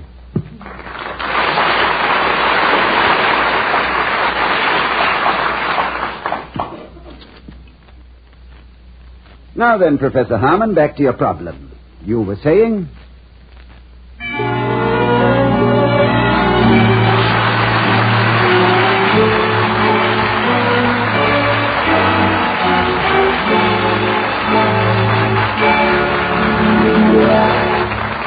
The Halls of Ivy, starring Mr. and Mrs. Ronald Coleman, has been presented by Schlitz, the beer that made Milwaukee famous. The taste of Schlitz, the taste so many people prefer, has made Schlitz beer first in sales in the USA.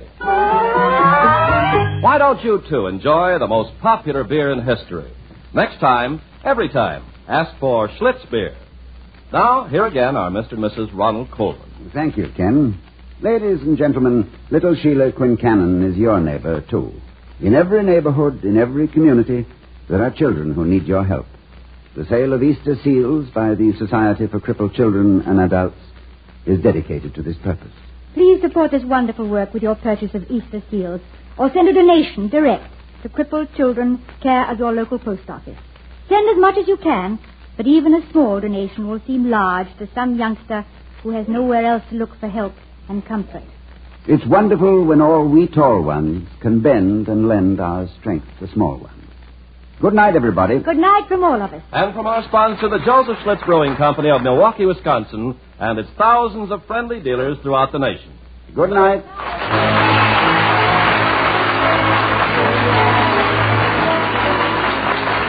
We'll be seeing you next week at this same time at the Halls of Ivy, starring Mr. and Mrs. Ronald Coleman. Mr. Merriweather is played by Gail Gordon. Sheila was Mary McGovern, and Professor Harmon was John Brown. Tonight's script was written by Don Quinn. Music was composed and conducted by Henry Russell. The Halls of Ivy was created by Don Quinn, directed by Milton Merlin, and presented by the Joseph Schlitz Brewing Company of Milwaukee, Wisconsin, who invites you to enjoy on television the Schlitz Playhouse of Stars with Helen Hayes, Margaret Sullivan, Walter Hampton, and more of the brightest names of Hollywood and Broadway. See your newspaper for time and channel. Ken Carpenter speaking. Oh, we love the halls of ivy that surround us here today, and we will not forget though we be far, far away. Now, just for laughs, join in the fun with the Great Gildersleeve on NBC.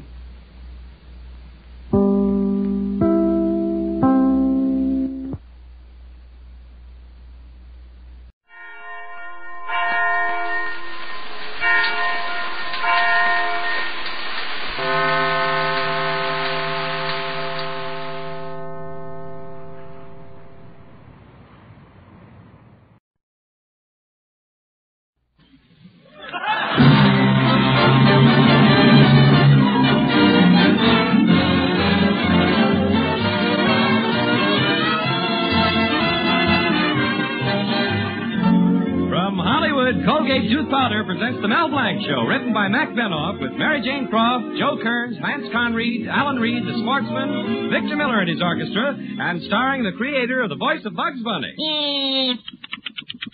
What's up, Doc? Yes, Colgate Tooth Powder for a breath that's sweet and teeth that sparkle brings you the Mel Blanc Show, with Mel playing his new character, Zookie. Hello, everybody. Hello, everybody. Hi. And starring himself in person, Mel Blanc. Hiya, folks.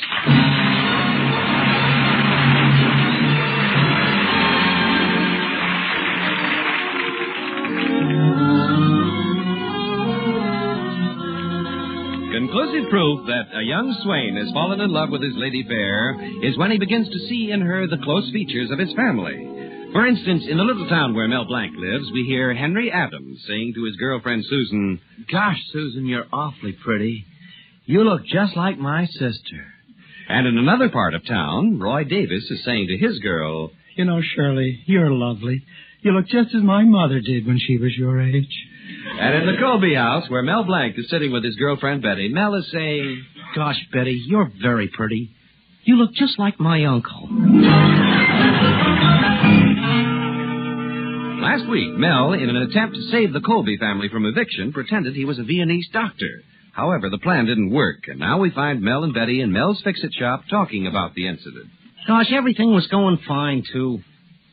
Until the other doctor asked you where you studied. Yeah, and all I could think of was Prenuvite and Fluten Gluten Salzburg. If only you hadn't said Prenuvite and Fluten Gluten. Can you imagine that guy never heard of a place called Salzburg? Oh, by the way, Betty, I got a circular in the mail that your father might be interested in. Here it is. Oh, prefabricated housing. What does it say? Buy the Cracker Jack prefabricated house. Small, inconvenient, and poorly constructed. This is the ideal type of housing for veterans. It's all right for you to joke, but Father and I'll be living out in the street if something doesn't happen. Or maybe even a cellar. Oh, that's wonderful. That's wonderful, living in a cellar? Sure, your father's always throwing me down the steps. Now let's see him try and throw me up. Mel, stop talking like that. You know Father's beginning to like you. Why, just last night I heard him say, Mel, you can hang around the house all you want to. Yeah, but you didn't see him pointing to the rafter. Speaking of the... here comes your father now. Oh, hello, Betty. Hello, Father. Mel Blanc, you idiot. Hello, Mr. Colby. I gave you a cash register to fix for my supermarket, and what did you do? Oh, I meant to ask you, Mr. Colby. I'm missing a few parts from an old slot machine. I know that, you nincompoop. This morning my cashier tried to ring up $1.20. Well, what happened? He got 3 cherries straight across. Gee, that's too bad. That's terrible. The next customer hit the jackpot. Oh, but I can't be angry today. The bank is giving me a big loan. I'll be able to buy our house and we won't be evicted. Father, that's wonderful. Yes, that is, if everything goes well when Banker Grimes comes to the house tonight. I think I can impress Banker Grimes, and Betty can make a good impression on him, and you, Mel, can make a good impression, too. You really think so, Mr. Colby? Yes, on the sidewalk if you don't stay away from my house. All right, Mr. Colby, I can take a hint, and I won't... Hey, wait a minute. Banker Grimes is a very social man.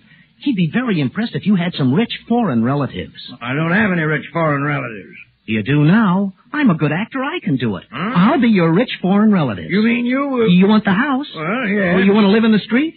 That's a deal. Well, Mel, that's what I call quick thinking. I'll do anything to get that loan. Oh, wait a minute. Here comes Professor Potchnick. Oh, hello, Professor Potchnick. Hello, Well, if it ain't my 4 best friends, Mel, Betty, and Mr. Colby. Professor Potchnick, that's only 3. What am I, an enemy? Well, we have to go, Professor Potchnick. Nice to have seen you. Come on, Betty. See you at 9, cousin. Mel, why are you looking so down-faced for? Why? Oh, I'm always talking out of turn. Professor, I'm afraid I promised Mr. Colby the impossible. Mal, there is no such word in the dictionary like impossible. Impossible, that's a bad word. Forget it. Could be. That is a word. Could be. Oh, but this is really impossible. I just told you there is no such word. You couldn't use it. Don't even think about the impossible. Now, what is the trouble? Well, I'm going to help Mr. Colby get a loan from Banker Grimes, so I got to make believe I'm some foreign relative who is rich and high class. That is impossible. However, under Professor Potchnick's dramatic course, the impossible becomes could be. Now, I have 2 courses of teaching. The first is in 10 easy lessons. And the other course? 1 hard lesson. We try the hard one. Now, first we are impersonating a tough guy. You will listen, wise guy, see? From whom you getting your vodka, from whom, see? Now you do it. Okay. Give a listen, wise guy, see? From whom you're getting your vodka, from whom, see? That's perfect. Now we try another type, the Western type. Western? Yes. Coming here, tax you all. I'm a reckoning the hanker to fixing up that whole corral. Even yippee-hi-yay and a home on the gas rail. Take it, Pod. Mel, that's you. Pod is Western talk for rustler. Oh, all right. Coming here, tax you all. Oh, wait a minute, Professor. This is all American. Well, frankly, Mel, on farmers I am not so good. But for you, I am trying. Now, make believe you are a count. The first thing you do is bow from the waist. Bow from the waist. Bow from the waist. I hope I do all right. Bow from the waist. I can't wait till tonight. A wow from the base. A booster from the waist.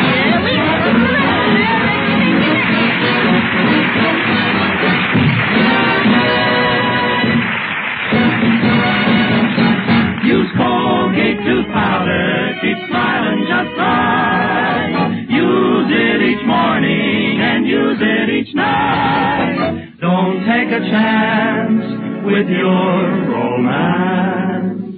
Use Colgate tooth powder. Girls won't go out with a certain chap. A breath of trouble's his handicap. And as so often happens, the victim does not suspect that he has this breath of trouble. I mean, unpleasing breath. Don't let it happen to you. Make it a daily must to do this. Brush your teeth night and morning and before every date with Colgate Tooth Powder. For Colgate Tooth Powder cleans your breath as it cleans your teeth. Yes, scientific tests have definitely proved that in 7 cases out of 10, Colgate Tooth Powder instantly stops unpleasing breath that originates in the mouth. What's more, no dentifrice at any price cleans your teeth more quickly and thoroughly than Colgate Tooth Powder. Remember to buy it first thing. And remember the name Colgate Tooth Powder with the accent on powder. Don't take a chance with your romance. Use Colgate Tooth Powder. And now the sportsman Victor Miller and his orchestra with My Pretty Girl.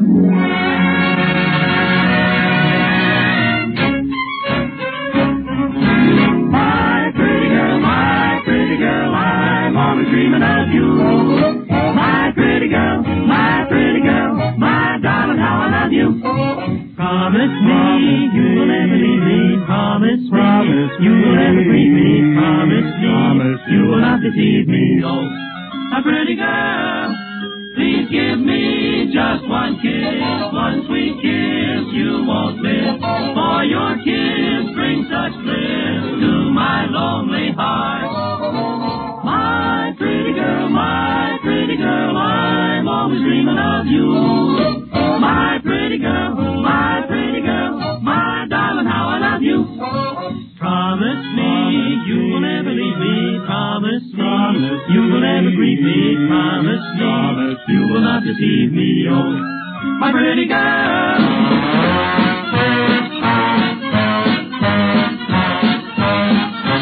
There's a young lovesick lad so in love with a pretty miss.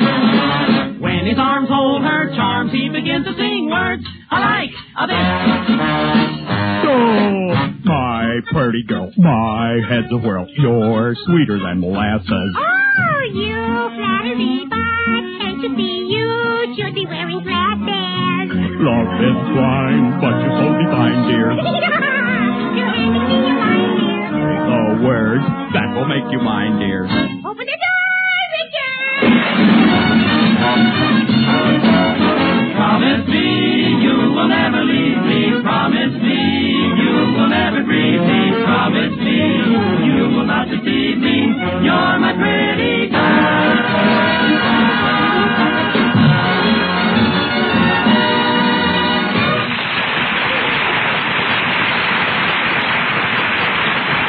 Well, back to Mel Blanc again. To help Mr. Colby obtain a loan, Mel has promised to impersonate some rich foreign relatives, thereby hoping to impress Banker Grimes. Mel has left the fix-it shop to get the costumes he'll need. Meanwhile, the shop is in charge of his assistant, Zookie, who is now fixing a radio. Gee, what a big radio. It must be at least 9 to 2 8 to 2 6 to 2 Crystal said. Oh, gee, it's got an automatic record automatic record It plays one record at a time. Now, let me see. Suki, stay away from that radio.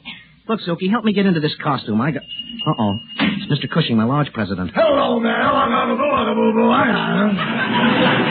Well, greetings, mighty potentate. Ugga, ugga, boo, ugga, boo, boo, ugga. What's the matter, mighty potentate? You look like you haven't slept a wink. Well, Mel, last night I had a terrible nightmare for 4 hours. And then you woke up? No, then I went to sleep. My wife turned on the other side. Yeah, the way that woman snores. Sounds like the last dregs of a seltzer bottle. Now I know why Richard won't open that door. Well, why don't you try using a clothespin? I did, Mel, but I couldn't squeeze her neck into that little opening. Say, how'd you ever come to meet your wife, mighty potentate? Well, I'll tell you, Mel, it was a blind date. I'll never forget the first thing I said when I first saw her. What was that? I get it. She was a scream, huh? Well, wasn't she insulted when you did that? Oh, no. She'd been out on blind dates before. fact, with her, a groan was a compliment. You still didn't have to marry her, did you? Well, Mel, it was a rebound thing, you see? And I adore you. Gwendolyn, you're my dream girl. Gwendolyn, I'm mad about you. But she left me because of one slight mistake. What was that? Her name was Emma. Well, I don't know why I'm standing here telling you all this. It's just that I've got no one to talk to. No, I know just how you feel, mighty potentate. If I don't help Mr. Colby impress Banker Grimes tonight, the Colbys may move and I may lose Betty. Lucky boy. Well, don't joke, Mr. Cushing. Would you want to be single all your life? Ha! Well, I've got to be going now. I hope everything turns out all right at the Colby house. Well, thanks. Where are you going? Well, I can do one or two things. I can go to the movies and see Duel in the Sun, or I can go home and fight in the shade.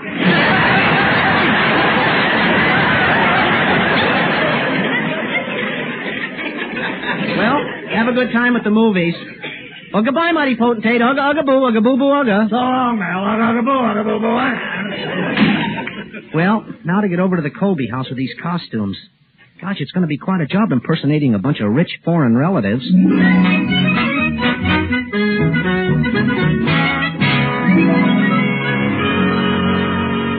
Well, Betty, everything's going along fine. Yes, Father, and Mel should be here any minute. And if he does a good job with that foreign relative stuff, it should cinch the deal. Oh, leave it to Mel, Father. Well, Mr. Grimes, did you enjoy the dinner? Ah, it was delicious. Of course, you didn't have to go to the trouble of baking a cake and having the icing spell out $8,000. I got the point when the alphabet soup spelled out police. Yes. Now, about the loan, Mr. Grimes. Have a cigar. Well, now, Mr. Colby, I think the loan will go through. A cigar? Take the whole box. Well, there's just one point that we have to clear up. Well, go on, have a cigar. But I think we can overcome the point and get your hands up that box.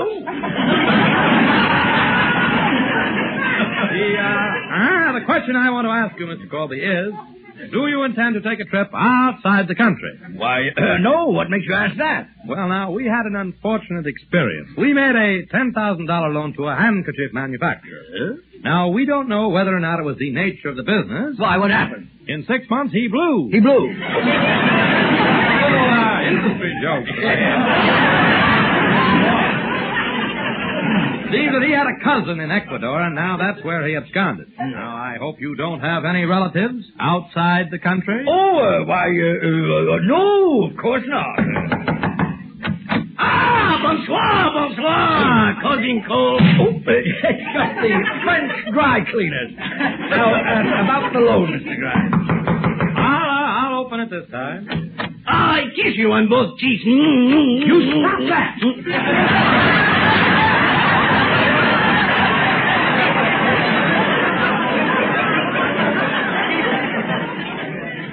Oh, excuse me. What's going on here? I am Monsieur Colby's cousin. His cousin? Oui. Cousin Colby, when are you coming to visit with us? We are dying to see you. Cousin Colby, talk to me. Cousin Colby, stop sharpening that razor. Pardon me, what part of France are you from? London. London is in England. Madrid? Madrid is in Spain. Where is Pomona? Are you sure that you are a Frenchman? Oh, you do not believe me. I show you. I roll up my pants leg. Voila, what you see. A garter. What it says on the garter? Paris. That proves I am a Frenchman. Well, now, in that case, you'll surely understand what I'm saying. Je ne sais quoi, voulez-vous, parlez-vous, vous français? Well, goodbye, Cousin Colby. The boat is leaving. Miss Colby, I don't like this. I thought you had no relatives outside the country. Now, Mr. Grimes, I can explain everything. Please excuse me just a minute. Oh, Betty. Yes, Father. Betty, we can't tell Mr. Grimes we've tried to deceive him, but we must stop Mel. Oh, I'll try, Father. Is this where Senor Colby lives? Well, I have no relatives in South America. Oh, but Cousin Colby, remember what we made up. I mean, how our family's made up. Pardon me, are you one of Mr. Colby's South American relatives? You see, I'm a very rich bullfighter. I remember the last fight.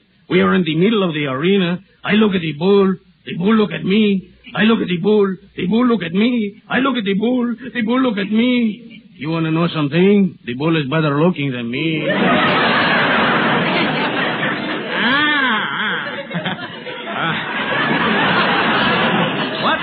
What part of South America are you from? Colombia. What part of Colombia? Eastern Colombia. Whereabouts? Broadway at night. Cousin Colby, I know you haven't seen me in 10 years, but put me down. All right. You first take me back inside the window. Colby, is that a way to treat a relative of yours? Now I want to talk to him. Sit him down, wine him, and dine him. I think I go now. Why? You said wine me, dine me. Cousin Colby looks like he wants to shave me. So long. Colby, there's something highly irregular about this. Now, please, Mr. Grimes, have a cigar. I never saw these relatives before. What did you say, Mr. Colby? You have a relative. I never saw these cigars before. Tovarich Colby, Grania Streptovic, Latuka, Spafoinia, Prozdoya, and regards from Uncle Patrick. Another relative? That's right, kiddo. I haven't seen Uncle Colby for 10 years. Let's eat. You haven't seen him for 10 years, and the first thing you want to do is eat? That's right. Borscht is thicker than blood. Now, you interest me very much. I've always wanted to obtain the first-hand information about the USSR. USSR? Oh, I get it. That's Russia spelled backwards.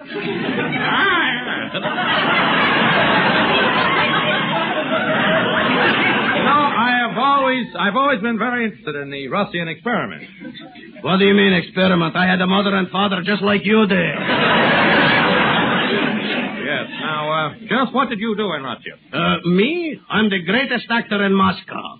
I play gangster parts. Listen. Give a listen to wise guy, see? From whom you getting your vodka from whom, huh? See? Whom? Huh? Whom? Oh, I was wonderful. Our great critic, Yasha Fiddler, he gave me the highest award. 4 Bolgas and a boatman. Now, this has gone far enough, Mr. Colby. And what I've seen tonight is enough. You're not getting any loan from my bank. Oh, then give me back my cigar. And for making a fool out of me, I'm going to break every cigar in this box. Did you hear that, Mr. Colby? Yes, and for making a fool out of me, Mel Blanc, I'm going to break every bone in your box.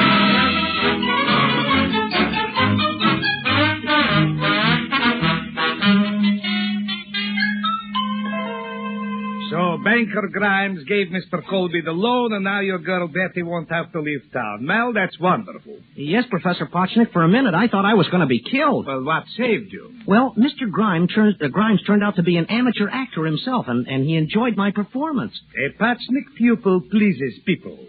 And now you want I should act out the gangster again, huh? Yeah. All right. You will listen, wise guy, see? From who you getting your vodka from who, huh? Fine. Well, is that what you wanted to learn, Mr. Grimes? Yes, Mel. I'll see if I have it right. Give a listen, wise guy, see? From who you getting your vodka from who,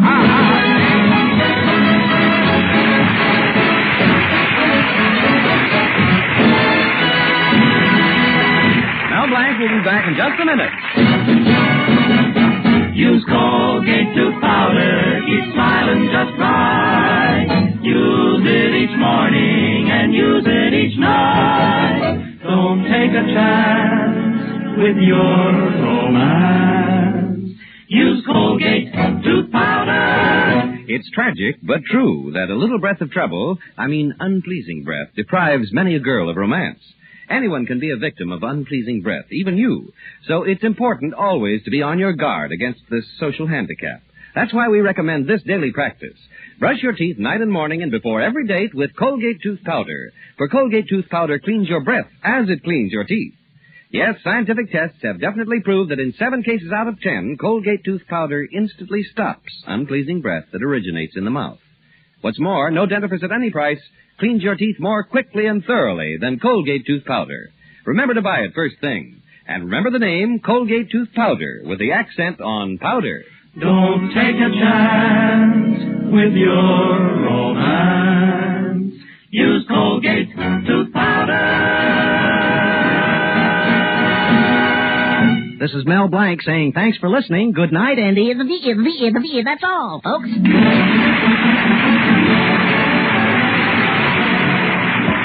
this is Bud Easton reminding you that Colgate Tooth Powder for a breath of sweet and teeth that sparkle brings you the Mel Blanc Show every Tuesday at this time. Be sure to join us again next Tuesday night for more fun with Mel and the people you'll meet in Mel Blanc's Fix-It Shop.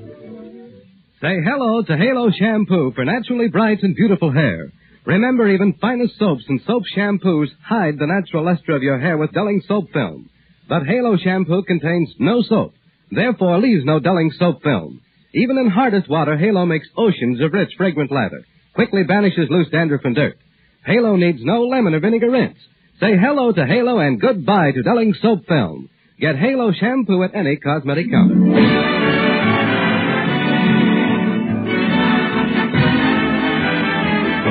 Ladies, now more and more fats and oils are needed to make more and more of the things we need so badly. Your butcher pays you a high price for every pound of waste fat you take to him. So do fill it in and turn it in. Remember, Mel Blanc at the same time every Tuesday night. This is CBS, the Columbia Broadcasting System.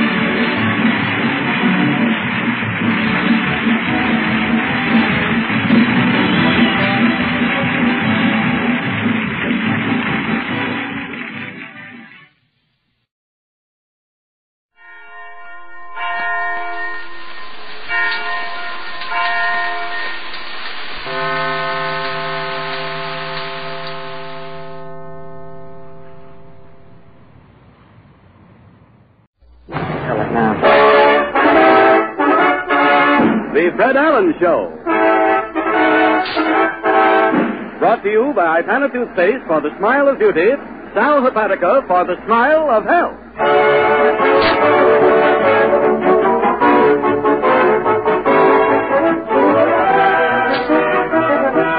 An hour of smiles with Fred Allen, folks. 3,600 seconds of fun and music. Fun with our star comedian, Fred Allen. With our guest, Mr. T. He, one of the directors of Walt Disney's Pinocchio. Music with Peter Van Steeden, the Merry Mack, and Win Murray. The time has come. It's the Fred Allen Show.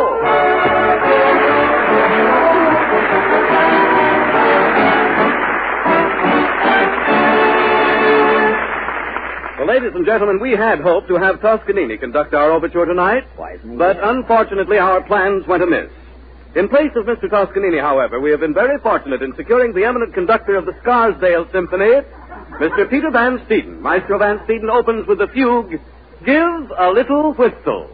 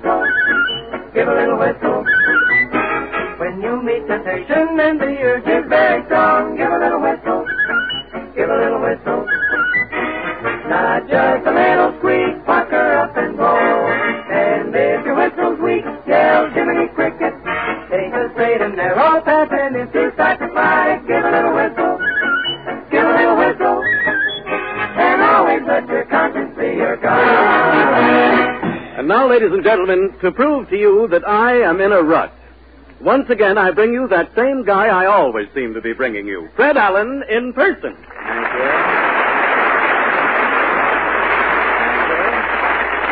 Thank you, and good evening, ladies and gentlemen. Well, spring is here as of last Thursday, and our program comes to you tonight in the guise of a delectable zephyr. In the guise of a delectable zephyr. How is that, Harry? What, Fred? I just coined the phrase. I'm no judge, but to me it reeked of Tennyson. Or I might as well go the whole hog and say it smacked of Edgar Kett. Well, I didn't hear it, Fred. What was your phrase? I said our program comes to you tonight in the guise of a delectable zephyr. Oh, say, that's poetry, Fred. Or a reasonable facsimile. What is a zephyr? What? I say, what is a zephyr? A zephyr is a tornado with an inferiority complex.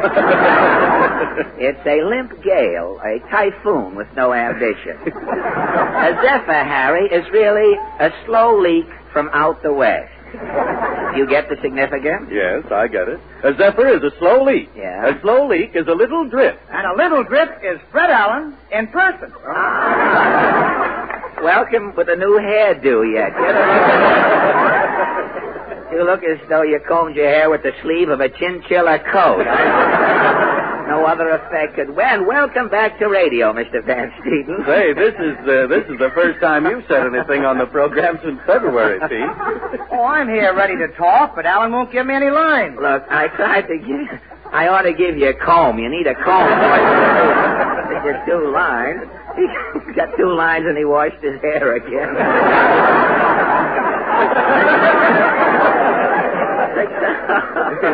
Success has gone to his head again in the form of soap.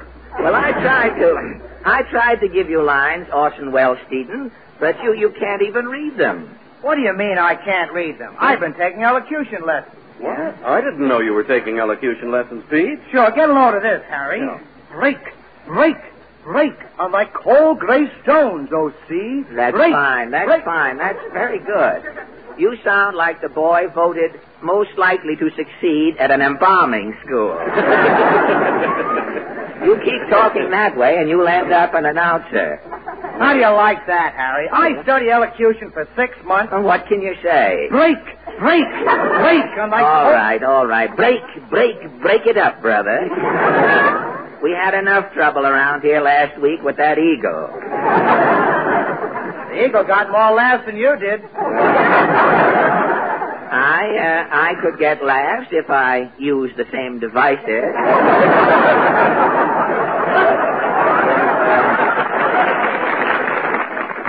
If I had feathers on and could sit on Harry's wrist, a feathered Bolivar, I would get laughs. Oh, that eagle was sophisticated. He was over your head. That's what had me worried. All right, Mr. Ramshaw, get back on your perch. Boy, I'd like to be an eagle for about 2 minutes. The minute you leave the ground, Van Steeden, you're through. That's all we need on this program, an orchestra leader who flies yet. And having come to the bottom of page 3 in our script, we turn briskly to the latest news of the week. The Ipana News presents The World in Review.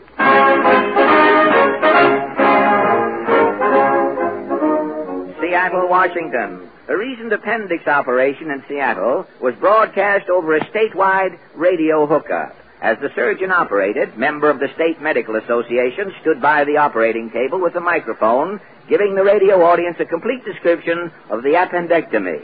If radio operations get to be popular, they may soon become regular network features. Ipana News shows how the radio operation of tomorrow may sound. The operation program opens.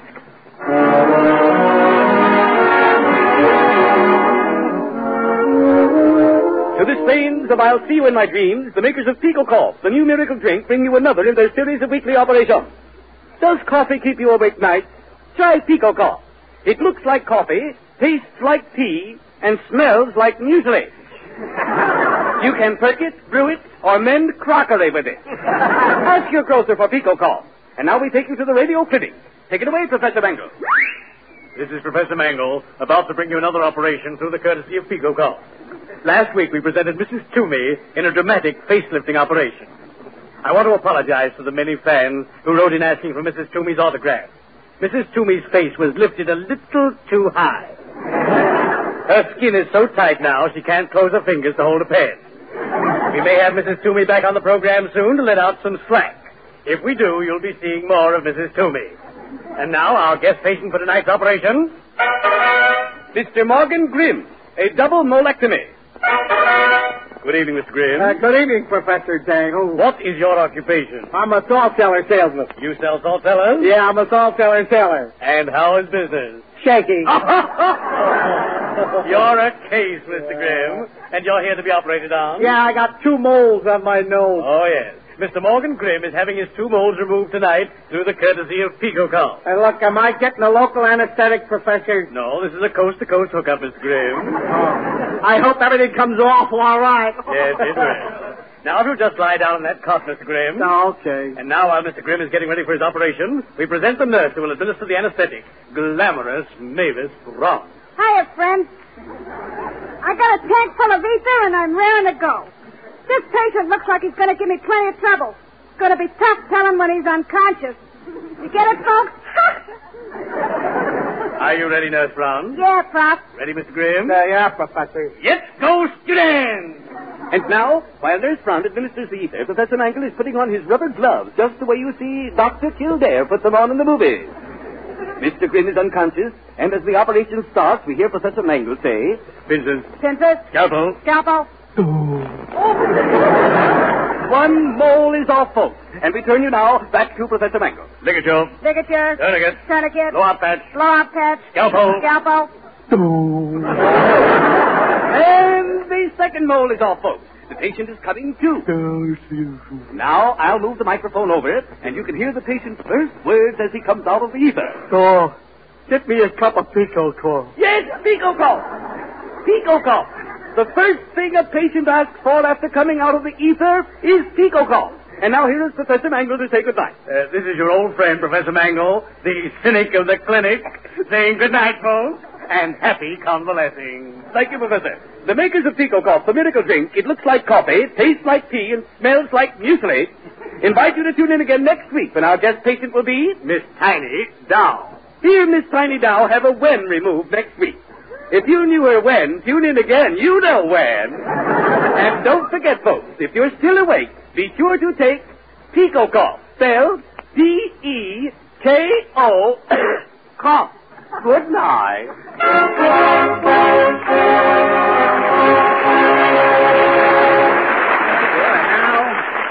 Now the Merrimacks, heeding Clause 4 in their iron-bound contract, gather at their personal microphone to sing for us, I Used to Love You. I used to love you, but it's all over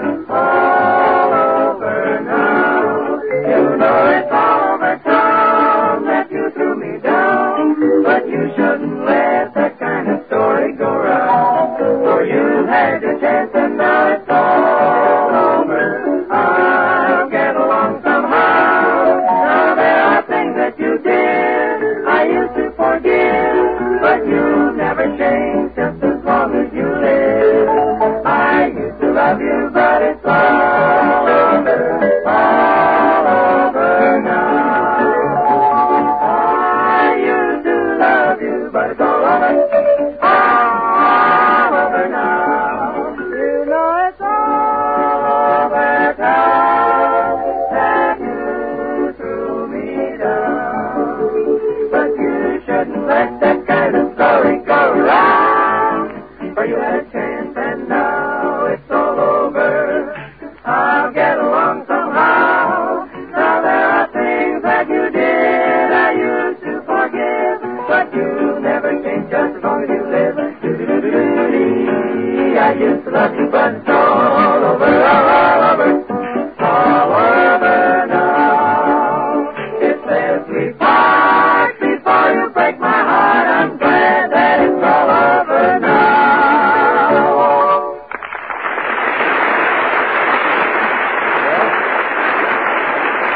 Thank you.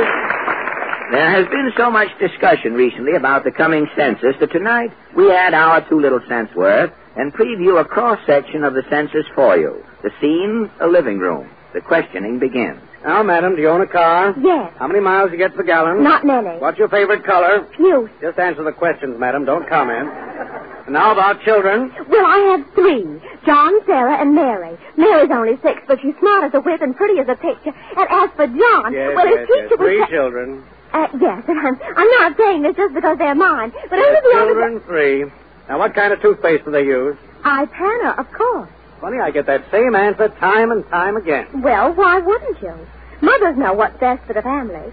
And when you find a toothpaste that's as good for massaging your gums as it is for cleaning your teeth, that's what you're looking for, and that's what you use.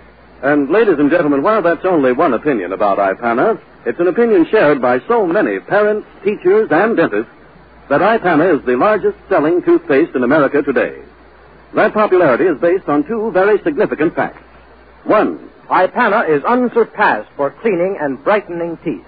Two, Ipana, when used with massage, is especially designed to help give your gums the toning and exercise they need for health. And, ladies and gentlemen, since teeth are seldom bright, when gums are tender and soft, many dentists advise the healthful stimulation of Ipana toothpaste and gum massage.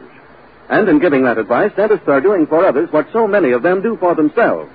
For in a recent survey, more dentists said they personally use Ipana toothpaste than any other dentifrice of any type. Now make their choice your choice. Use Ipana toothpaste.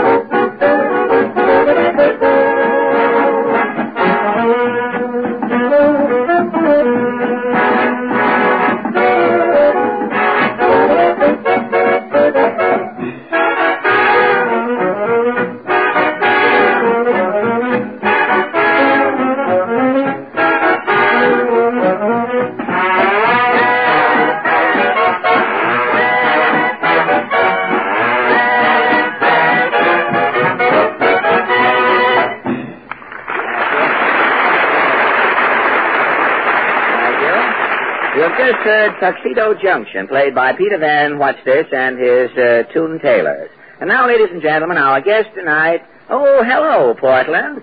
Oh, you want to come in there? Hello. It's saving set. Why don't you go around where you're supposed to come? I'm not that big yet. But, well, you certainly look nifty tonight. That's some outfit. Yes, I was in the Easter parade Sunday. Do you like my new hat? Where is it? Right here, behind my left ear. Oh, I didn't see it. Yes, it looks nice, what there is of it. All the hats are smaller this spring. I'll say they're smaller. I saw a man on 6th Avenue this afternoon with something in his eye. When he got it out, it was a woman's hat. I get it. I know. I saw your face light up.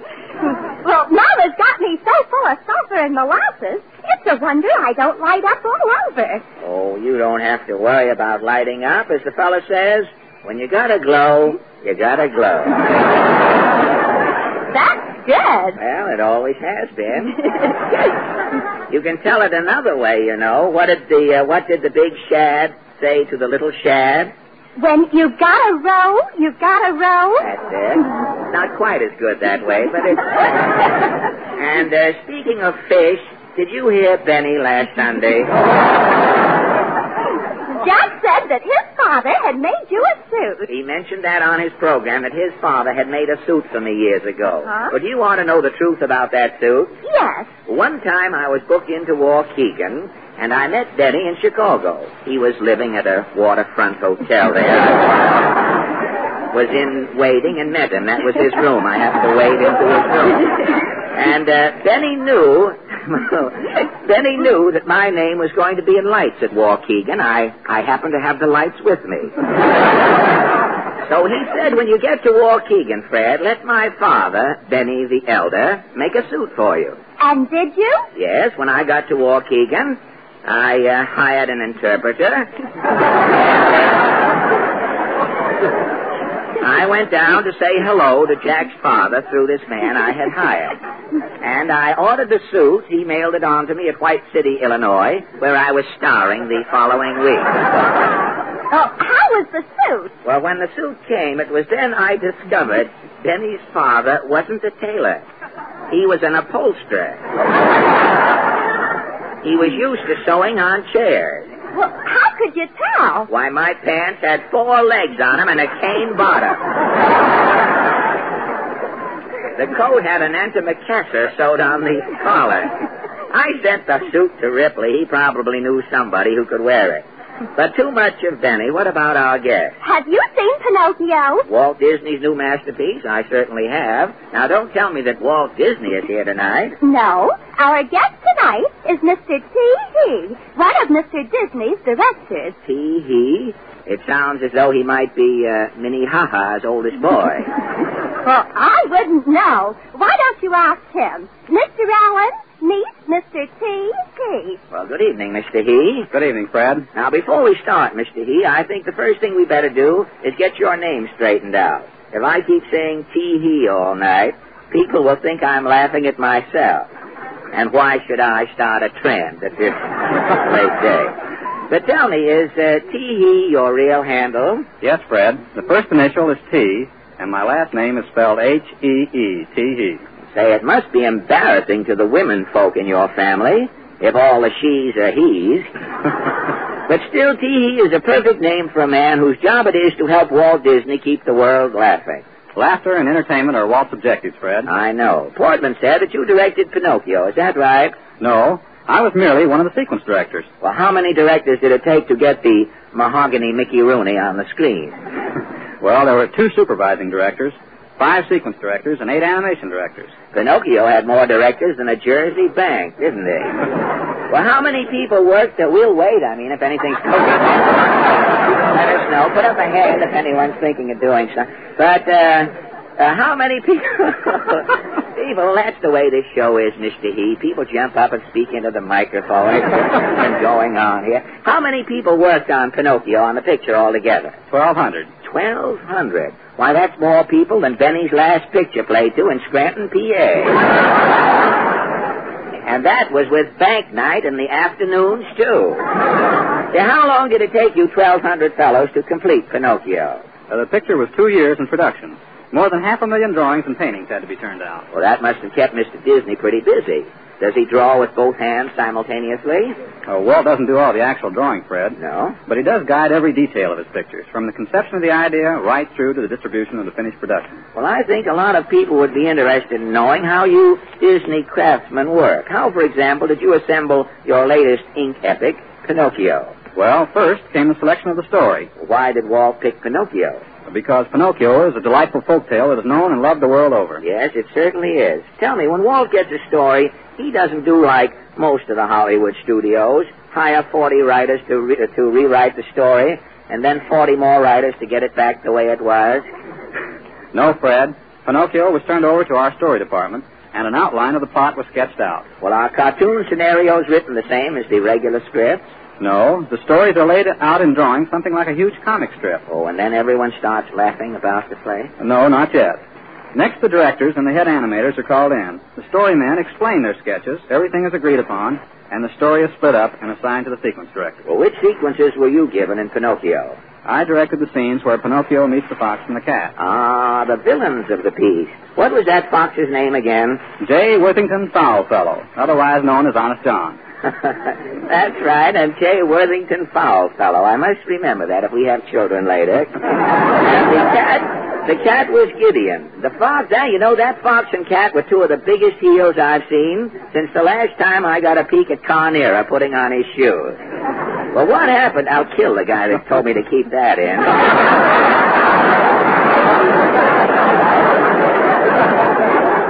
If he's here tonight, he's through. I don't know whether...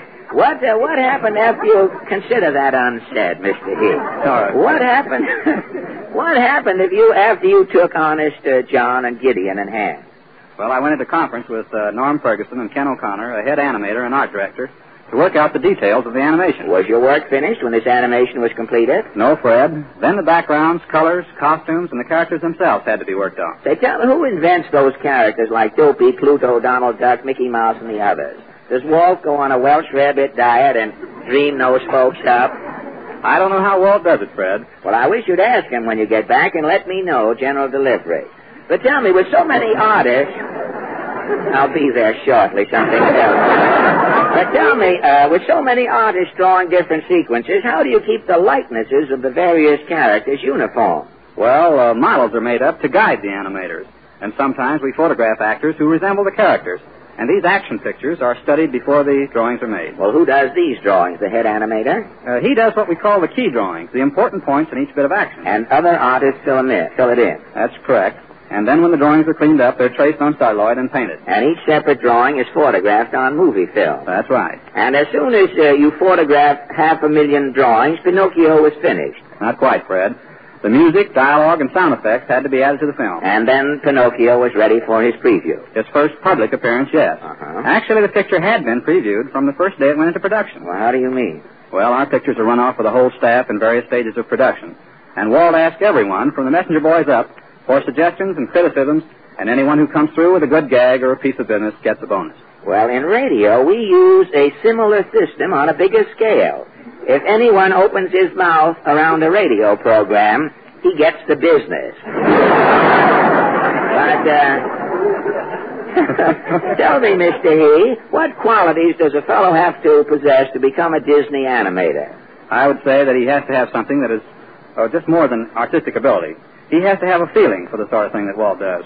All of us at the studio are working for the same thing, to make pictures that are more entertaining, more beautiful, and technically more perfect. Well, in case you haven't heard, Mr. He, you are succeeding. And I certainly appreciate your kindness in dropping in tonight. It's been a pleasure, Fred. You know, I heard Jack Benny announce last Sunday that he is going to play Pinocchio on his program next Sunday. I think it's a shame that 2 years of work you fellas have put in is going to be undone next Sunday night in 30 minutes. I think Mack will play Pinocchio very well, Fred. You mean it takes a dummy to play a dummy? You're not getting me mixed up in that. Good night, Fred. Good night, and thank you, Mr. T.V.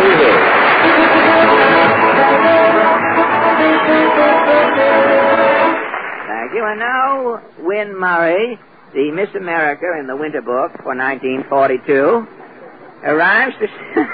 Now, control yourself, Winnie. No laughing at the microphone. You might establish a precedent. But Winnie is here to sing How High the Moon.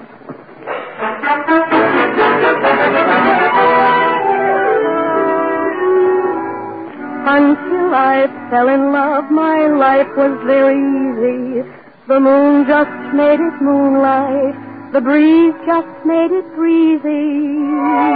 And then I fell in love, and things that once were clean, now I scarcely see or hear. Somewhere there's music, how faint the tune. Somewhere there's heaven, how high the moon. There is no moon above when love is far away too, till it comes true that you love me as I love you. Somewhere there's music, it's where you are. Somewhere there's heaven, how near, how far. The darkest night would shine if you would come to me soon. Until you will, how soon I thought, how high the moon.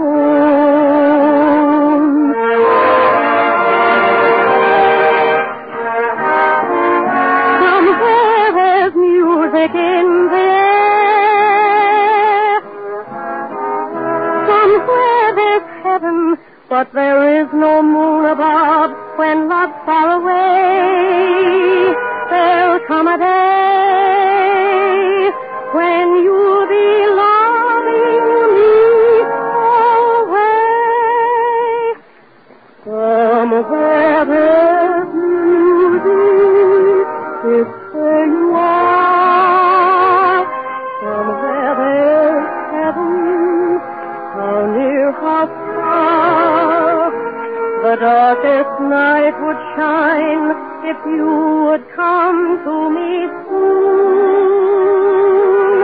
Until you will be still my heart. Where is the moon? The moon is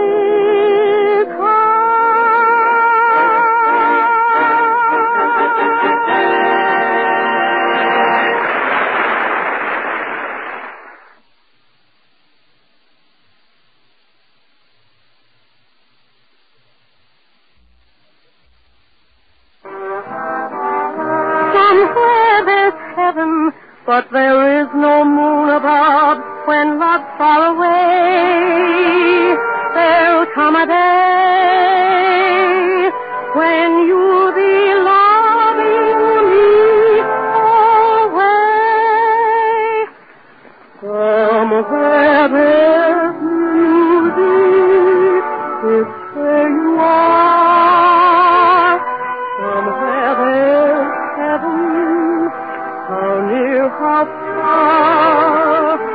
The darkest night would shine if you would come to me soon. If you notice these bags under my eyes getting bags underneath them, it's because I've been sitting up nights trying to find a substitute for that shop-worn combination of words, ladies and gentlemen. Well, now, there isn't any substitute, Fred, so there's no use sulking about it. Those words go together, like bread and butter and black and white, ham and eggs, salt and pepper. Well, I guess you're right, Harry. And while we're on the subject, don't forget Mike and Ike, corned beef and cabbage, Barnum and Bailey. Sure, Fred, and most important of all, don't forget eye-panna and massage. Those two go together to help make smiles more attractive. Because, ladies and gentlemen, eye-panna is a dentifrice with a plus. And here's why. Eye-panna not only cleans and brightens teeth, but when used with massage is especially made to help give gums the toning and stimulation they need for firmness and health. Exercise they should get from foods we eat, but do not get because most of our foods are too soft. So stop at your druggist for a tube of eye-panna and begin using it. When you feel that stimulating tang exclusive with eye-panna and massage, you'll know that gum circulation is awakening. And that means you're helping your gums grow stronger and healthier. Begin tomorrow to help yourself to firmer gums, more sparkling teeth, and naturally a more attractive smile by faithfully massaging with eye-panna toothpaste.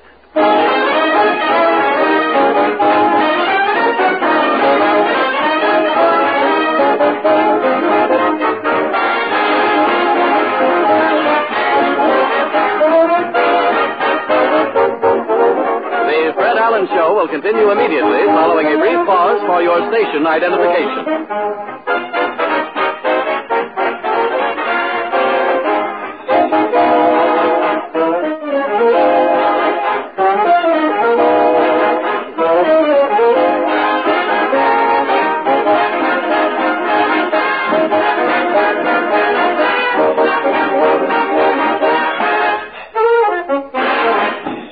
And now, ladies and gentlemen, the question of the week.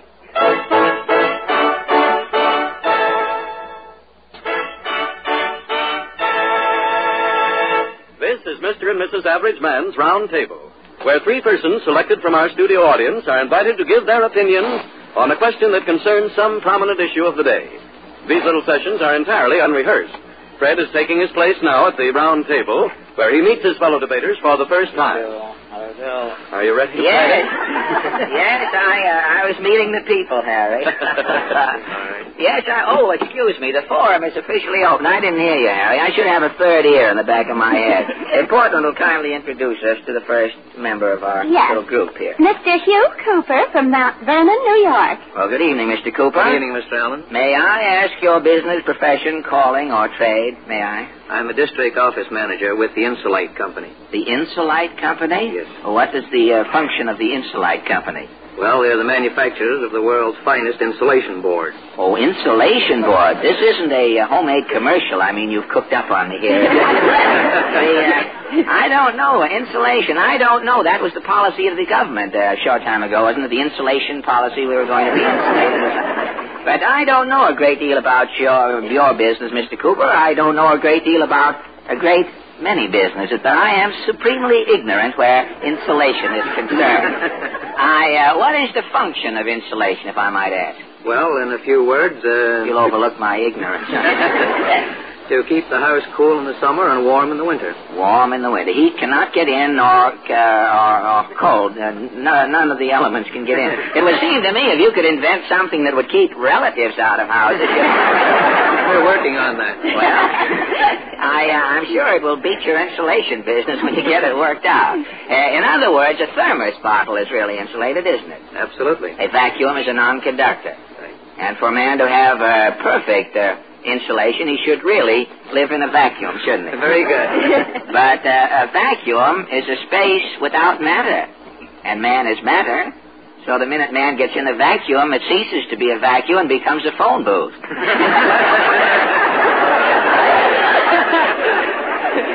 I hope Einstein is listening in tonight. He may learn something, but I doubt it. But all right, thank you a lot, Mr. Cooper. And now, Miss Joan Lane from Hartford, Connecticut. Well, have you met Miss Lane? Yes, I have. Oh, it's all right for you to introduce Miss Lane to me. I thought I was going to introduce you to Miss Lane if you hadn't met her after you had introduced her to me, because then I would partly know her and it would be permissible for me to introduce her to you. Well, where is Miss Lane from? From Hartford, Connecticut. Oh, what are you doing in New York, Miss Lane? I'm here on my Easter vacation. On your vacation? Your Easter vacation from where or what? From Smith College. Oh, do you go to Smith College, do you? I'm a sophomore there. Sophomore at Smith College. That's up at Northampton, isn't it? That's right. Smith College is a girls' college, isn't it? Yes, it is. Smith, Wellesley, and Vassar are academic no man's lands, as it were. Well, are you enjoying your vacation here in New York? Oh, very much, Mr. Allen. You are, huh? You're not on the daisy chain this year, are you? I was going to say, if you were, you might learn a few things from looking at our main stem over here, which is Broadway. But I'll let it go. It's going to be rather confusing, I think, when you graduate from Smith, Miss Lane. What do you intend to be when you graduate, by the way? Have you any particular goal in mind? I haven't quite decided yet, Mr. Allen. I love radio, though. You like radio, huh? Take a look at me and see that you don't want to come to that, do you? But I was going to say, it's going to be embarrassing when you get out of college and tell people you've just left Smith. They won't know whether you graduated or whether you quit working for Al. I mean, all right, thank you, Miss Lane. And now, Dr. Simon Klein from New York City. Well, good evening, Dr. Klein. Good evening, Mr. What branch of medicine do you practice, if I may ask? Dentistry, Mr. Allen. Dentistry, do you? We have to be very careful talking to dentists on this program. Any conversation is apt to be construed as sort of a commercial. We have to be very careful about our banter. But you're here in New York, are you? I am. Did you go to the American Dental Convention last week? And down in Baltimore? Did you go down there? No, I wasn't there, Mr. You weren't? Must have been very interesting. I read a lot about it in the paper. Some dentist said that the progress that dentistry's made in the last 100 years, the Dental Society, I believe, is 100 years old last week, and the progress it's made is really wonderful. This dentist said that George Washington in his day wore wooden teeth, wooden false teeth. Constantly in trouble. He had to carry tweezers with him to pick splinters out of his gum. Every time he opened his mouth, woodpeckers flew into the conversation. Lots of trouble. And whenever he drank hot soup, his teeth swelled up, I believe. Washington went around for months looking as though he was going to say "oh," which he never said. But thank you, Dr. Klein. Oh was something we could say today. I mean, but that about brings us to our question. Now that we are well into leap year, and most of the girls who are waiting for 1940 have taken advantage of their prerogative and their boyfriends, we Novocaine leap year and prepare one phase of it for clinical inspection. So our question tonight is, do you think it is proper for a woman to propose to a man during leap year? Now, how do you feel about the female of the species and leap year, Mr. Cooper? Well, I think that the man does most of the work every other part of the world and time of the year, so I think that the woman should propose during leap year. You think the woman should propose? You don't think you think that a woman should send man flowers and candy and take him to the movies? close in on him later in the year. Well, all right, that's one for the woman. Now, Miss Lane, what do you, as a college girl, think about girls proposing? Well, I think leap year is a very fine thing, but I hope I never have to use it myself. Well, I hope you don't ever have to use it either. But do you think that it's proper that a girl is taking advantage? You think she should propose at any time and not wait for leap year? Well, I think she has just as much a right as a man has to do it. She just has as much right to propose as a man has. Well, that gobbles it up nicely. Now we're fixed up good. Now, Dr. Klein, what do you think about, do you think a girl who proposes is going too far? I think it's very important that the man should think the proposal is his idea. Well, the woman could do it. In other words, the man could imagine he had mental laryngitis for the moment, and the girl could propose to it. Well, I don't know how we stand now. You think it's all right for the girl to do it to propose if she makes the man feel that it's been mind over matter and that he has subconsciously given her this thought, which later she bounces back at him. That's right. Well, I think then that you and Mr. Cooper agree, which leaves Miss Lane out on the limb here.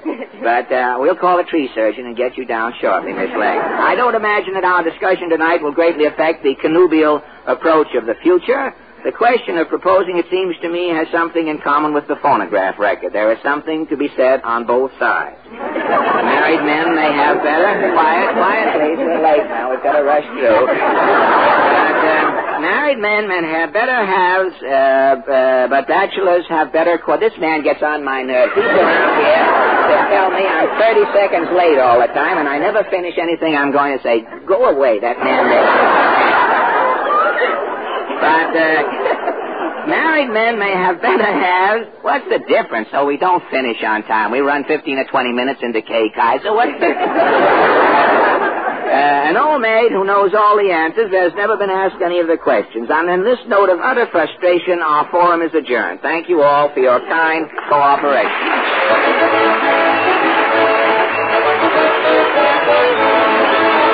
Thank you. And now... the Merrimacs to sing All by Yourself in the Moonlight.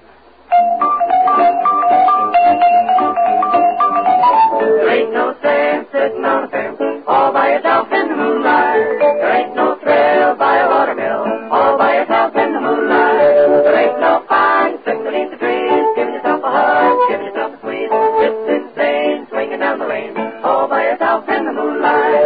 All alone and so all alone. There is no one else but you. You get your gourd riding in a boat, all by yourself in the moonlight. It's all a thing swimming in the lake, all by yourself in the moonlight. It ain't no fun looking up at the sky, singing a pretty song, no one to harmonize. Love is rare, unity is rare, all by yourself in the moonlight. I ain't got nobody. And nobody cares for me, poor little me. You can't tell lies to the fireflies all by yourself in the moonlight. You'll agree you're poor company all by yourself in the moonlight. Rain it down, find a cozy enough, losing a lot of sleep, listen to a book. Let it rain, how can you complain? All by yourself in the moonlight. Am I blue? Yes, you're blue. Am I blue? Huh? Ain't these tears in these eyes telling me you can't go far in a motor car all by yourself in the moonlight. It ain't so grand and a nice to dance all by yourself in the moonlight. It ain't so sweet having a place to go, never know what to do, nobody helping you. It ain't a treat in a rumble piece all by yourself, all by yourself, all by yourself in the moonlight.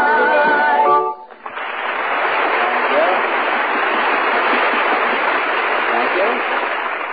I think you'll agree with me, ladies and gentlemen. I beg your pardon, but which one of you gentlemen is Harry Von Bell? Von Bell?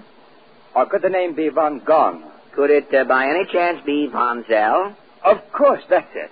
Oh, well, I'm Harry Von Zell. Oh, how do you do? How do you do?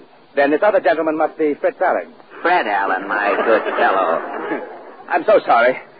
I have a wretched memory for names. That's what I came to see Mr. Von Brill about. You see, my wife's catching a cold, and I said to her, I know just the thing for you. You put 2 teaspoonfuls in a glass of water and drink it. And she said, fine, what's the name of it? And I said, I don't know, I've forgotten, but I'll go right down and ask Mr. Von Well. So here I am. Well, it sounds to me as though what you were thinking of for your wife's cold was Sal Hepatica. Sal Hepatica, that's it, I remember now. Yes, it's a mighty good thing to remember, too, because Sal Hepatica helps fight colds faster. That's why it's recommended by so many doctors. As a matter of fact, in a recent impartial survey among physicians conducted by leading medical journals, it was found that 7 out of 10 physicians recommend a saline laxative when treating a cold. And Sal Hepatica, we believe, is the outstanding saline laxative in America. There are 2 very good reasons for this, which you can check with your own doctor. First, Sal Hepatica acts quickly, yet it is exceptionally gentle. And since the progress of the cold is fast, this greater speed of sparkling Sal Hepatica is especially important in fighting it. Second, Sal Hepatica also helps nature counteract the acidity that so often accompanies a cold. So get an economical bottle of Sal Hepatica from your druggist for quick cold-fighting service. Remember, for faster action in treating colds, take Sal Hepatica.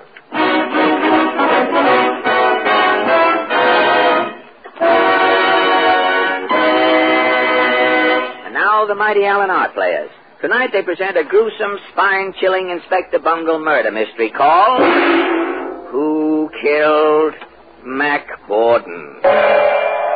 The action takes place in Tin Pan Alley. Scene 1, the private office of Sidney Dangle, president of the Dangle Music Corporation. The famous songwriting team of Borden and Bevell rush in. Hey, Mr. Dangle. What is it, boys? Harry and me just finished another chore. Yeah, a new mother song, and it's a wham, Mr. Dangle. Yeah, get this title. Mother, you're fairer than the world's fair to me. And get these lyrics. Well, all right, boys, but make it snappy. Let's go, Harry. Mother, you're just my mother, but you're fairer than the world's fair to me. Your nose is like the trilum, but you got a smile on. I don't pay no admission to see. My, you got a shape like the perisphere, round in front and round in the rear. Oh, now, wait. Your map may look like a Futurama, but you're my ever-loving mama. Oh, wait. And you're fairer than the world's fair to me.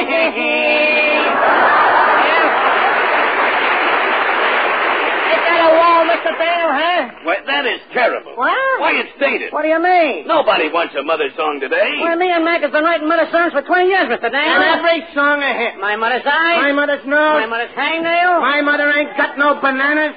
I know, boys, but Mother is through. Mother is washed up. The public today wants swing. Something like Fudarakasaki, Itty Bitty Poo, Jumpin' High. Oh, wait a minute. I can't write that moron stuff, Mr. Dangle. Well, either you write it or you're fired. Now get out, both of you. Okay, Chief. Come on, Bud. Flatfoot flugy with a fooey. I can't write that. And so Mack Borden, the songwriter, goes to work and to his doom. 10 minutes later, the door of Mr. Dangle's office flew open. Oh, Mr. Dangle. Oh, Mr. Dangle. What's up, Babette? You're shaking like an end girl in a Minsky show. Borden, me lyric writer, he's been murdered. Murdered? Yes, take a look in our office. Well, lead the way. Look. Gad, he's slumped over his desk there.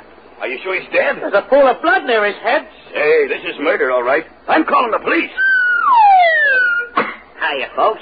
Now, don't nobody move. I got you covered like an actor's bald spot. Well, just a minute, Frog Voice. Where did you come from? I'm Inspector Bungle, Bud, the bleached Mr. Moto. Why? This is uncanny. How did you get here so fast? Don't ask me. I didn't write this tripe. Me cue is a wind whistle. I heard a wind whistle, and here I am. Now, what's the crime? It's murder, Bungle. Murder, hey? Who are you, Marquis Stomach? I am Sidney Dangle, president of the Dangle Music Publishing Corporation. A tune tycoon, hey? And who are you, Herring Vest? I'm Harry Bevell, a dead man's collaborator. Oh, yeah? And who are you? Come on, wake up, Bud. Hey, that's the body. Quit butting in, you. Let him speak for himself. Now, who are you, Bud? He's Mack Borden, me lyric writer. Oh, yeah? What do you know about this crime, Bevel? Nothing. Mr. Dangle sent Mack and me in here to write a swing song. And? I went out of the room tonight to steal a melody from a hurdy-gurdy that was playing in the alley. And? I come back in, Mack is slumped over the desk. He's dead and tippy-pen. Okay, Bevel. Now, what about you, Dangle? Where was you when the murder was committed? I was in my office wishing I was out of the music business. You didn't hear no shots, no groans, no stoop, no squat, no squint? All right. I heard nothing until Harry here comes screaming into my office. Yeah, I seen the pool of blood on the desk. Yeah, there's the blood. Borden must have been shot. But how? He ain't holding no gun. Ain't suicide. This window here is locked. No hole in it. No shot come through the window. Now, what about this door? Well, this door leads into my office. Into your office? Yeah. It's beginning to look mighty suspicious, Dangle. What? Surely you don't think that I, as president of the Dangle Music Corporation, would stoop to murder? There's a lot of plugging going on in the music business, Bud. Well, I certainly couldn't have killed him. I was out of the room. Who else was in here when Borden went to his eternal cassette?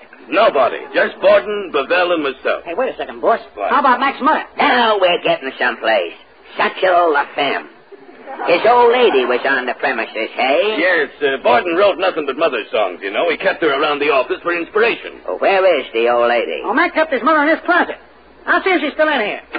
Hey, Mr. Borden. Yes, Mr. Bevel? Will you come out of the closet a minute? Oh, is Mack going to write another mother song? No, I called you, Granny. Your son has been bumped off. You'll have to speak up, young man. I'm a little deaf. Look, Inspector, must you tell her? It'll break her heart. I gotta tell her, Dangle. You two will have to speak up. I can't hear that whispering. Now listen, Mrs. Borden. Your son is dead. Dead? My son Mack is dead? Yeah, somebody killed him. Well, it's about time. Boy, was he corny. Mrs. Borden! Writing them jerk ballads. My mother's nose, my mother's big toe. That Icky was my son, but he was strictly from hunger. Now hold it, Granny. Don't tell me at your age you're a swing fan. Sure, Gates. Around Roseland, they call me the arthritis head cat. Oh, the Jim Jam jump is the jump in jive. I could truck on down and I'm 85. Hip, hip. Oh, now, okay. Hip, hip. Okay, Grandma. Take it easy, Grandma. You can Big Apple down now and collect your son's insurance. Insurance? Yippee! Shoot the payments to me, John Hancock, boy. Okay. What a dame. One foot in the grave and the other one doing a shag. Well, look, Inspector, I hate to butt in here, but what about the mystery? That's right, the mystery. It sure is a puzzler. Now, let me see. There's the body, the window's locked. What's this other door here? It leads out into the hall. The rehearsal rooms are out there. And I'm looking in them rehearsal rooms, Dangle. Come on. You stay here, Bevel, so's the body won't get lonesome. Okay. Well, come on, let's go. There's all rehearsal rooms, you say, eh, Dangle? Yeah, acts are rehearsing. Songwriters are working in them. Who's in this room here? This room is empty. Yeah, this is where we write songs like The Little Man Who Wasn't There. You want to look in this room, Bungle? Yeah, open that other door. Hey, you. Shut that door. I'm composing. Yeah, composing what? I'm writing campaign songs for the Democratic Party. I got a song for Garner. Garner? Yeah, Garner the days when my heart was Never mind. Listen to this one. A campaign song for the president. I didn't know what term it was. I'm getting out of here. Well, I'm telling you, Bungle, you won't find any suspects in these rehearsal rooms. And I ain't giving up, Dangle. Who's in this next room here? Well, I'll see. Who's afraid of the big bad wolf? The big bad wolf. The big bad wolf. Just a minute, brother. Sir, are you addressing me? Where was you 20 minutes ago? I was right here rehearsing. Who's afraid of the big bad wolf? Hold it, Bud. You sure you didn't leave this room? Cross my heart. I've been learning this song for my guest appearance on the Horn and Hot Out program next Sunday. That's a kid's program, ain't it? Yes, I'm large for my age. Hey, Bud. That tomboy couldn't have killed Mack Borden, Dangle. Well, Bungle, you're stymied. I ain't getting nowhere. I'm taking another look at the body to refresh me memory. And the body's back in this room here. Okay. Have you found a clue, Bungle? I'm examining the body again. Now, the pool of blood is on the desk. The wound must be on the front of his head. Help me sit the body up, fellas. Yeah, okay, you take the other arm. Okay, Mr. Dangle. Ease him back in the chair, fellas. Easy now. Okay, there we are. Now, pick him up. Who done that? Pick him up now. Put him in there. Well, I'll say, what do you know? There ain't no wound in his head. Now, wait a minute. There must be a wound. How did this pool of blood get on the desk? This is confusing. I'm taking a gander at this blood through me magnifying glass. Now, let me see. Well, I'll be... What do you see, Bungo? The blood.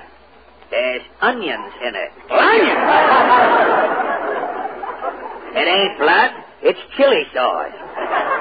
Where did this chili come from? Oh, I can explain that. Me and Mack had hamburgers for lunch. Mack must have scraped the chili off of his. To me, a hamburger ain't a hamburger without chili. Yeah, I always take chili on my hamburger. With a hot dog, I take in here, relish. Never mind that. What about the murder? Oh, yeah, the murder. Well, there ain't no lumps on his head. Maybe he was doped. I'm frisking the body. I thought so. What is it, Bungo? In the top vest pocket here, look. Kid, a little bottle. And in this pocket? Gee, a hypodermic needle. The mystery is solved. Somebody drugged your lyric writer before they bumped him off. Why should anyone want to drug a songwriter? Giving one dope to another, it's redundant. Hey, maybe Mack ain't there. Can you tell me that drug, Bungo? Maybe the formula is on this bottle here. What's it say? Na2Cl407. Why, this is formaldehyde of sulfanilamide. This is a powerful drug, fellas. It dissolves the human brain. Whoever gives this drug to Borden was trying to turn him into an imbecile. Then he ain't dead. He's in a stupor. Maybe I can slap him, too. Hey, wake up, wait. Wake up, Borden. This is the law. Come on. Break it up, Morpheus. Hey, he's out of it, but he's not. He's talking like a simple. It's that drug that's dissolving his brain. I gotta stop it, or he'll wake up a chowder head. Can't you counteract that drug, Bungo? I can try. Wait till I put this epidemic needle on the desk. I got some digitalis pills in my pocket here. Open his mouth, Bevel. Okay. I'll drop this digitalis in. Okay, swallow that, Borden. It's gone down his throat over. Yeah, digitalis ought to stop that drug working. We'll see. Where am I? What's going on here? It's all right, dope. You was doped. Now you're cured. Cured, but I didn't want to be cured. I drugged myself. You drugged yourself? Why, man? I had to. You said I was fired if I didn't write a swing song, didn't you? Well, yeah, you wanted lyrics like Food Rackasaki, Floyd, Boom, Bitch, Kenny Star, didn't you? Yeah, but... Nobody but an idiot can pick up words like that. I had to get down to that mental level. I bought this drug to dissolve my brain to turn myself into a grade B moron. Look at me. Now I'm normal again. Now I can't possibly write a swing song. Gee, I'm sorry, bud. You're sorry, you bungling idiot. Take this. Hey. Good night. You knocked the Inspector flat across the desk. Hey, look, Mr. Dangle. Bungo found a hypodermic needle. Oh, Inspector Bungo. Bungo, speak to me. Food Rackasaki, itty bitty poo. Rotten that scat wet. Eureka! Bungo can write our swing lyrics. We're saved.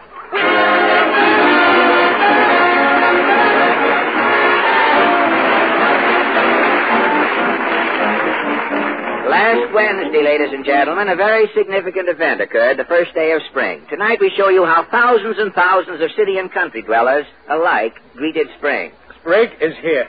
You said it, and how?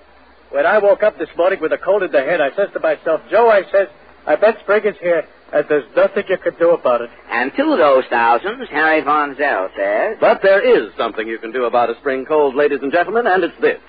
Take sparkling Sal Hepatica to help fight that cold faster. There are two very good reasons why it does, and you can check them with your own doctor. First, Sal Hepatica is speedy, yet it's very gentle, and speed is mighty important in fighting a cold. Second, and just as important, this famous saline laxative also helps nature counteract the acidity that so frequently accompanies a cold. Remember, in a recent survey, it was found that 7 out of 10 doctors recommend a saline laxative in treating a cold. And Sal Hepatica, we believe, is America's outstanding saline laxative. So for faster action against colds, get a bottle of gentle, quick-acting Sal Hepatica at any drugstore. Well, thank you, Harry. Good night, ladies and gentlemen. Beginning next Thursday night, April 4th, at 8 o'clock Eastern Standard Time on most of these stations, and on every Thursday night thereafter, you will hear the famous radio show, Mr. District Attorney. This expose of rackets that steal millions is brought to you as a public service by Vitalis.